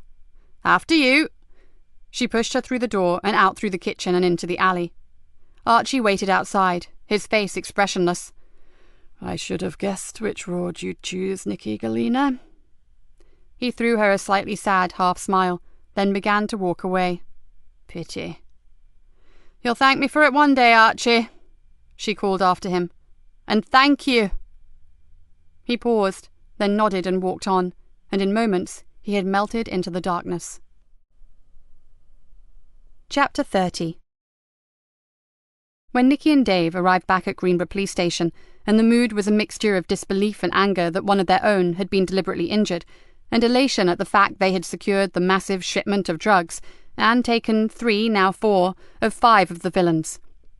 The officers that had just returned from the raid were naturally high, the adrenaline was still pumping, and there was a usual backslapping, high fives, but even they seemed subdued, considering the high profile of the operation. Didn't see you down at the docks, Davy boy, called out one young officer, scarving off again, dodging the action. Nikki spun round on him, but Dave put his finger to his lips and said, Let them have their moment, ma'am. They don't mean no harm. I've seen plenty of action in my years on the force, done things that he'd only dream of. Forget them. You need to see the super about a search party for Kerry. Sorry, but some of these gung-ho rookies make me want to puke. They need to learn to keep their big gobs closed when they don't know the full story. She gave Dave's arm a squeeze. You've been a diamond today, and I'm going to make quite sure that the superintendent is aware of it. She pulled in a deep breath. Go grab a coffee, Dave, and thanks for everything. As Nikki hurried to the superintendent's office, she vaguely wondered if Kat was still there. She doubted it. Kat's style was more subtle. She preferred the undercover, clandestine operations, not the riot gear and the batons at the ready kind of stuff. So as she passed the CID office, she was surprised to see the hunched form of Kat slumped over her desk. She pushed the door open and called out, Hey, not sleeping while the rest of the station parties, are you? Mum? Kat looked up blearily. Sorry, but I couldn't go home until I'd heard directly from you about Joseph. How's he doing? His operation went fine, but they want to keep a close eye on him for a while. The knife penetrated his stomach, and they had to resection a chunk of his intestines. They're scared of sepsis, so he'll be pumped full of antibiotics for a while to counteract any infections. It doesn't seem fair, does it? A good bloke like the Sarge goes to another nick for a change of scenery, and some psycho sticks a blade in him. No, you're right, it doesn't seem fair. But good news, I've caught Doyle and she may know where Kerry is, so I need to see the super right away. Kat brightened instantly. Go, Mom! That's fantastic! She had expected the super's office to be jam-packed with gold braid and shoulder pips, but oddly, the man sat alone at his desk, with an expression on his face that Nikki found difficult to read. Ah, Nikki, come in and sit down. Thank you for keeping me posted on Joseph's condition. He reached into his drawer, took out the familiar half bottle of whiskey and 2 glasses. It's such a relief that he's pulled through. You may want to put that on hold, sir. Nikki would have wrenched his arm off for the drink, but the night was not yet over. Doyle needs to be interviewed, and the book states that as I have issues with the prisoner, I can't do it. The super looked at the whiskey, then returned it reluctantly to his drawer. So, you really have got her downstairs? How did you manage that? He raised an eyebrow. When the rest of the force failed. We aren't the only ones who want her off the street, sir. Even the villains hate a loose cannon like that. It muddies the waters for their more legitimate crimes. Ah, good old Archie. Better to have that man as a friend than an enemy, sir. Probably. Now, about Doyle. You suspect that she knows the whereabouts of Kerry Anderson? She said she does, and although she's flaky as hell, I do believe her. So, let's hope the custody sergeant allows this interview as soon as possible. Nikki nodded. I know all prisoners have rights, sir, far more than they ever allow their victims, but there's reasonable grounds for believing that there is a serious risk to a girl's life if we delay. I'm banking on that, Nikki. The super stood up. Come on, I know you can't interview her, but you can watch through the viewing window. He walked to the door and held it open. By the way, you really should know that Top Brass are pretty damn pleased with you and your team. Nikki nodded, said, "Makes a change from their usual vitriolic comments, sir," and thought, would they be so pleased if they knew my earlier quandary? Well, let's face it, you were the only one to find some sense in this whole bloody shambolic war.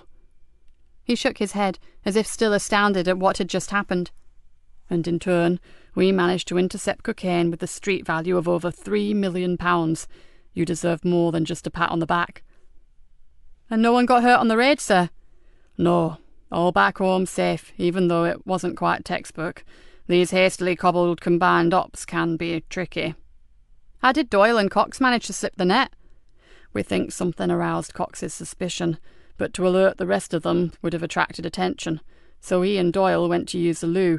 Then they slipped out and off the radar, leaving the 2 remaining flukes to carry the can. Once a piece of shit, always a piece of shit. At the lift, the super pressed the down button. Remind me, this is the man you believe to have been instrumental in Emily Drennan's death, isn't it? The footballer. Ex-footballer, now drug dealer. I don't think he'll get far, Nikki. Not with a face as distinctive as that. We've circulated a description to all forces and to all airports and ports. I'd be surprised if he lasts more than a day on the run. I wouldn't be too sure, sir, said Nikki.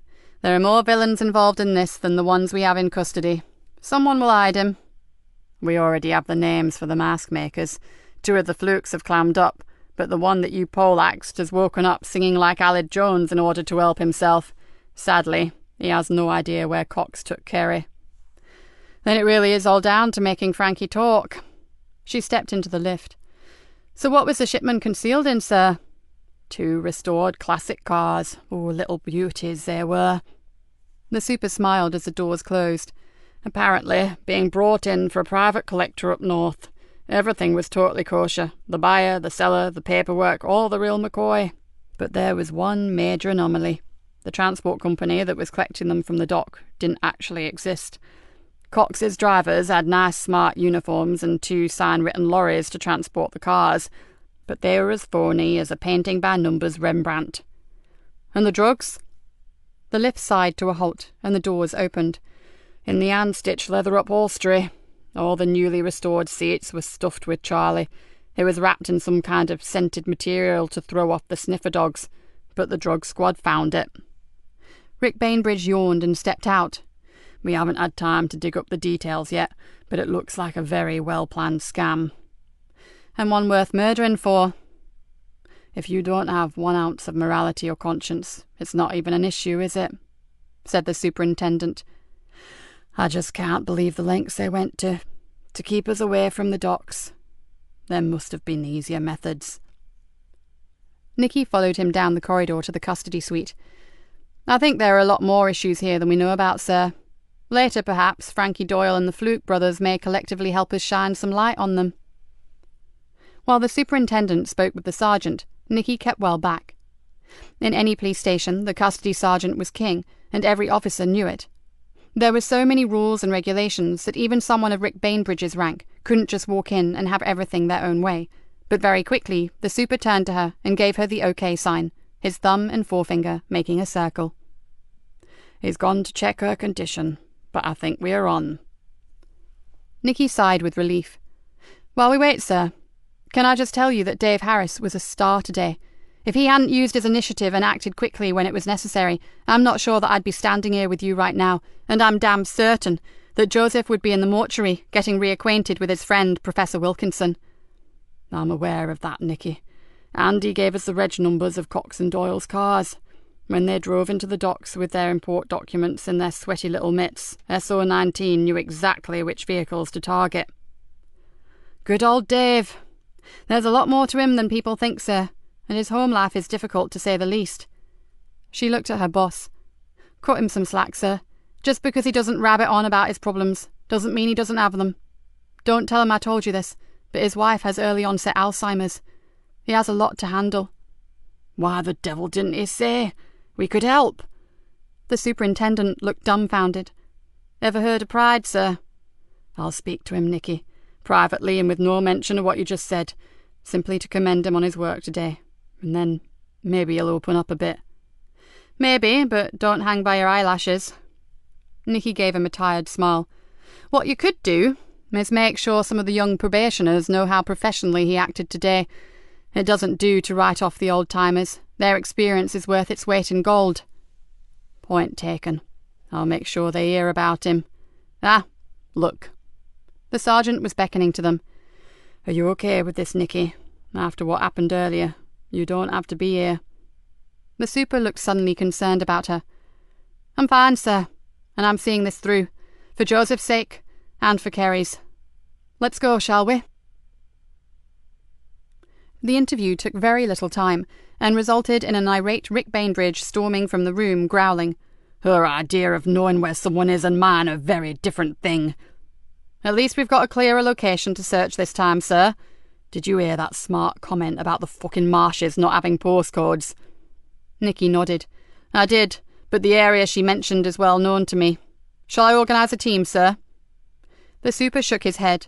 Don't be daft, Nikki. You know we can't head out for at least 4 hours yet. It's the dead of night. Pitch black, and it's now pissing with rain again.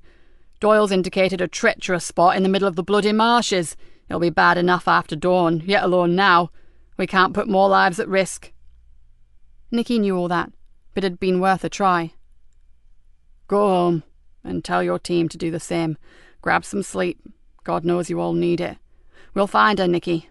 Just as soon as it's safe to get out there. We'll find her. I know, sir. It's just that I'd prefer her to still be alive. Chapter 31. Nikki began her short walk home, then stopped abruptly. Mickey Smith. What would he think when his hero failed to turn up to visit him? Even worse, what if he got to hear that Joseph had been badly hurt? He should be told the truth, and it would be better coming from her. She could do nothing for her own child, but maybe she could help a boy who no one cared about. With a sigh, she turned around, went back for her car, and drove to the clinic. The night staff told her that Jonas had been fretting, unable to settle, and seemed unduly frightened, even though the protection officers were with him. As Nikki pushed open his door, she was glad she had made the effort. He had helped them, and no matter how tired she was, it was only fair that they do the right thing by him. She pulled up a chair and gently explained about Joseph. Although she softened the story, she decided not to lie to him. After a while, the boy cried, and to her astonishment, she cried with him. He's special, said Jonas, wiping his nose on the sleeve of his pyjamas. I know, said Nikki, sniffing into a tissue. And now you two have got a lot in common, haven't you? When he's better, you'll be able to compare war wounds. The boy nodded. He will get better, won't he? Nikki didn't want to frighten the lad with the real prognosis, one that was far from reassuring, so she said, I've spoken to the doctors, and they are all really happy with his progress. Good. Maybe you could come here when he's a bit better. We could share a room. He'd like that, Nikki said with a grin, except he'd nick all your comics. Who hurt him? The boy suddenly asked. Frankie Doyle, said Nikki evenly. Then we've got even more in common. He looked at her warily. But I don't really want to talk about that. Okay. I knew it, she thought, then said, Absolutely. No questions tonight, I promise. And you really have caught her? Fear clouded his bruised face. Locked up in a cell. And her bloke, the dealer? Not yet, but we will. We got all the others, including Fluke, so you really are safe now. I don't feel it. And Doyle's bloke is still free. Maybe he'll come after me in the night. He won't. I won't let him. But you're not going to be here, are you? Tears filled the boy's eyes once again, and Nikki's heart went out to him. Joseph had finally made the lad feel that he had someone in his world, someone who cared about him, and then, bang, no one again. I've got an idea, said Nikki softly. Give me a minute, and I'll be back, okay? She slipped out and found the night sister, and after a short conversation, returned to the boy. Sorted. She smiled at him. You, young man, are going to get some proper sleep. The door opened, and a nurse entered carrying a smart fold-up bed and some brightly coloured pillows and covers. And so am I. We're in this together. Okay, Private Jonas, old buddy? Mickey Jonas gave her a relieved smile, pulled the bed covers closer to him, then saluted. Understood, Inspector Nick. The night nurse woke her as arranged just before dawn. After several hours spent in a camp bed, lying next to a boy who had more bruises than a bare-knuckle fighter, Nikki had not expected to wake up feeling good. In fact, she hadn't expected to even sleep. But she had, and she felt very good. She had dreaded going back to her miserable flat, a place that was only inhabited by her own dark thoughts, and Mickey's night fears had provided her with the perfect compromise. The boy had slept soundly too, and the weak light of dawn through his window seemed to melt away his earlier terrors. Nikki felt happy to leave him. His distress had been out of proportion, but considering what had happened to him, he had every reason to be scared. And there was always the outside chance, 1,000,000 to 1 maybe, that one of the gang had sussed out their deception and decided to close his chatty little mouth forever. She didn't think that was the case for 1 minute, but she was still happy with the decision that she had made. She left him with promises that she would keep him updated with news of Joseph, and that she would return at the end of the day to visit him. As she stepped out into the corridor and looked back, she saw the pathetic, bandaged child, and a feeling of intense emotion flooded through her. Some sort of bond had developed between them when they had spoken about Joseph, something she couldn't define, but she knew that Mickey had allowed her in, and she felt almost humbled because of it. She waved to him, and he gave her a thumbs up. "You really helped him, you know." The nurse lightly touched her arm. "He'd been agitated all the evening. We were considering a sedative, but we prefer not to with paediatric head injuries." She looked back through the doorway. "He looks a different boy now. You and that nice sergeant would make a good team. You both seem to have the knack with a problem child." As the nurse walked off, Nikki smiled in amusement. Her previous reputation with young tearaways had been far from creditable. In fact, most of her colleagues liked to keep her at least 100 meters away from anything in trainer's jeans and a hoodie. This was something of a first. She left the clinic, called in at a small market cafe, and grabbed a large coffee and a bacon sandwich to go. The sleep, albeit short and sweet, had been great, and now she needed sustenance to keep her grey cells ticking over. She was going to need both energy and a brain if she were to find Kerry Anderson. As she waited for her sandwich, she rang the hospital to check on Joseph. The nurse on the ward was cagey, but said he was comfortable, whatever that meant, and they were cautiously optimistic that he would not need more surgery. The next 24 hours were the testing time, apparently. Nikki sent her best wishes, hung up, took her breakfast, and left. Superintendent Bainbridge had everything organised and ready when she arrived, and Nikki was pleased to see that she had Yvonne, Niall, and Kat with her. Doyle's directions had been hazy, but as she said, she had never been there. She had just listened to what Stephen had told her. The first wave, 4 small search teams, were waiting for instructions, and a fleet of emergency backup vehicles were being sent to a rendezvous point on the main road above the marsh coastline. Nikki took a look at the maps and the details of the areas to be searched, then said, "I'll take this one, sir. It's old home ground." 10 minutes later, with every one of their senses switched to high alert, they moved out. "We've already been over this part of the marsh." "Then we go over it again. Give me the map." Nikki swung around in the speeding police car and grabbed the map from Niall. "I used to live near here, and I was only a mile from here on the sea bank yesterday morning." She drew in a deep breath. God, I could have been meters away from her and never realised. "There are only 3 possible spots on the search record, ma'am. The old watchtower, a decrepit shack that bird watchers occasionally use, and a derelict cottage." "What have they said about them?" "Watchtower and 1 outbuilding, totally clear, nowhere on site suitable to hide or conceal." Niall turned over the sheet of paper and continued. "Bird hide, a single room, derelict, totally clear." He ran his finger down the page. "And the place called Coggin's Cottage, demolished, no longer standing." "Nothing else about it?" asked Nikki sharply. Niall shook his head. "Just a pile of bricks, apparently." Nikki felt a rush of hope course through her. "Then that's where we go.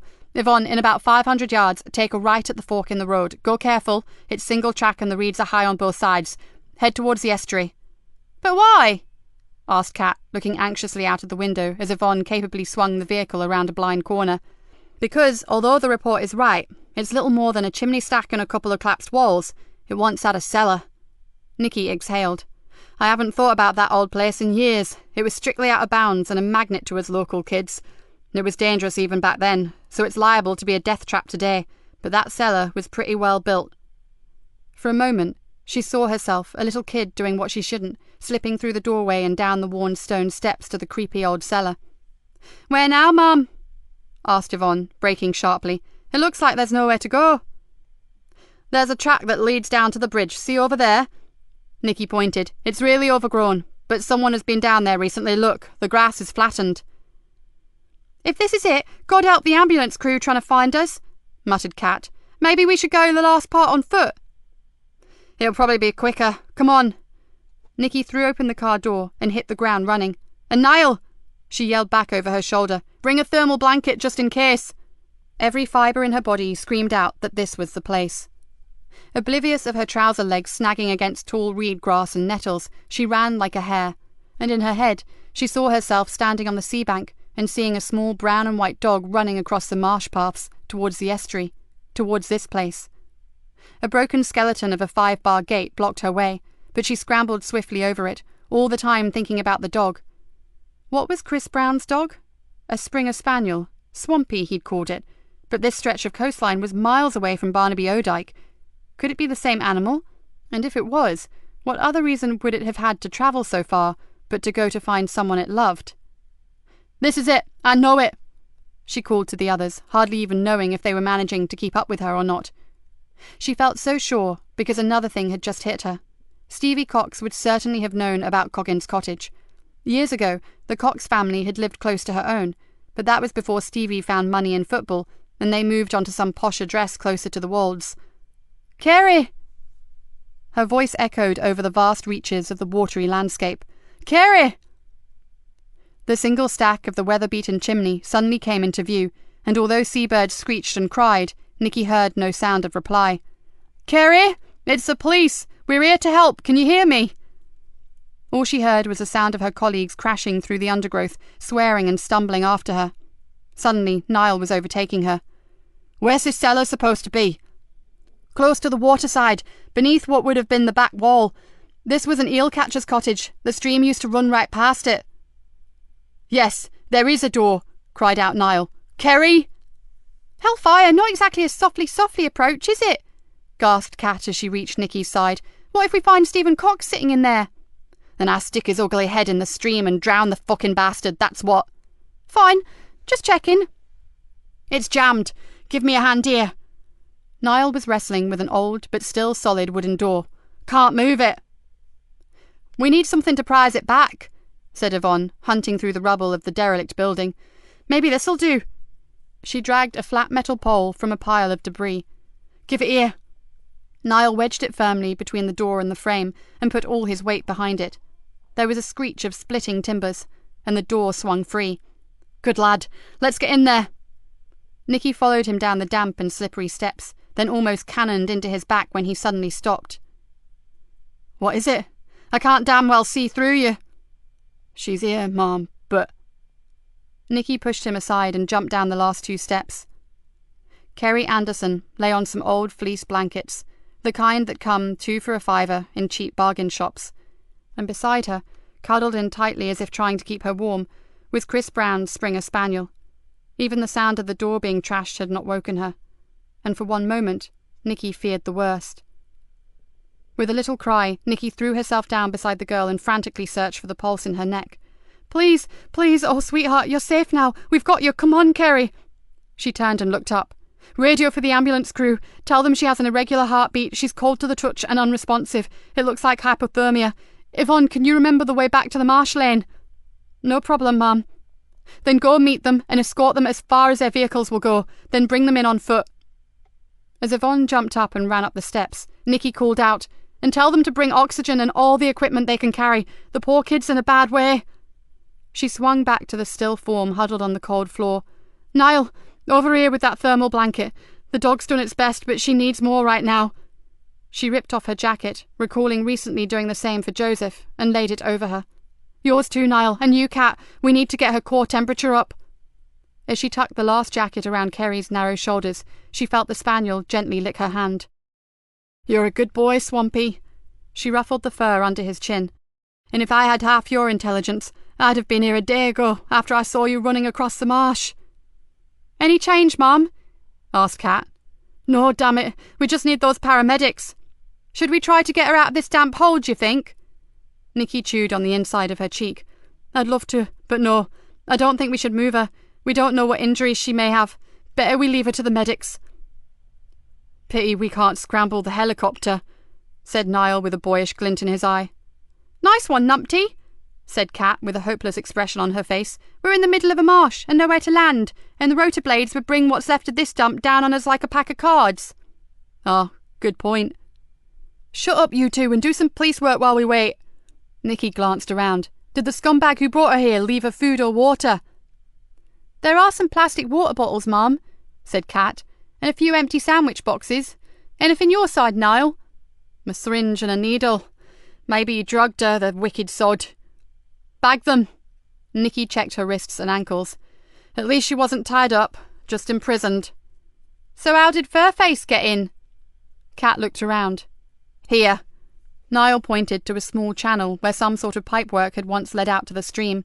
Certainly not big enough for even a little kid to get through, and it's concrete, so she couldn't have enlarged the hole in any way. How much longer?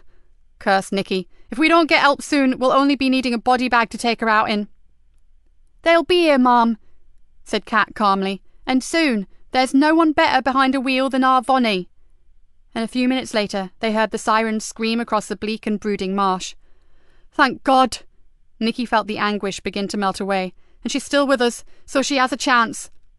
As the green uniforms came down the steps, Nikki thought that maybe, for the first time ever, she had something to thank Frankie Doyle for. Chapter 32. This hospital has more people in it that I know than the bloody Nick. Visiting time is taking me hours. Nikki handed Joseph a large bag of seedless grapes. Thought you'd start carping on if I forgot them again. She smiled down at him. How goes it? Fair to middling, as my mum used to say, but I'm starting to get suspicious about what they're doing with all the blood they keep taking from me. He eased himself higher in the bed and winced. And my gut is still tender as hell. Then you'd better give me that fruit back. Maybe they weren't such a good idea after all. She moved a chair up to the bed, sat down next to him, and pulled a small cluster from the bunch of grapes. Everyone sends their love, or their regards, delete which is not applicable. Nikki bit into a grape. So, any news on when they're going to discharge you? Joseph pulled a face. 5, maybe 6 days.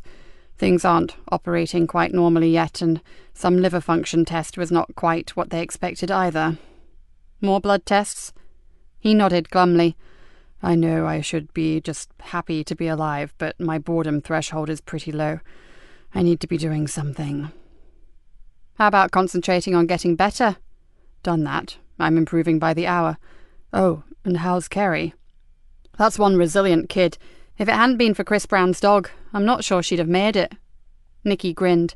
I saw her earlier, and she was raving on about the light-shade juxtapositions in the Coggins cottage cellar. Can you believe it? She actually wants to go back there and photograph the place for her final project. Incredible. But I wish her well. Joseph moved uncomfortably. Have you pieced together what actually happened to her yet?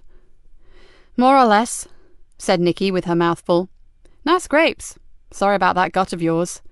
Now, just prior to Kerry's abduction, Fluke 3 mugged Chris Brown, nicked his wallet to make it look good, but actually took his mobile phone. Ah, that answers a lot. Texting her, luring her up to the sea bank, and diverting the suspicion to Chris. Spot on. And lucky for them that Chris was a bit of a weirdo. I was so unhappy with that boy, but it turns out he was always obsessive. Then his father's death made him 10 times worse. He watches the heavens to be closer to his dad. Nikki looked slightly abashed. I may just have to make a few apologies there. Joseph smiled. You were pretty hard on him. But going back to Kerry, why didn't Fluke kill her? Fluke 2 and 3 were the worker ants. It wasn't in their remit to murder, just cause chaos. So why kill Lisa Jane? I'm afraid that was simply a whim on the part of Frankie Doyle. Jealousy and spite. Lisa Jane was all the things that Frankie was not. Beautiful and loved by her family. So no vendetta, no takeover, no revenge on the Leonard family for past crimes? Nope, just a twisted, bitter woman without a scrap of humanity in her heart, if she has one. Nikki thought how right Rory Wilkinson, the pathologist, had been when he said she would have a heart as cold as a gravedigger's shovel. And Stephen Cox, the original fluke. Nikki's face darkened. Disappeared. With a face like that. How on earth did he manage that? Beats me, but I really wouldn't want to be him right now. What, with the entire British police forces hunting him? No, because Archie Leonard has offered a reward. A strictly unethical and totally below-board offer, you understand. Right now, the Cabra looks like Dodge City, with wanted, dead or alive posters everywhere. The faster we take them down, the quicker they spring back up again. Sounds like a bit of light relief, actually, said Joseph. It shouldn't be, but it is. Oh, and we're running a mask amnesty. Boxes of the ugly buggers have been handed in over the last few days, mainly by furious parents, it has to be said. We're going to have a ritual burning at some point. Nikki glanced at her watch. Great. You've eaten my grapes. Now you want to go. Joseph endeavoured to look miffed. Not without giving you these. She reached into her bag, pulled out 3 copies of the Beano, and threw them on the bed. Guess who sent you those? Joseph's face brightened immediately. How's he doing? Brilliantly. He could go home soon, but... Nikki shrugged. Social services. Not sure yet. I'm working on a few ideas. Joseph tilted his head to one side. And they are? You'll be the first to know, if I come up with something more suitable for him. She smiled. And now, I really do have to go. To see Hannah? How is she? Nikki looked at him, but didn't answer for a moment. Then she smiled again and said, Fancy a trip in a wheelchair? I've never brought anyone here, Nikki said softly as she gently stroked her daughter's hair. Joseph watched the girl, and Nikki noticed a tear glistening in the corner of his eye. It's disconcerting at first, but you get used to it, she said. Don't we, Hannah? There was no response. She seems to be awake, but there are no signs of awareness, are there? Can she hear us? Asked Joseph. They say not. They say she is completely unaware of her surroundings, but I'm not convinced. Nikki took Hannah's hand and gently massaged her fingers. She breathes for herself. She goes into a sleep cycle and she wakes up, but it's widely accepted that any other movements or noises she makes are just involuntary. This must be so hard for you. Joseph's voice crackled with emotion. It was worse when she was in the coma. At least this is a slightly better neurological situation. Nikki. Hello. I'm sorry I didn't see you come in. Hi, Bob. She turned and indicated towards Joseph. This is a colleague of mine, scarving off active duty at present. Joseph Bob Traynor, one of Hannah's ministering angels, or one of her specialist nurses, as they like to be called. So how's my girl doing today? I was just going to bathe her. She had a great workout with the physio earlier, didn't you, Han? We'd better leave you then, said Nikki. No hurry. Have you got a moment before you go, Nikki? Hannah's consultant asked me to give you a letter if I saw you. It's in the office. Nikki's heart lurched in her chest. Please, not like this, not after all this time. Surely not in a letter. Somehow she kept it together and said, Would you stay with her, Joseph? Just for a minute or two? My pleasure. Time we got acquainted. I've got such a lot to tell this girl about her mother. Nikki followed the nurse into the office. Do you know what the letter is about, Bob? She tried to keep the tremor out of her voice. I do, actually, and I know he also wants to talk to you personally about it. A shiver rippled from shoulder blade to shoulder blade. She wasn't ready for this. Not on top of everything else that had just happened. And? Bob Traynor smiled at her. We did a functional MRI scan yesterday. I know. I consented for it. But I didn't know you'd done it already. It threw up some very slight differences from the last one we did. Nikki stared at him. For the better, or? Bob rubbed his hands together. Let's just say that her consultant, Mr. Layton, has been in touch with the Cognition and Brain Sciences unit at Cambridge. He wants to do further tests and he wants their expertise. That's what this letter is. An explanation and a consent form for you to sign. He would have spoken to you himself, but he's in Liège in Belgium at the university. He's taken Hannah's case for them to review. For a moment, Nikki felt as if she would pass out. You know that this is not a cure, Nikki, don't you? He looked at her seriously as he handed her the envelope. But we do believe that she has some new brain activity that we may be able to stimulate. He exhaled, then added, just don't expect too much. She's been in the state a very long time, and that's not good, but... Nikki tried to stop herself from grabbing the man and hugging him. But it just may be an early sign of recovery. I wouldn't go that far, but stranger things have happened in medical science. If nothing else, it's a reprieve, isn't it? Oh, yes, it's that for sure.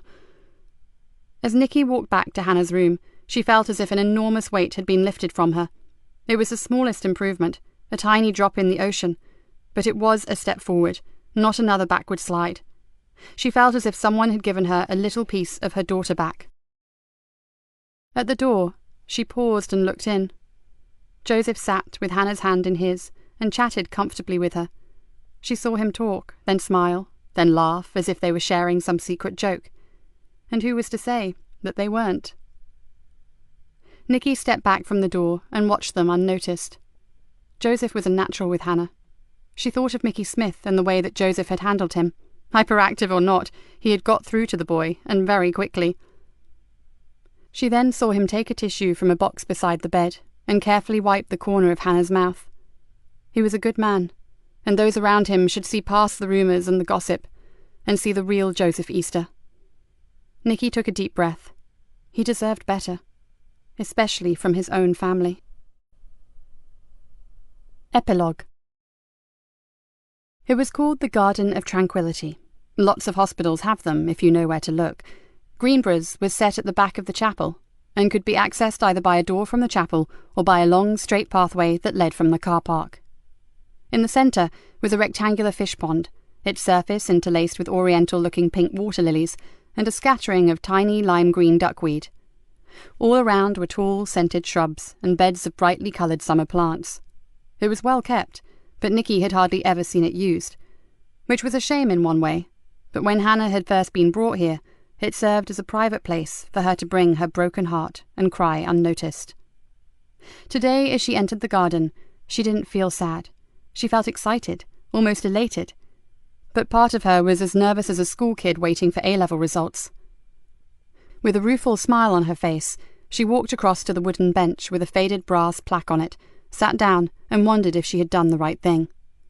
But then again, she had done rather a lot of quite radical things in the last few days, and most of them were still open to question. The first thing she had done was to ring her landlord and give him a month's notice on her grim little bijou residence in the town. She had then driven out to Cloud Fen, taken with her a builder and a decorator, and told them that they had 4 weeks to get her old home livable again. She knew it would mean a very different work schedule for her, living back out on the marsh, but she also knew it was time for changes. In the last few days, she had done a lot of hard thinking. The dark thoughts and intentions that she had harboured when in that small room with Frankie Doyle had scared her badly. If she had continued with her old crusade, if she had travelled much further down that ever-spiralling pathway of bitterness and revenge, without ever being forced to take a look at herself, what would she have done in that room? Nikki shifted uncomfortably. It was the fact that she really didn't know that had sparked off her new mission, to make some big life choices, some big life changes, before it was too late. The second thing she had done was to champion the cause of Mickey Smith. There had been no way on God's earth he could have gone back to his family, and Nikki had been certain that a foster home was not appropriate, considering what the child had gone through. So she had approached Archie Leonard. To an outsider, it may have seemed like madness, but Nikki knew quite a lot of well-kept secrets about the Leonard family, and in particular one that involved Archie's youngest son. Peter wasn't a rogue like most of his family. He had a home, a wife, and a small business of his own, and the previous year he had lost his only son, a boy with severe learning difficulties.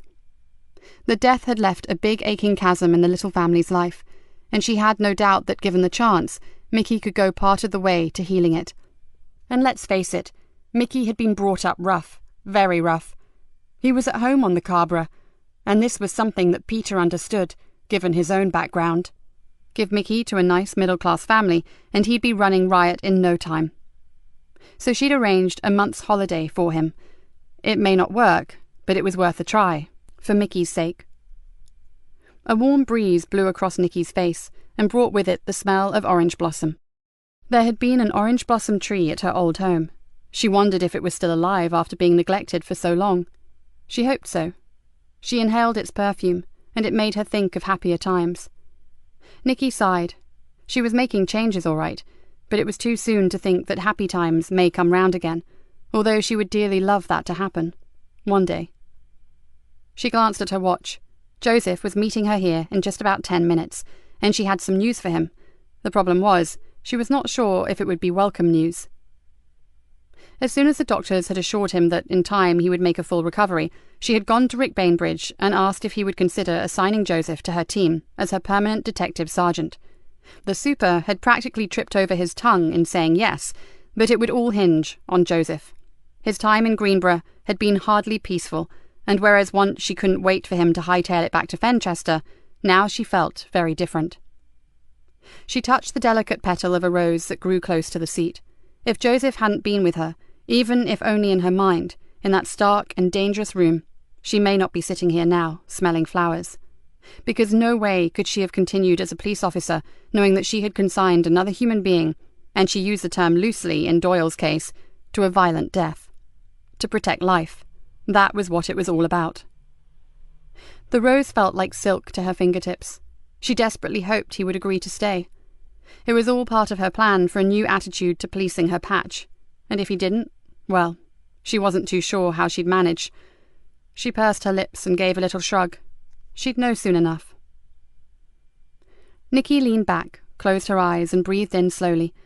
It was so good to be alone like this, with the breeze and the flowers and birds singing.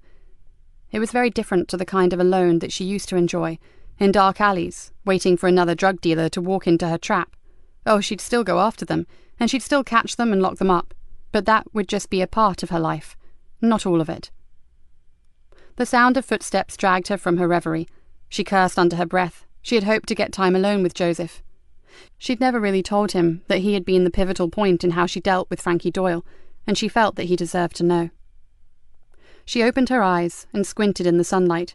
A figure was moving towards her from the lane. A young woman, tall and willowy, with a light brown hair and a curtain of a fringe hanging across one eye. Nikki took a shaky breath and looked again. She had not dared to believe this would really happen, but as the girl came closer, there was no doubt. My God, she thought, she's actually come. Because that was the last, and probably the most radical thing that Nikki had done in her busy 3 days. It hadn't been easy, but somehow she had traced her halfway round the world, and then, ironically, found her in London of all places. The girl had made no promises, but she had listened to what Nikki had to say, and Nikki had asked no more of her, just told her where and when she could find him. She looked up at the girl and smiled. Tamsin had her father's eyes. Nikki hoped that she also had his capacity to understand and to forgive. "Thank you. You won't regret this," Nikki whispered. Then she heard the door to the chapel open. "Time for me to go." She slipped quietly out into the lane and walked swiftly towards the car park. It was so hard not to take a look back, but this was their time, not hers. She unlocked her car and slid into the driver's seat. Joseph had said it would take a miracle to reconcile him with his daughter, so no one knew what this meeting would bring, but it could be that miracle. And if Joseph could have one, maybe she could too. Nikki slipped the key into the ignition and smiled. One day at a time. Right now, she'd settle for a permanent detective sergeant for her team, and if Joseph Easter didn't want the job, he'd better have a damn good reason for turning her down. This concludes Crime on the Fens by Joy Ellis. Narrated by Henrietta Mear. Copyright 2016 by Joy Ellis. This unabridged audiobook is published by arrangement with Joffy Books and was produced in the year 2016 by Tantor Media Incorporated, a division of Recorded Books which holds the copyright thereto. Please visit tantor.com for more information on our growing library of unabridged audiobooks and to take advantage of special offers. Audible hopes you have enjoyed this program.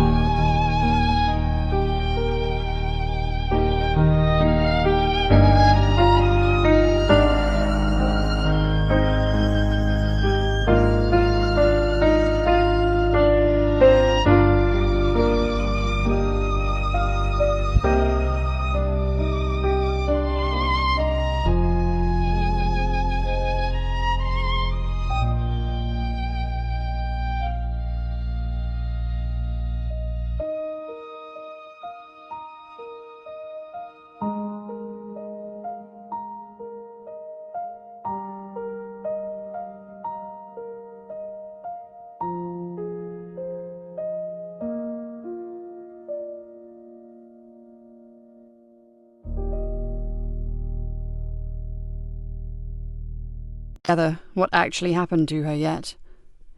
More or less, said Nikki with her mouth full. Nice grapes. Sorry about that gut of yours. Now, just prior to Kerry's abduction, Fluke 3 mugged Chris Brown, nicked his wallet to make it look good, but actually took his mobile phone. Ah, that answers a lot. Texting her, luring her up to the sea bank, and diverting the suspicion to Chris. Spot on. And lucky for them that Chris was a bit of a weirdo. I was so unhappy with that boy, but it turns out he was always obsessive. Then his father's death made him 10 times worse. He watches the heavens to be closer to his dad. Nikki looked slightly abashed. I may just have to make a few apologies there. Joseph smiled. You were pretty hard on him. But going back to Kerry, why didn't Fluke kill her? Fluke 2 and 3 were the worker ants. It wasn't in their remit to murder, just cause chaos. So why kill Lisa Jane? I'm afraid that was simply a whim on the part of Frankie Doyle. Jealousy and spite. Lisa Jane was all the things that Frankie was not, beautiful and loved by her family. So no vendetta, no takeover, no revenge on the Leonard family for past crimes? Nope, just a twisted, bitter woman without a scrap of humanity in her heart, if she has one. Nikki thought how right Rory Wilkinson, the pathologist, had been when he said she would have a heart as cold as a gravedigger's shovel. And Stephen Cox, the original Fluke. Nikki's face darkened. Disappeared. With a face like that. How on earth did he manage that? Beats me, but I really wouldn't want to be him right now. What, with the entire British police forces hunting him? No, because Archie Leonard has offered a reward. A strictly unethical and totally below-board offer, you understand. Right now, the Cabra looks like Dodge City, with wanted, dead or alive posters everywhere. The faster we take them down, the quicker they spring back up again. Sounds like a bit of light relief, actually, said Joseph. It shouldn't be, but it is. Oh, and we're running a mask amnesty. Boxes of the ugly buggers have been handed in over the last few days, mainly by furious parents, it has to be said. We're going to have a ritual burning at some point. Nikki glanced at her watch. Great. You've eaten my grapes. Now you want to go. Joseph endeavoured to look miffed. Not without giving you these. She reached into her bag, pulled out 3 copies of the Beano, and threw them on the bed. Guess who sent you those? Joseph's face brightened immediately. How's he doing? Brilliantly. He could go home soon, but... Nikki shrugged. Social services. Not sure yet. I'm working on a few ideas. Joseph tilted his head to one side.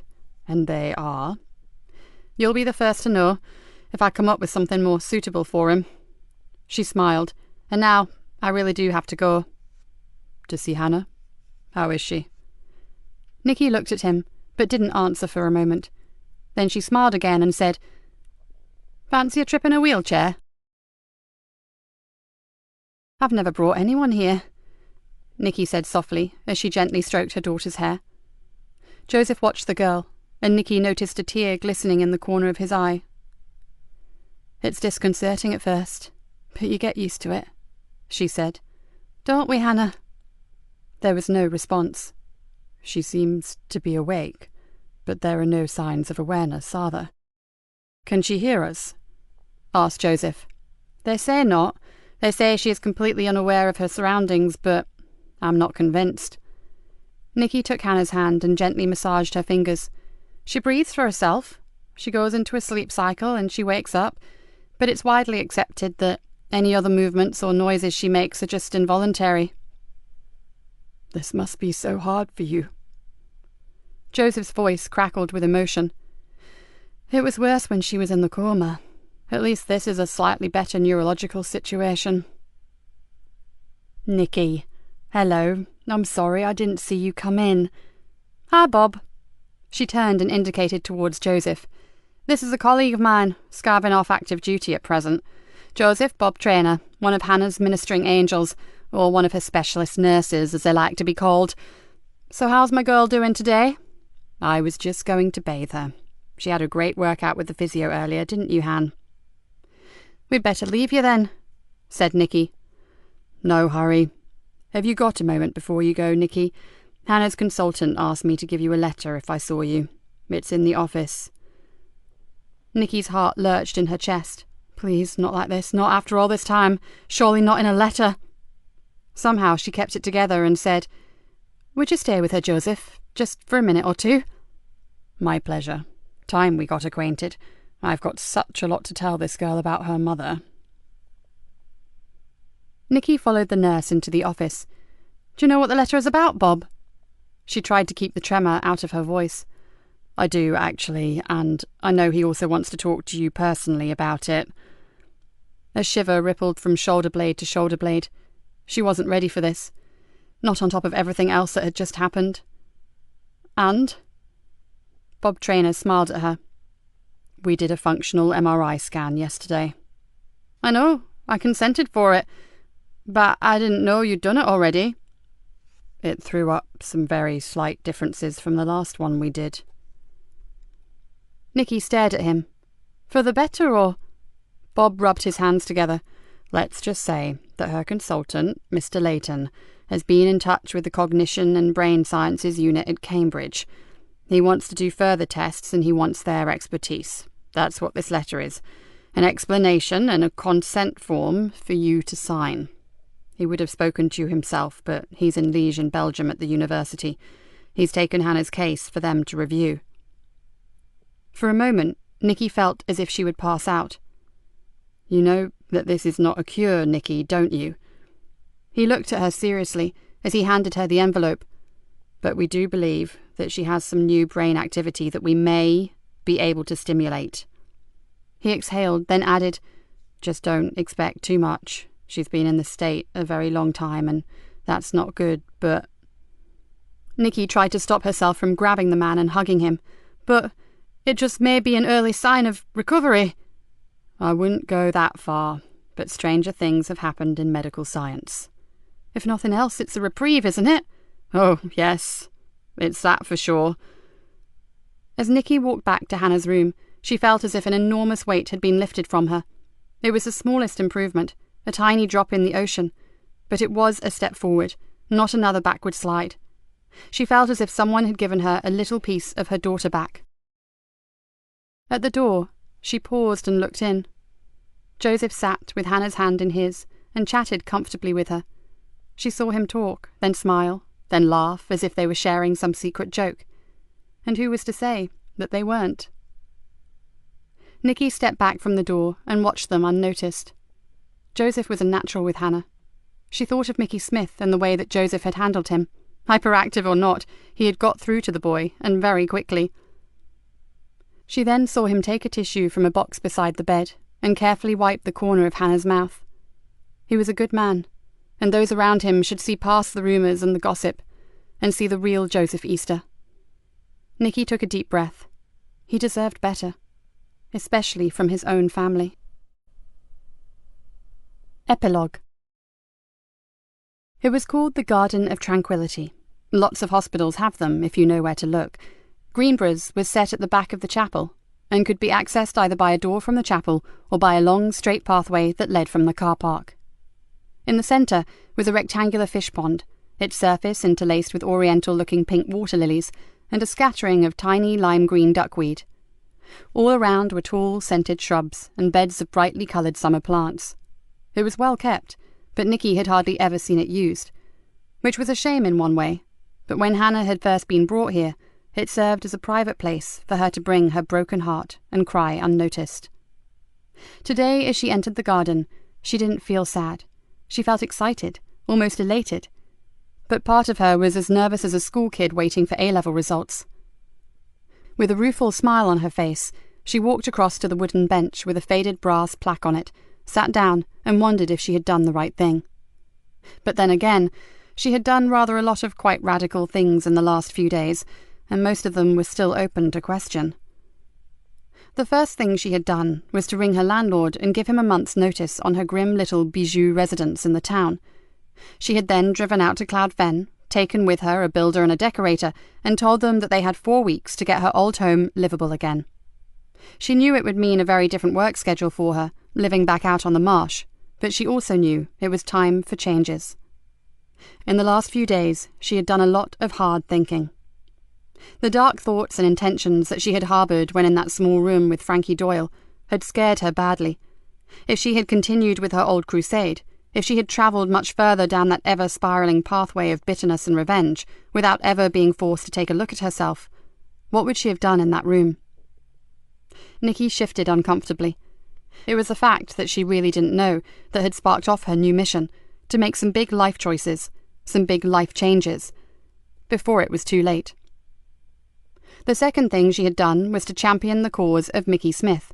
There had been no way on God's earth he could have gone back to his family, and Nikki had been certain that a foster home was not appropriate, considering what the child had gone through. So she had approached Archie Leonard.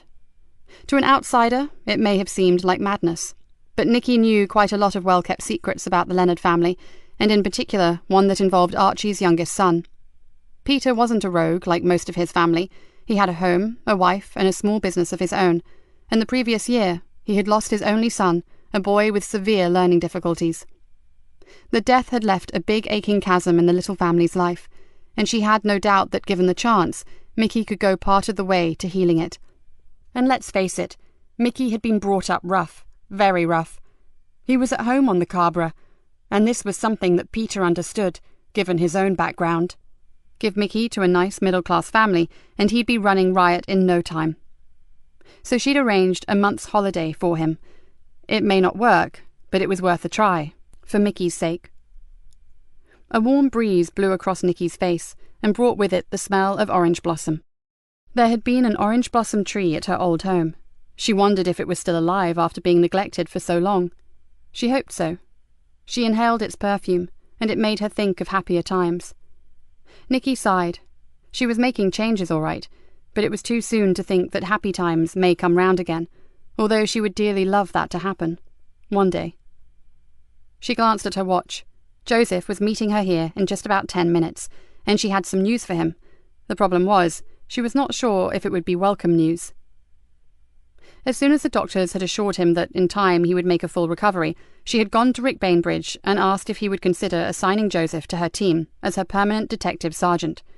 The super had practically tripped over his tongue in saying yes, but it would all hinge on Joseph. His time in Greenborough had been hardly peaceful, and whereas once she couldn't wait for him to hightail it back to Fenchester, now she felt very different. She touched the delicate petal of a rose that grew close to the seat. If Joseph hadn't been with her, even if only in her mind, in that stark and dangerous room, she may not be sitting here now, smelling flowers. Because no way could she have continued as a police officer, knowing that she had consigned another human being, and she used the term loosely in Doyle's case, to a violent death. To protect life. That was what it was all about. The rose felt like silk to her fingertips.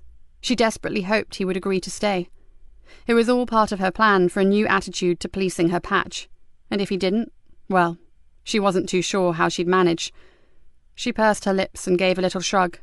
She'd know soon enough. Nikki leaned back, closed her eyes, and breathed in slowly. It was so good to be alone like this, with the breeze and the flowers and birds singing.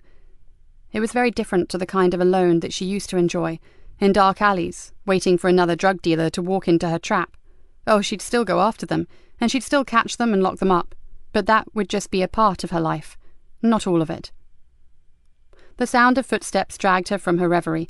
She cursed under her breath. She had hoped to get time alone with Joseph.